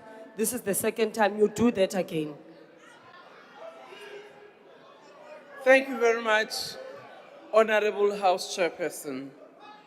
I would like to thank all members who participated in the debate, their reflections as well as their suggestions on how all of us here can improve the functionality of Parliament. I want to thank Honorable Mulder, and I think if we listen to what he said in the beginning, that vote 2 should not actually be a contentious debate because it's about us. It's about the work that we do. And I just want to take a minute. When members sit here and say Parliament, it's like we're speaking with some entity that is there, not us as public representatives. If you talk about the work of the committees, it's you who participate in those committees. if you talk about things that are not done correctly, particularly with respect to the rules and how they are strengthened to ensure oversight on executive action, it's us. You serve in the Rules Committee. If we are concerned about how funds are utilized in support of the work of Parliament is not done, you have got the Joint Standing Committee on Financial Management of Parliament where parties are represented. So how are we doing the work that we need to do? Honorable members have stood here, correctly so, to say, from your perspective, there is a decline, interest in what we do. People are a bit, unsure whether the political players, meaning ourselves, we actually respond in the manner that their concerns and their interests are attended to. Honourable members, I also want to talk about our conduct. Because when we start to say people are no more respecting this institution, it's about how we conduct ourselves in this house. How sometimes we belittle very important national issues that even if we may be differing, we should do so with, humility and humanness. We are a mirror in which citizens look at themselves.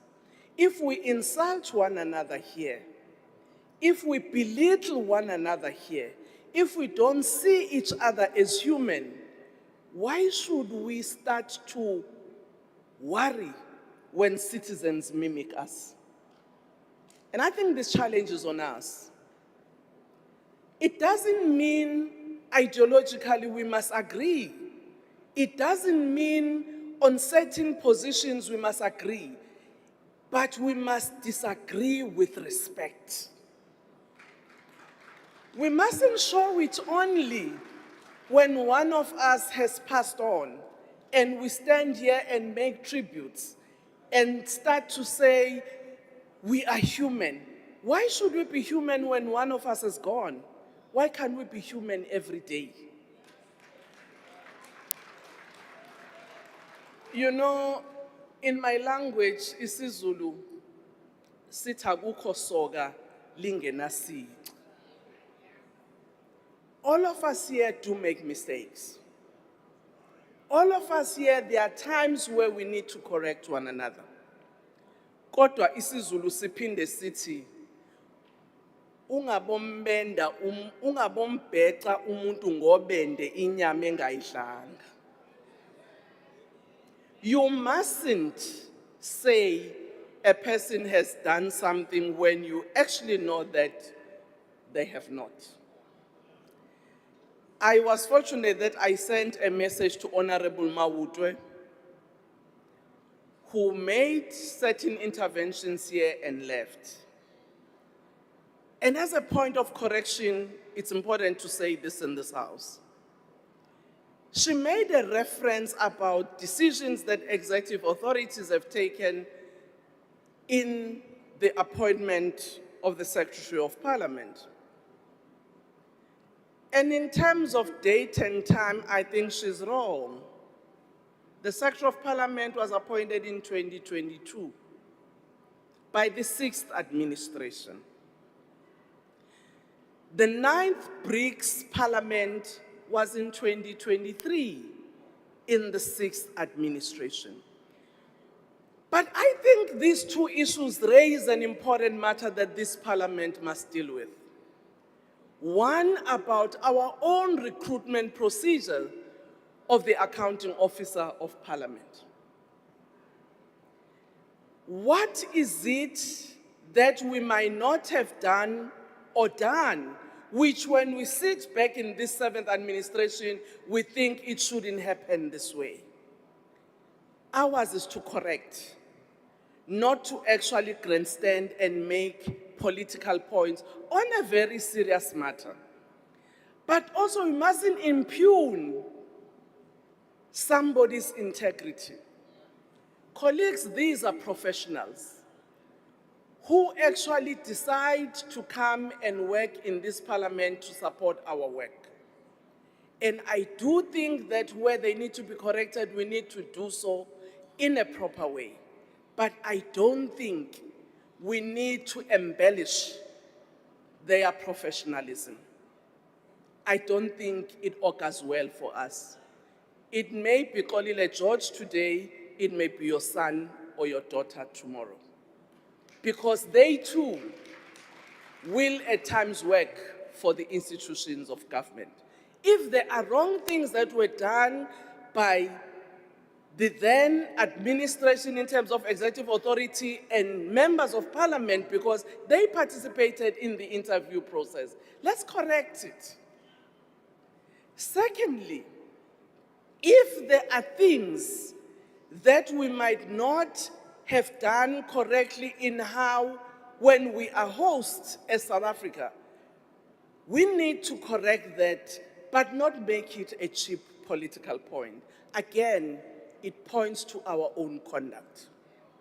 Honorable members, there are certain proposals that have been made by members on what we need to do.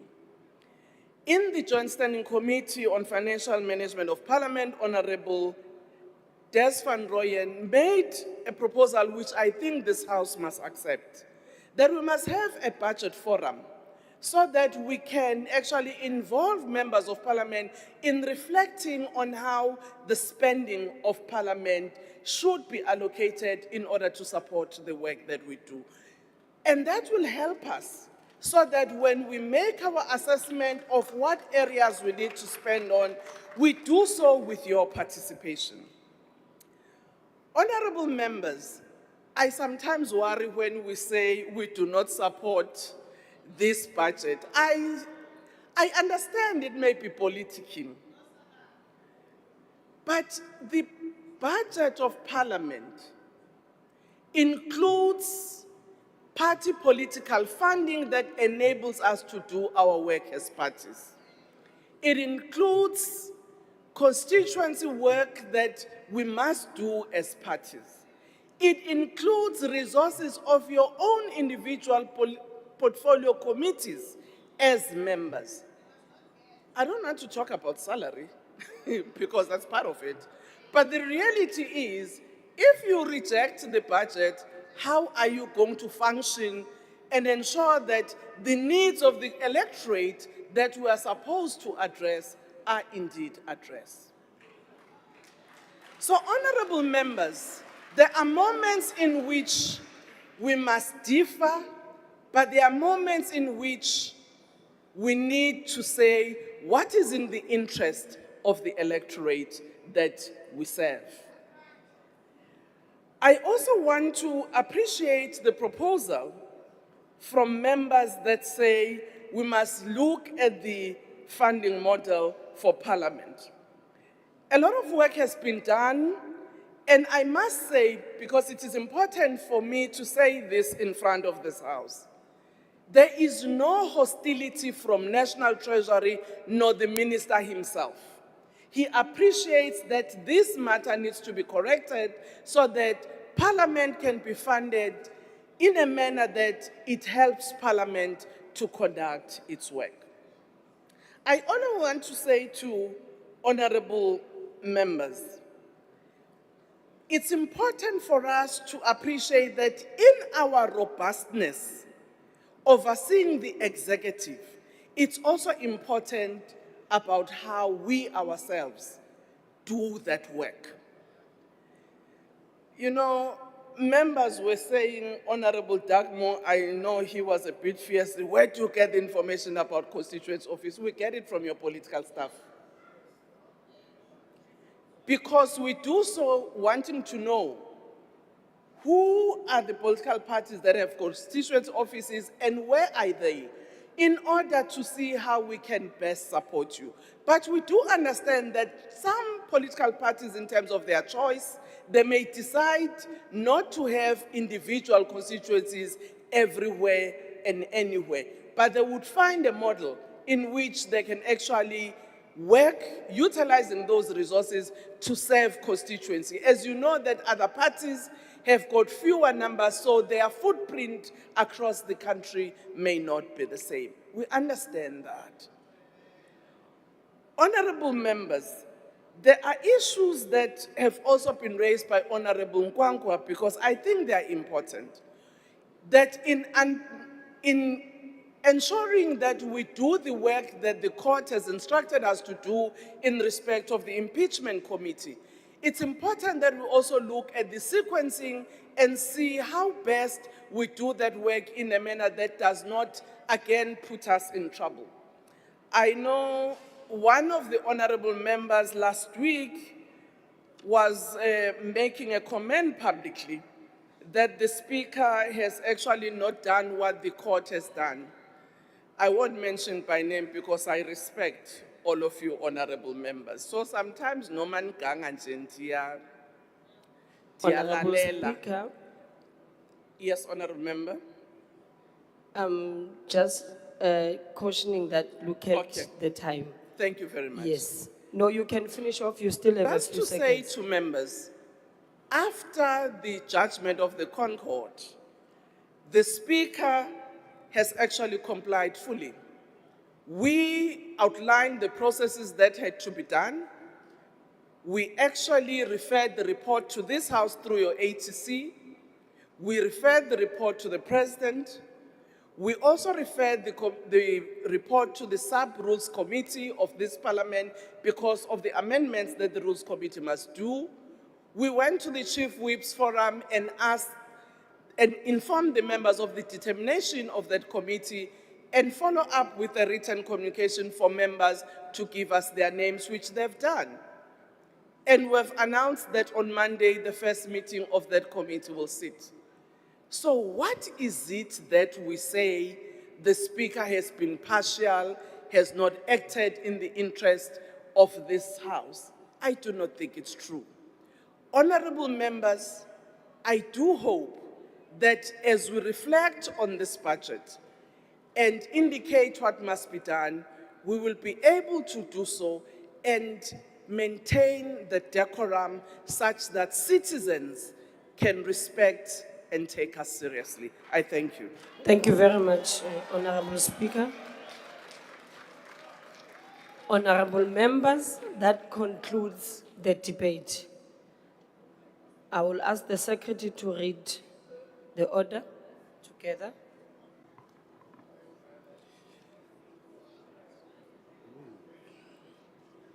Your mic, Secretary.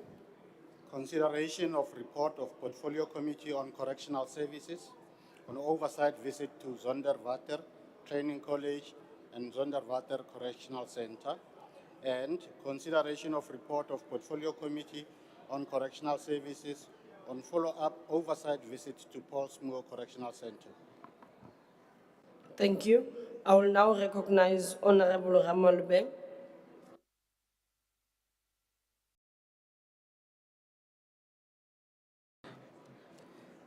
Honorable Speaker, House Chairperson, honorable members, allow me to present both reports of the Portfolio Committee on Correctional Services on its oversight visit to Zonderwater Training College, Zonderwater Correctional Center, and as well as our follow-up visit to Pollsmoor Correctional Center. Honorable House Chairperson, on the 11th November 2025, the committee did a visit to Training College and the Zonderwater Medium A Correctional Center the focus of the visit was on infrastructure, rehabilitation, social reintegration, treatment of offenders, and general conditions of both the center and the college. Honorable members, Zonderwater Training College officially opened its doors in February 1983 and currently offers further education, training, certificate in correctional services, NQF level 4 to learners aspiring to be correctional officials. The Department of Correctional Services has 2 training colleges, one in Zonderwater and another in Kronstadt. Zonderwater Training College can accommodate 492 learners, and usually it accommodates learners coming from KZN, Gauteng, Limpopo, Mpumalanga, and Northwest provinces. House Chairperson, the college has 7 housing units referred as companies, and each can accommodate 72 learners except a company which accommodates 60 learners. Honorable members, the college has identified a number of challenges they are facing, including learners' mental health, load shedding, and power outages, lack of adequate resources center and adequate resourced library, lack of fencing, lack of shelter at access gate, and also at the shooting range, and shortage of staff, especially in the training. House Chairperson, the committee has also did a local inspection at the Zonderwater Medium A facility, which is one of the 2 correctional centers under Zonderwater management area. Medium A is a maximum correctional facility with an approved bed space of 828 sentence offenders, but at the time of our visit, the center had a total of 1,187 sentence offenders, which translated to overcrowding rate of 69.5%. The center provides a number of skills development programs to offenders, including short and long skills, TVET, FET college programs, and a total of 437 offenders participating in such programs. House Chair, the center has identified a number of challenges they are facing, including the closure of their abattoir due to non-compliance and abattoir regulations, cooler not functioning at the broiler, air conditioner in the hospital malfunctioning, and the contamination of irrigation water.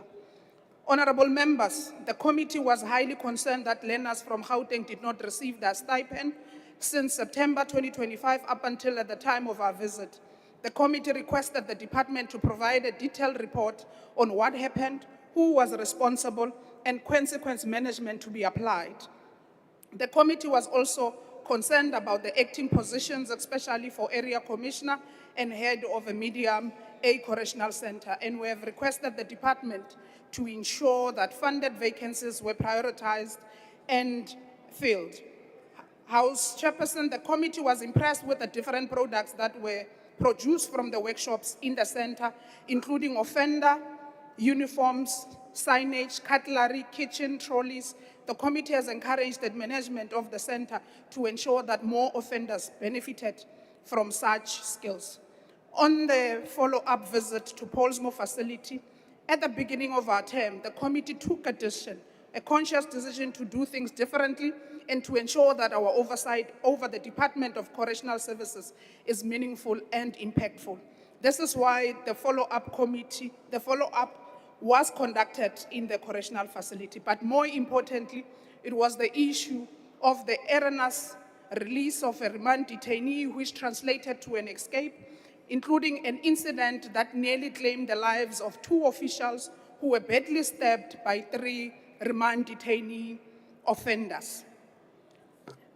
House Chairperson, the committee welcomed the appointment of the area commissioner of Pollsmoor management area, wished her well in her duties, and hope that her appointment will bring stability in that management area and further encourage the department to prioritize the filling of funded vacancies in that management area. House Chairperson, I therefore present both report of Zonderwater and Pollsmoor correctional facility for consideration by the House. I thank you. Thank you. I will now recognize political parties wishing to make a declaration on the reports. The usual time for declarations will apply. The MK party.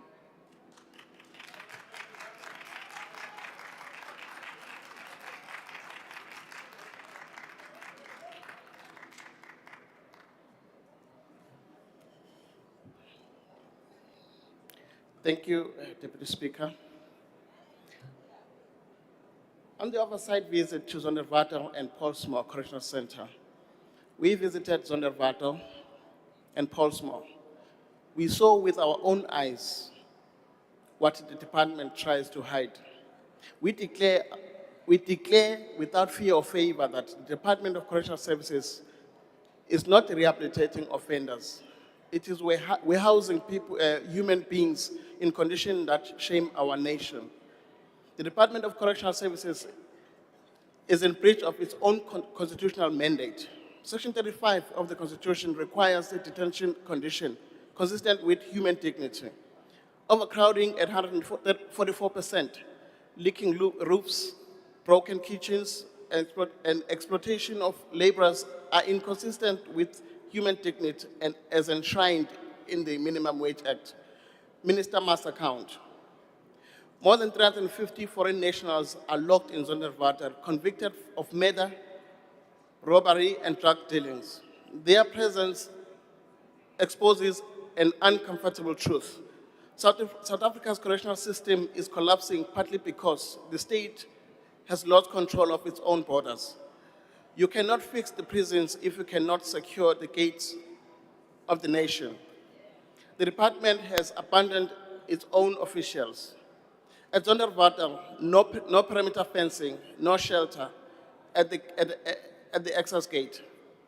At Pollsmoor, officials work without panic buttons or CCTV. The department demands orders while denying tools. This is a betrayal. The department has normalized lying to Parliament. At Zonderwater College, the committee was falsely told tablets were in use, only to find they were locked away. This is a breach of parliamentary privilege, demands investigation. We demand, as MK Party, we demand immediate action on safe infrastructure for officials. Panic buttons and CCTV must be installed in all high-risk units within 6 months.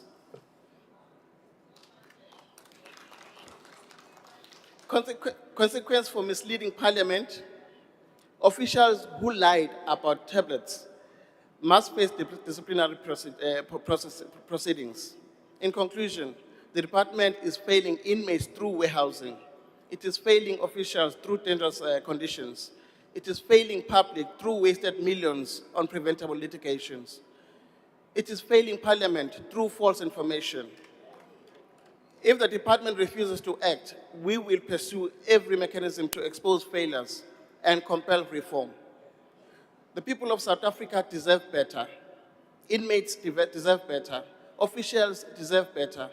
This Parliament, on behalf of the people, must demand better. Honorable Chairperson, South Africans deserve a correctional system that corrects behavior, not one that merely manages overcrowded warehouse of human despair. Until this government confronts the structural failures exposed in this report, correctional services will remain a revolving door of crime rather than a pathway to rehabilitation. I so declare. Thank you. The EFF.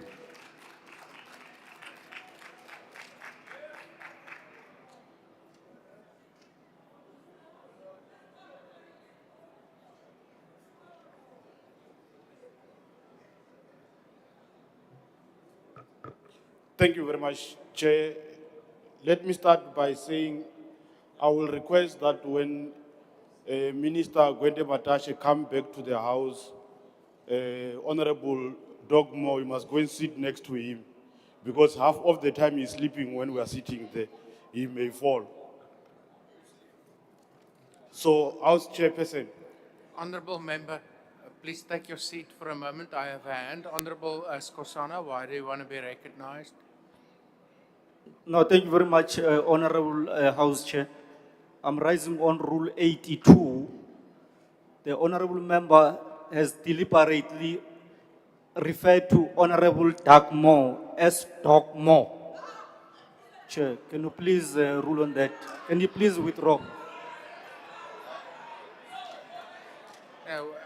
Thank you.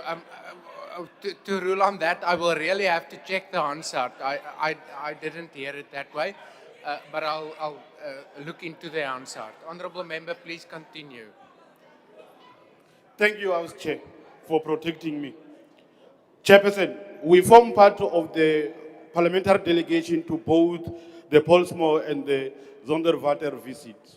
We cannot overstate how horrendous the conditions of these correctional centers are, and that these conditions potentially amount to state-sanctioned gross violation of human rights of the detainees. We moved from the term prisons to the correctional facilities. The intention was clear: to create an environment in which human beings who have committed crimes can be rehabilitated and returned to normal life in the society. The conditions at Pollsmoor are such that there is very little chance of rehabilitation at that center. And that in it actually breeds the criminality and turns petty criminals into hard thugs. From almost free movement and circulation of contraband, including of cell phones and drugs, to the kitchens without valid compliance certificates.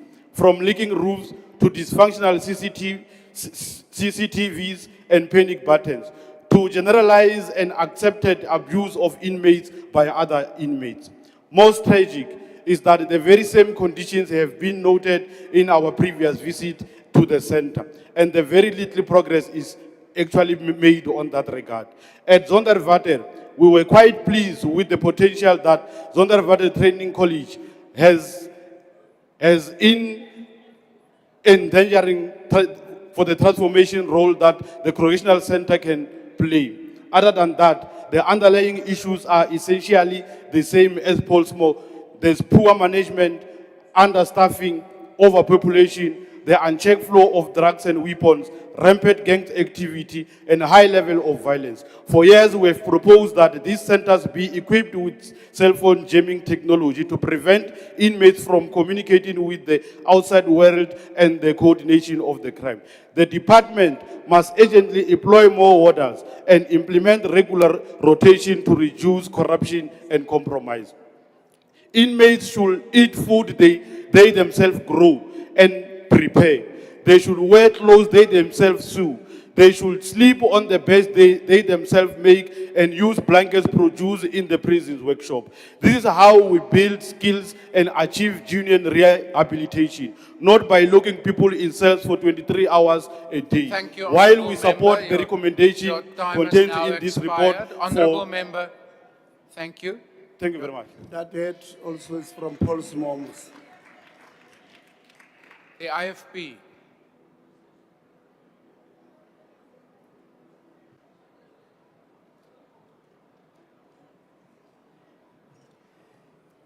Thank you, Honorable Chairperson. These reports expose persistent failures in our correctional system that continue to undermine rehabilitation, safety, and accountability. At Zonderwater, severe overcrowding, high vacancy rates, and prolonged acting appointments, weaken effective management and human detention conditions.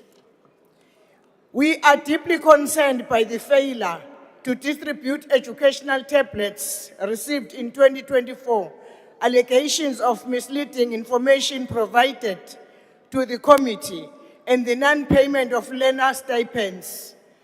At Pollsmoor, the continued presence of contraband, delays in destroying confiscated cell phones, and deterioration infrastructure reflect weak consequence management and poor coordination with the Department of Public Works and Infrastructure.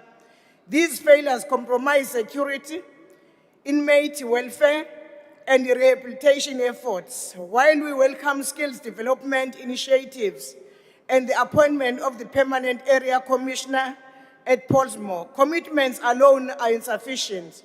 Clear timelines, accountability, and measurable implementations are urgent and required. The department must restore professionalism, strengthen oversight, and implement corrective measures without delay. The IFP supports the adoption of the reports. I thank you. Thank you. The PI.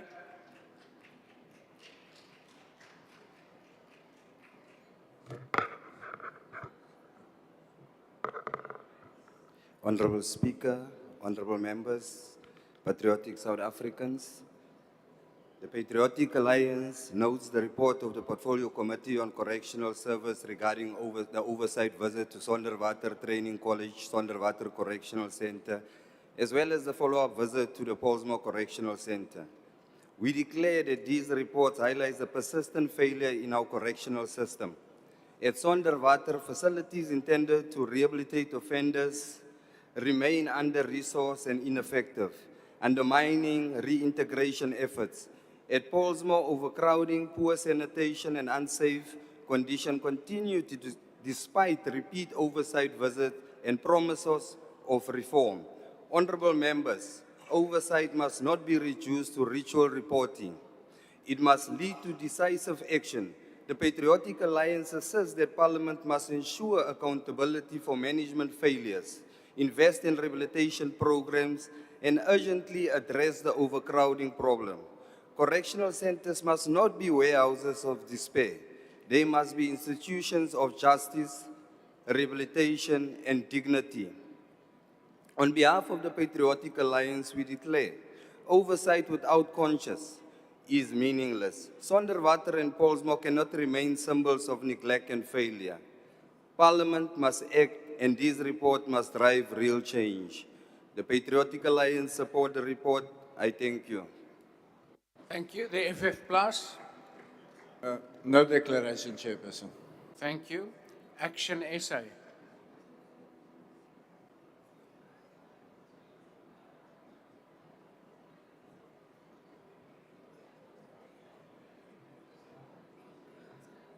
Honourable Speaker, I rise to speak on the state of Pollsmoor Correctional Centre and by extension the crisis facing our correctional system in the Western Cape. During oversight, we were told that Pollsmoor has 2 body scanners, both not working. Is it any wonder then that large amounts of drugs and contraband continue to be confiscated? To date, the department cannot present a mini drug master plan for Pollsmoor. They cannot tell us how you identify users. They cannot tell you how they support them. They cannot tell us how they stop the flow of drugs at the gate. This is not a prison. This is a war. This is a warehouse for addiction and for chaos. The same applies to gangs. Unable to screen effectively, unable to deal decisively with gang structures inside, unable to identify officials. Yes, the officials seems like they're wearing orange and the inmates are wearing brown.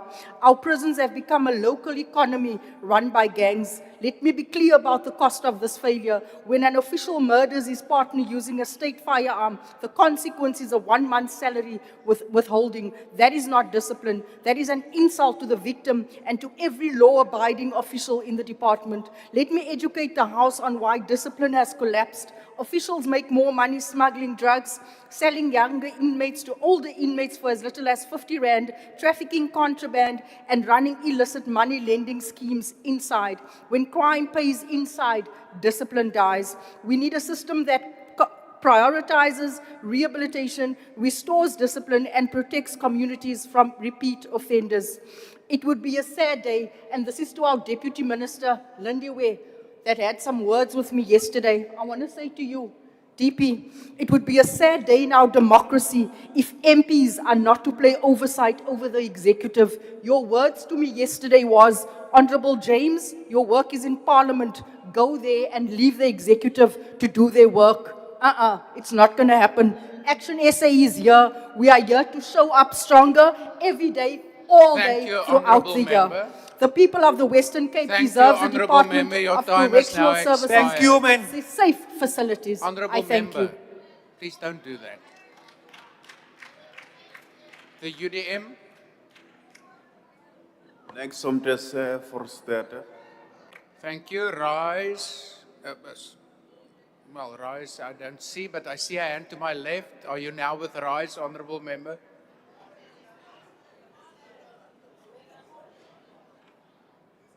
No, Chair. I wanted to ask whether it's parliamentary for Honourable Dagmore to call a caucus in Parliament. Look at what they're doing here. No, Honourable Member, let's focus on the report. Honourable Members, before I recognize the next party, I have indeed consulted the recording, the unrevised Hansard, so to speak. Honourable Skosana, whilst the surname of Honourable Dagmore was indeed not pronounced Dagmore, it's also not quite clear to me that something else was really meant. So maybe Honorable Dugmore can go and have a bit of coffee with that member, and then, you know, I also sometimes struggle with the pronunciation of some of the surnames, so I'm not going to sustain that order for now. I've called on the rise, Bosa, Al-Jamar, the NCC, the PIC, the UAT.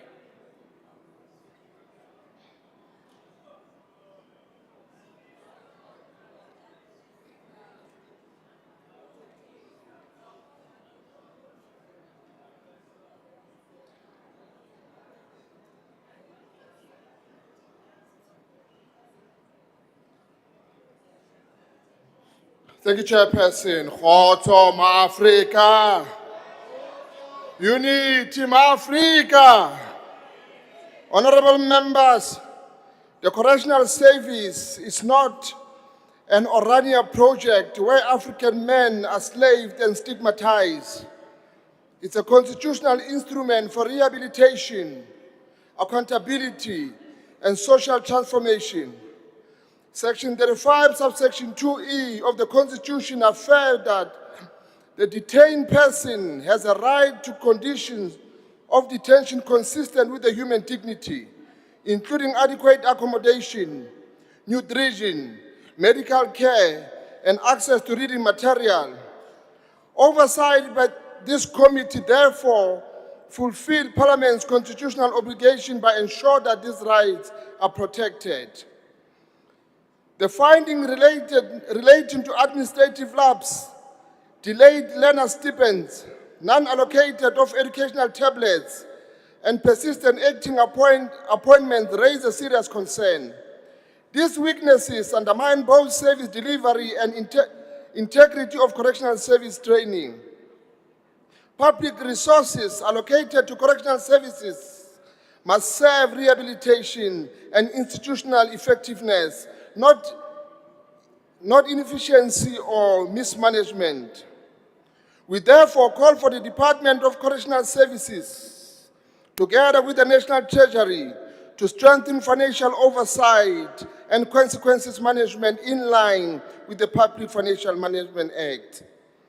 Honorable members, our correctional services must reflect the spirit of Correctional Service Act, which emphasizes rehabilitation and reintegration into society.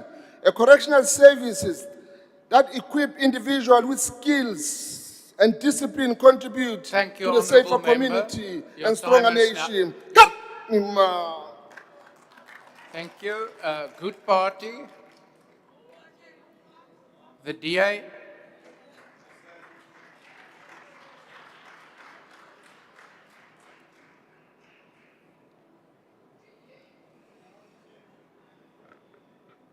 House Chair, on behalf of the Democratic Alliance, I wish to share our reflections on the oversight visits to Zonderwater Training College and the Correctional Center, as well as the trip to Pollsmoor Correctional Center. While the professionalism of DCS staff, most of them, is commendable, along with their efforts to maintain their centers, our role as the committee is to look beneath the surface to ensure that the department is, in fact, fulfilling every part of its mandate. A key pillar of a functional correctional system is leadership and staffing. Currently, we are seeing significant gaps that hinder progress at these facilities.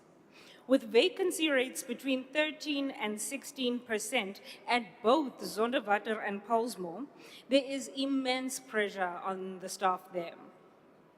This is compounded by the continued reliance on acting positions across the department. DCS will not achieve its goals unless it prioritizes the permanent appointment of qualified, competent, and ethical individuals, especially in senior positions.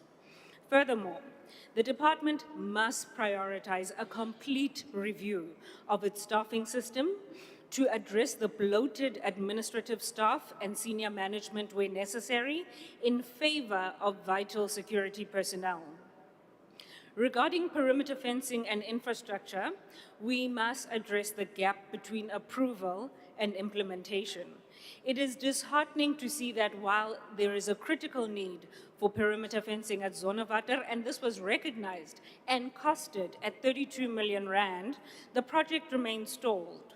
Despite the estimates being on record, there is nothing scheduled, there is no envisioned date of erecting the perimeter fence. Similarly, Pollsmoor also has deficiencies in perimeter fencing that have already led to escapes in the recent past. To address the department's financial constraints, there must be a focus on using offender labor where possible to maintain and upgrade security infrastructure in a more cost-effective way. The most concerning thing is that this is true across the country. This is a national crisis where more than R1 billion is needed to fix all the perimeter fencing across South Africa. Facilities across the country have already costed and registered the need for this, but they sit in the same limbo as Zonderwater and Pollsmoor for the foreseeable future. It is imperative that the department's budget allocation reflects the essential nature of security infrastructure. I have said it before, I will say it again, without fences, we don't have correctional centers, we have correctional resorts, maybe camps, but these are not security infrastructure. The most sensitive issue is the optimal use of the resources that we have and integrity in the allocation of those resources. As members have mentioned, we saw at the center that there were tablets given in November 2024 that were not being used. Worse still, we were lied to and told that they were in use. Now we've done our part to uncover the truth. The department needs to tell us what action has been taken. Finally, we need to prioritize our duty of care to the department's trainees. In November 2025, we found out that the Gauteng trainees had not been paid. This is a travesty. It's not just an administrative hurdle, it is an impact on morale and the well-being of the future of this department. You cannot say you are operating under the Constitution and have no regard for people's dignity. We need to know that the department has comprehensively understood the cause of that non-payment and properly addressed it so it doesn't happen again. Thank you. Thank you. The ANC.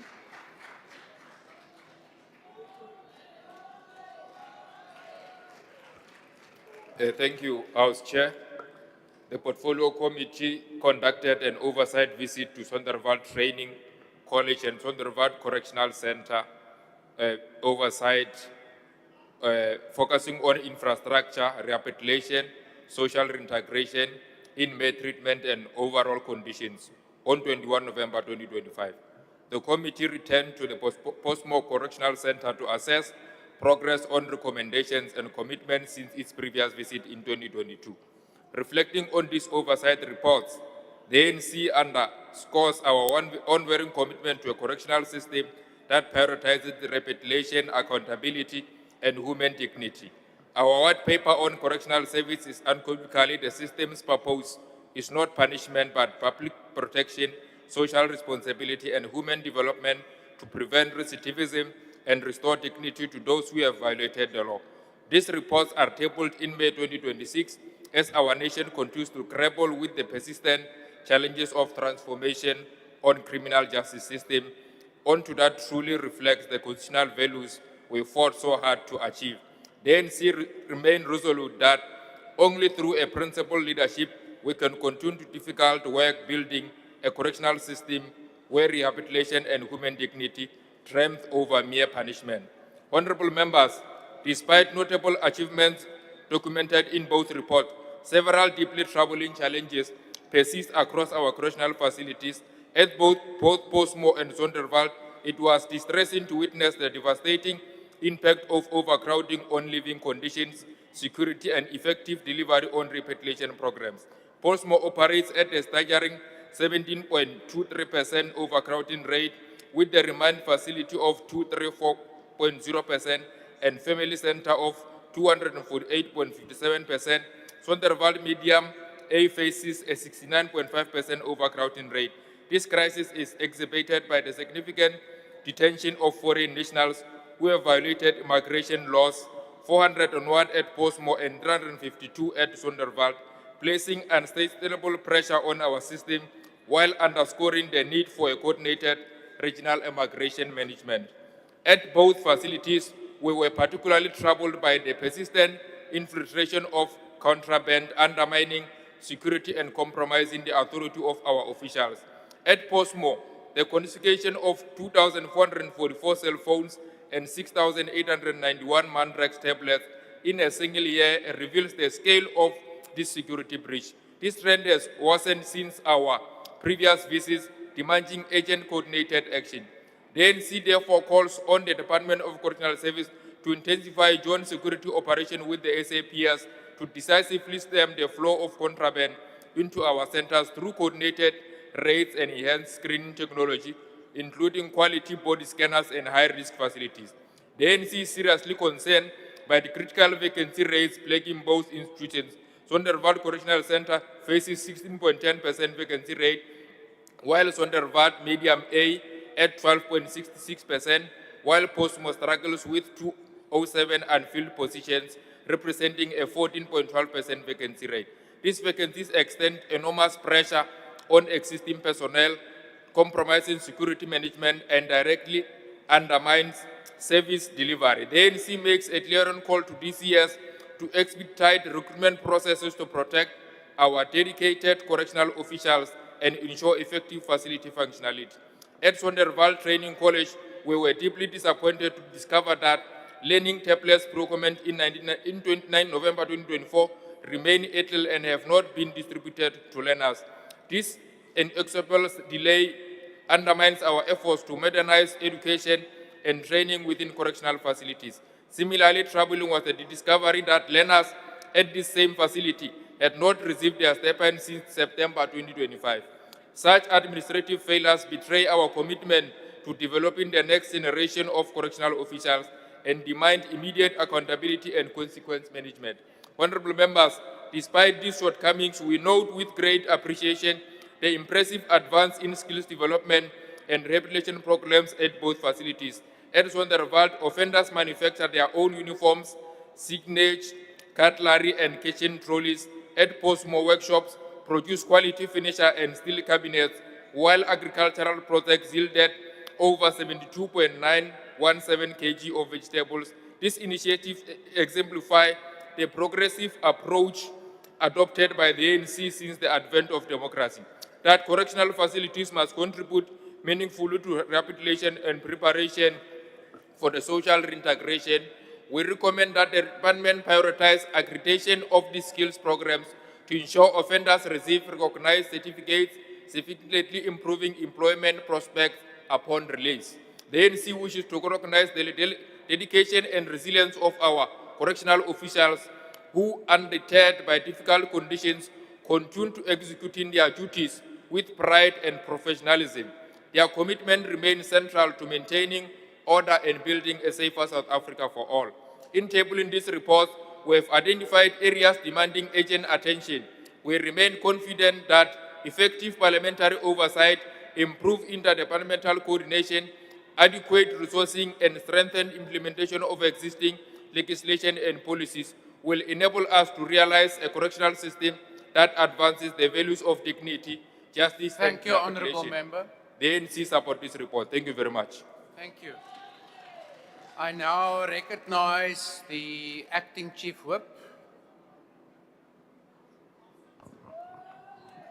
Thanks, House Chair. I move that both reports be accepted. Honourable Member, the motion is that both reports be adopted. Are there any objections? The MK Party.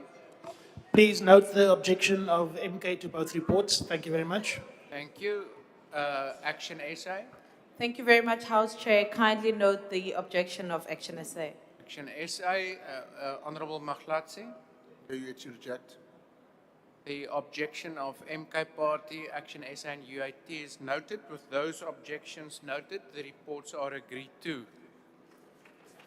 Honourable members, the next item is a decision on the question on a draft resolution in the name of the Honourable Lonzi, which will stand over in terms of Rule 99. The last item on the order paper is a decision of question on the draft resolution in the name of the Honourable Zungula, which will also stand over in terms of Rule 99. Honourable members, I request you to please stand and remain standing for the presiding officer and the maids to leave the chamber. That concludes the business for the day. The House is adjourned.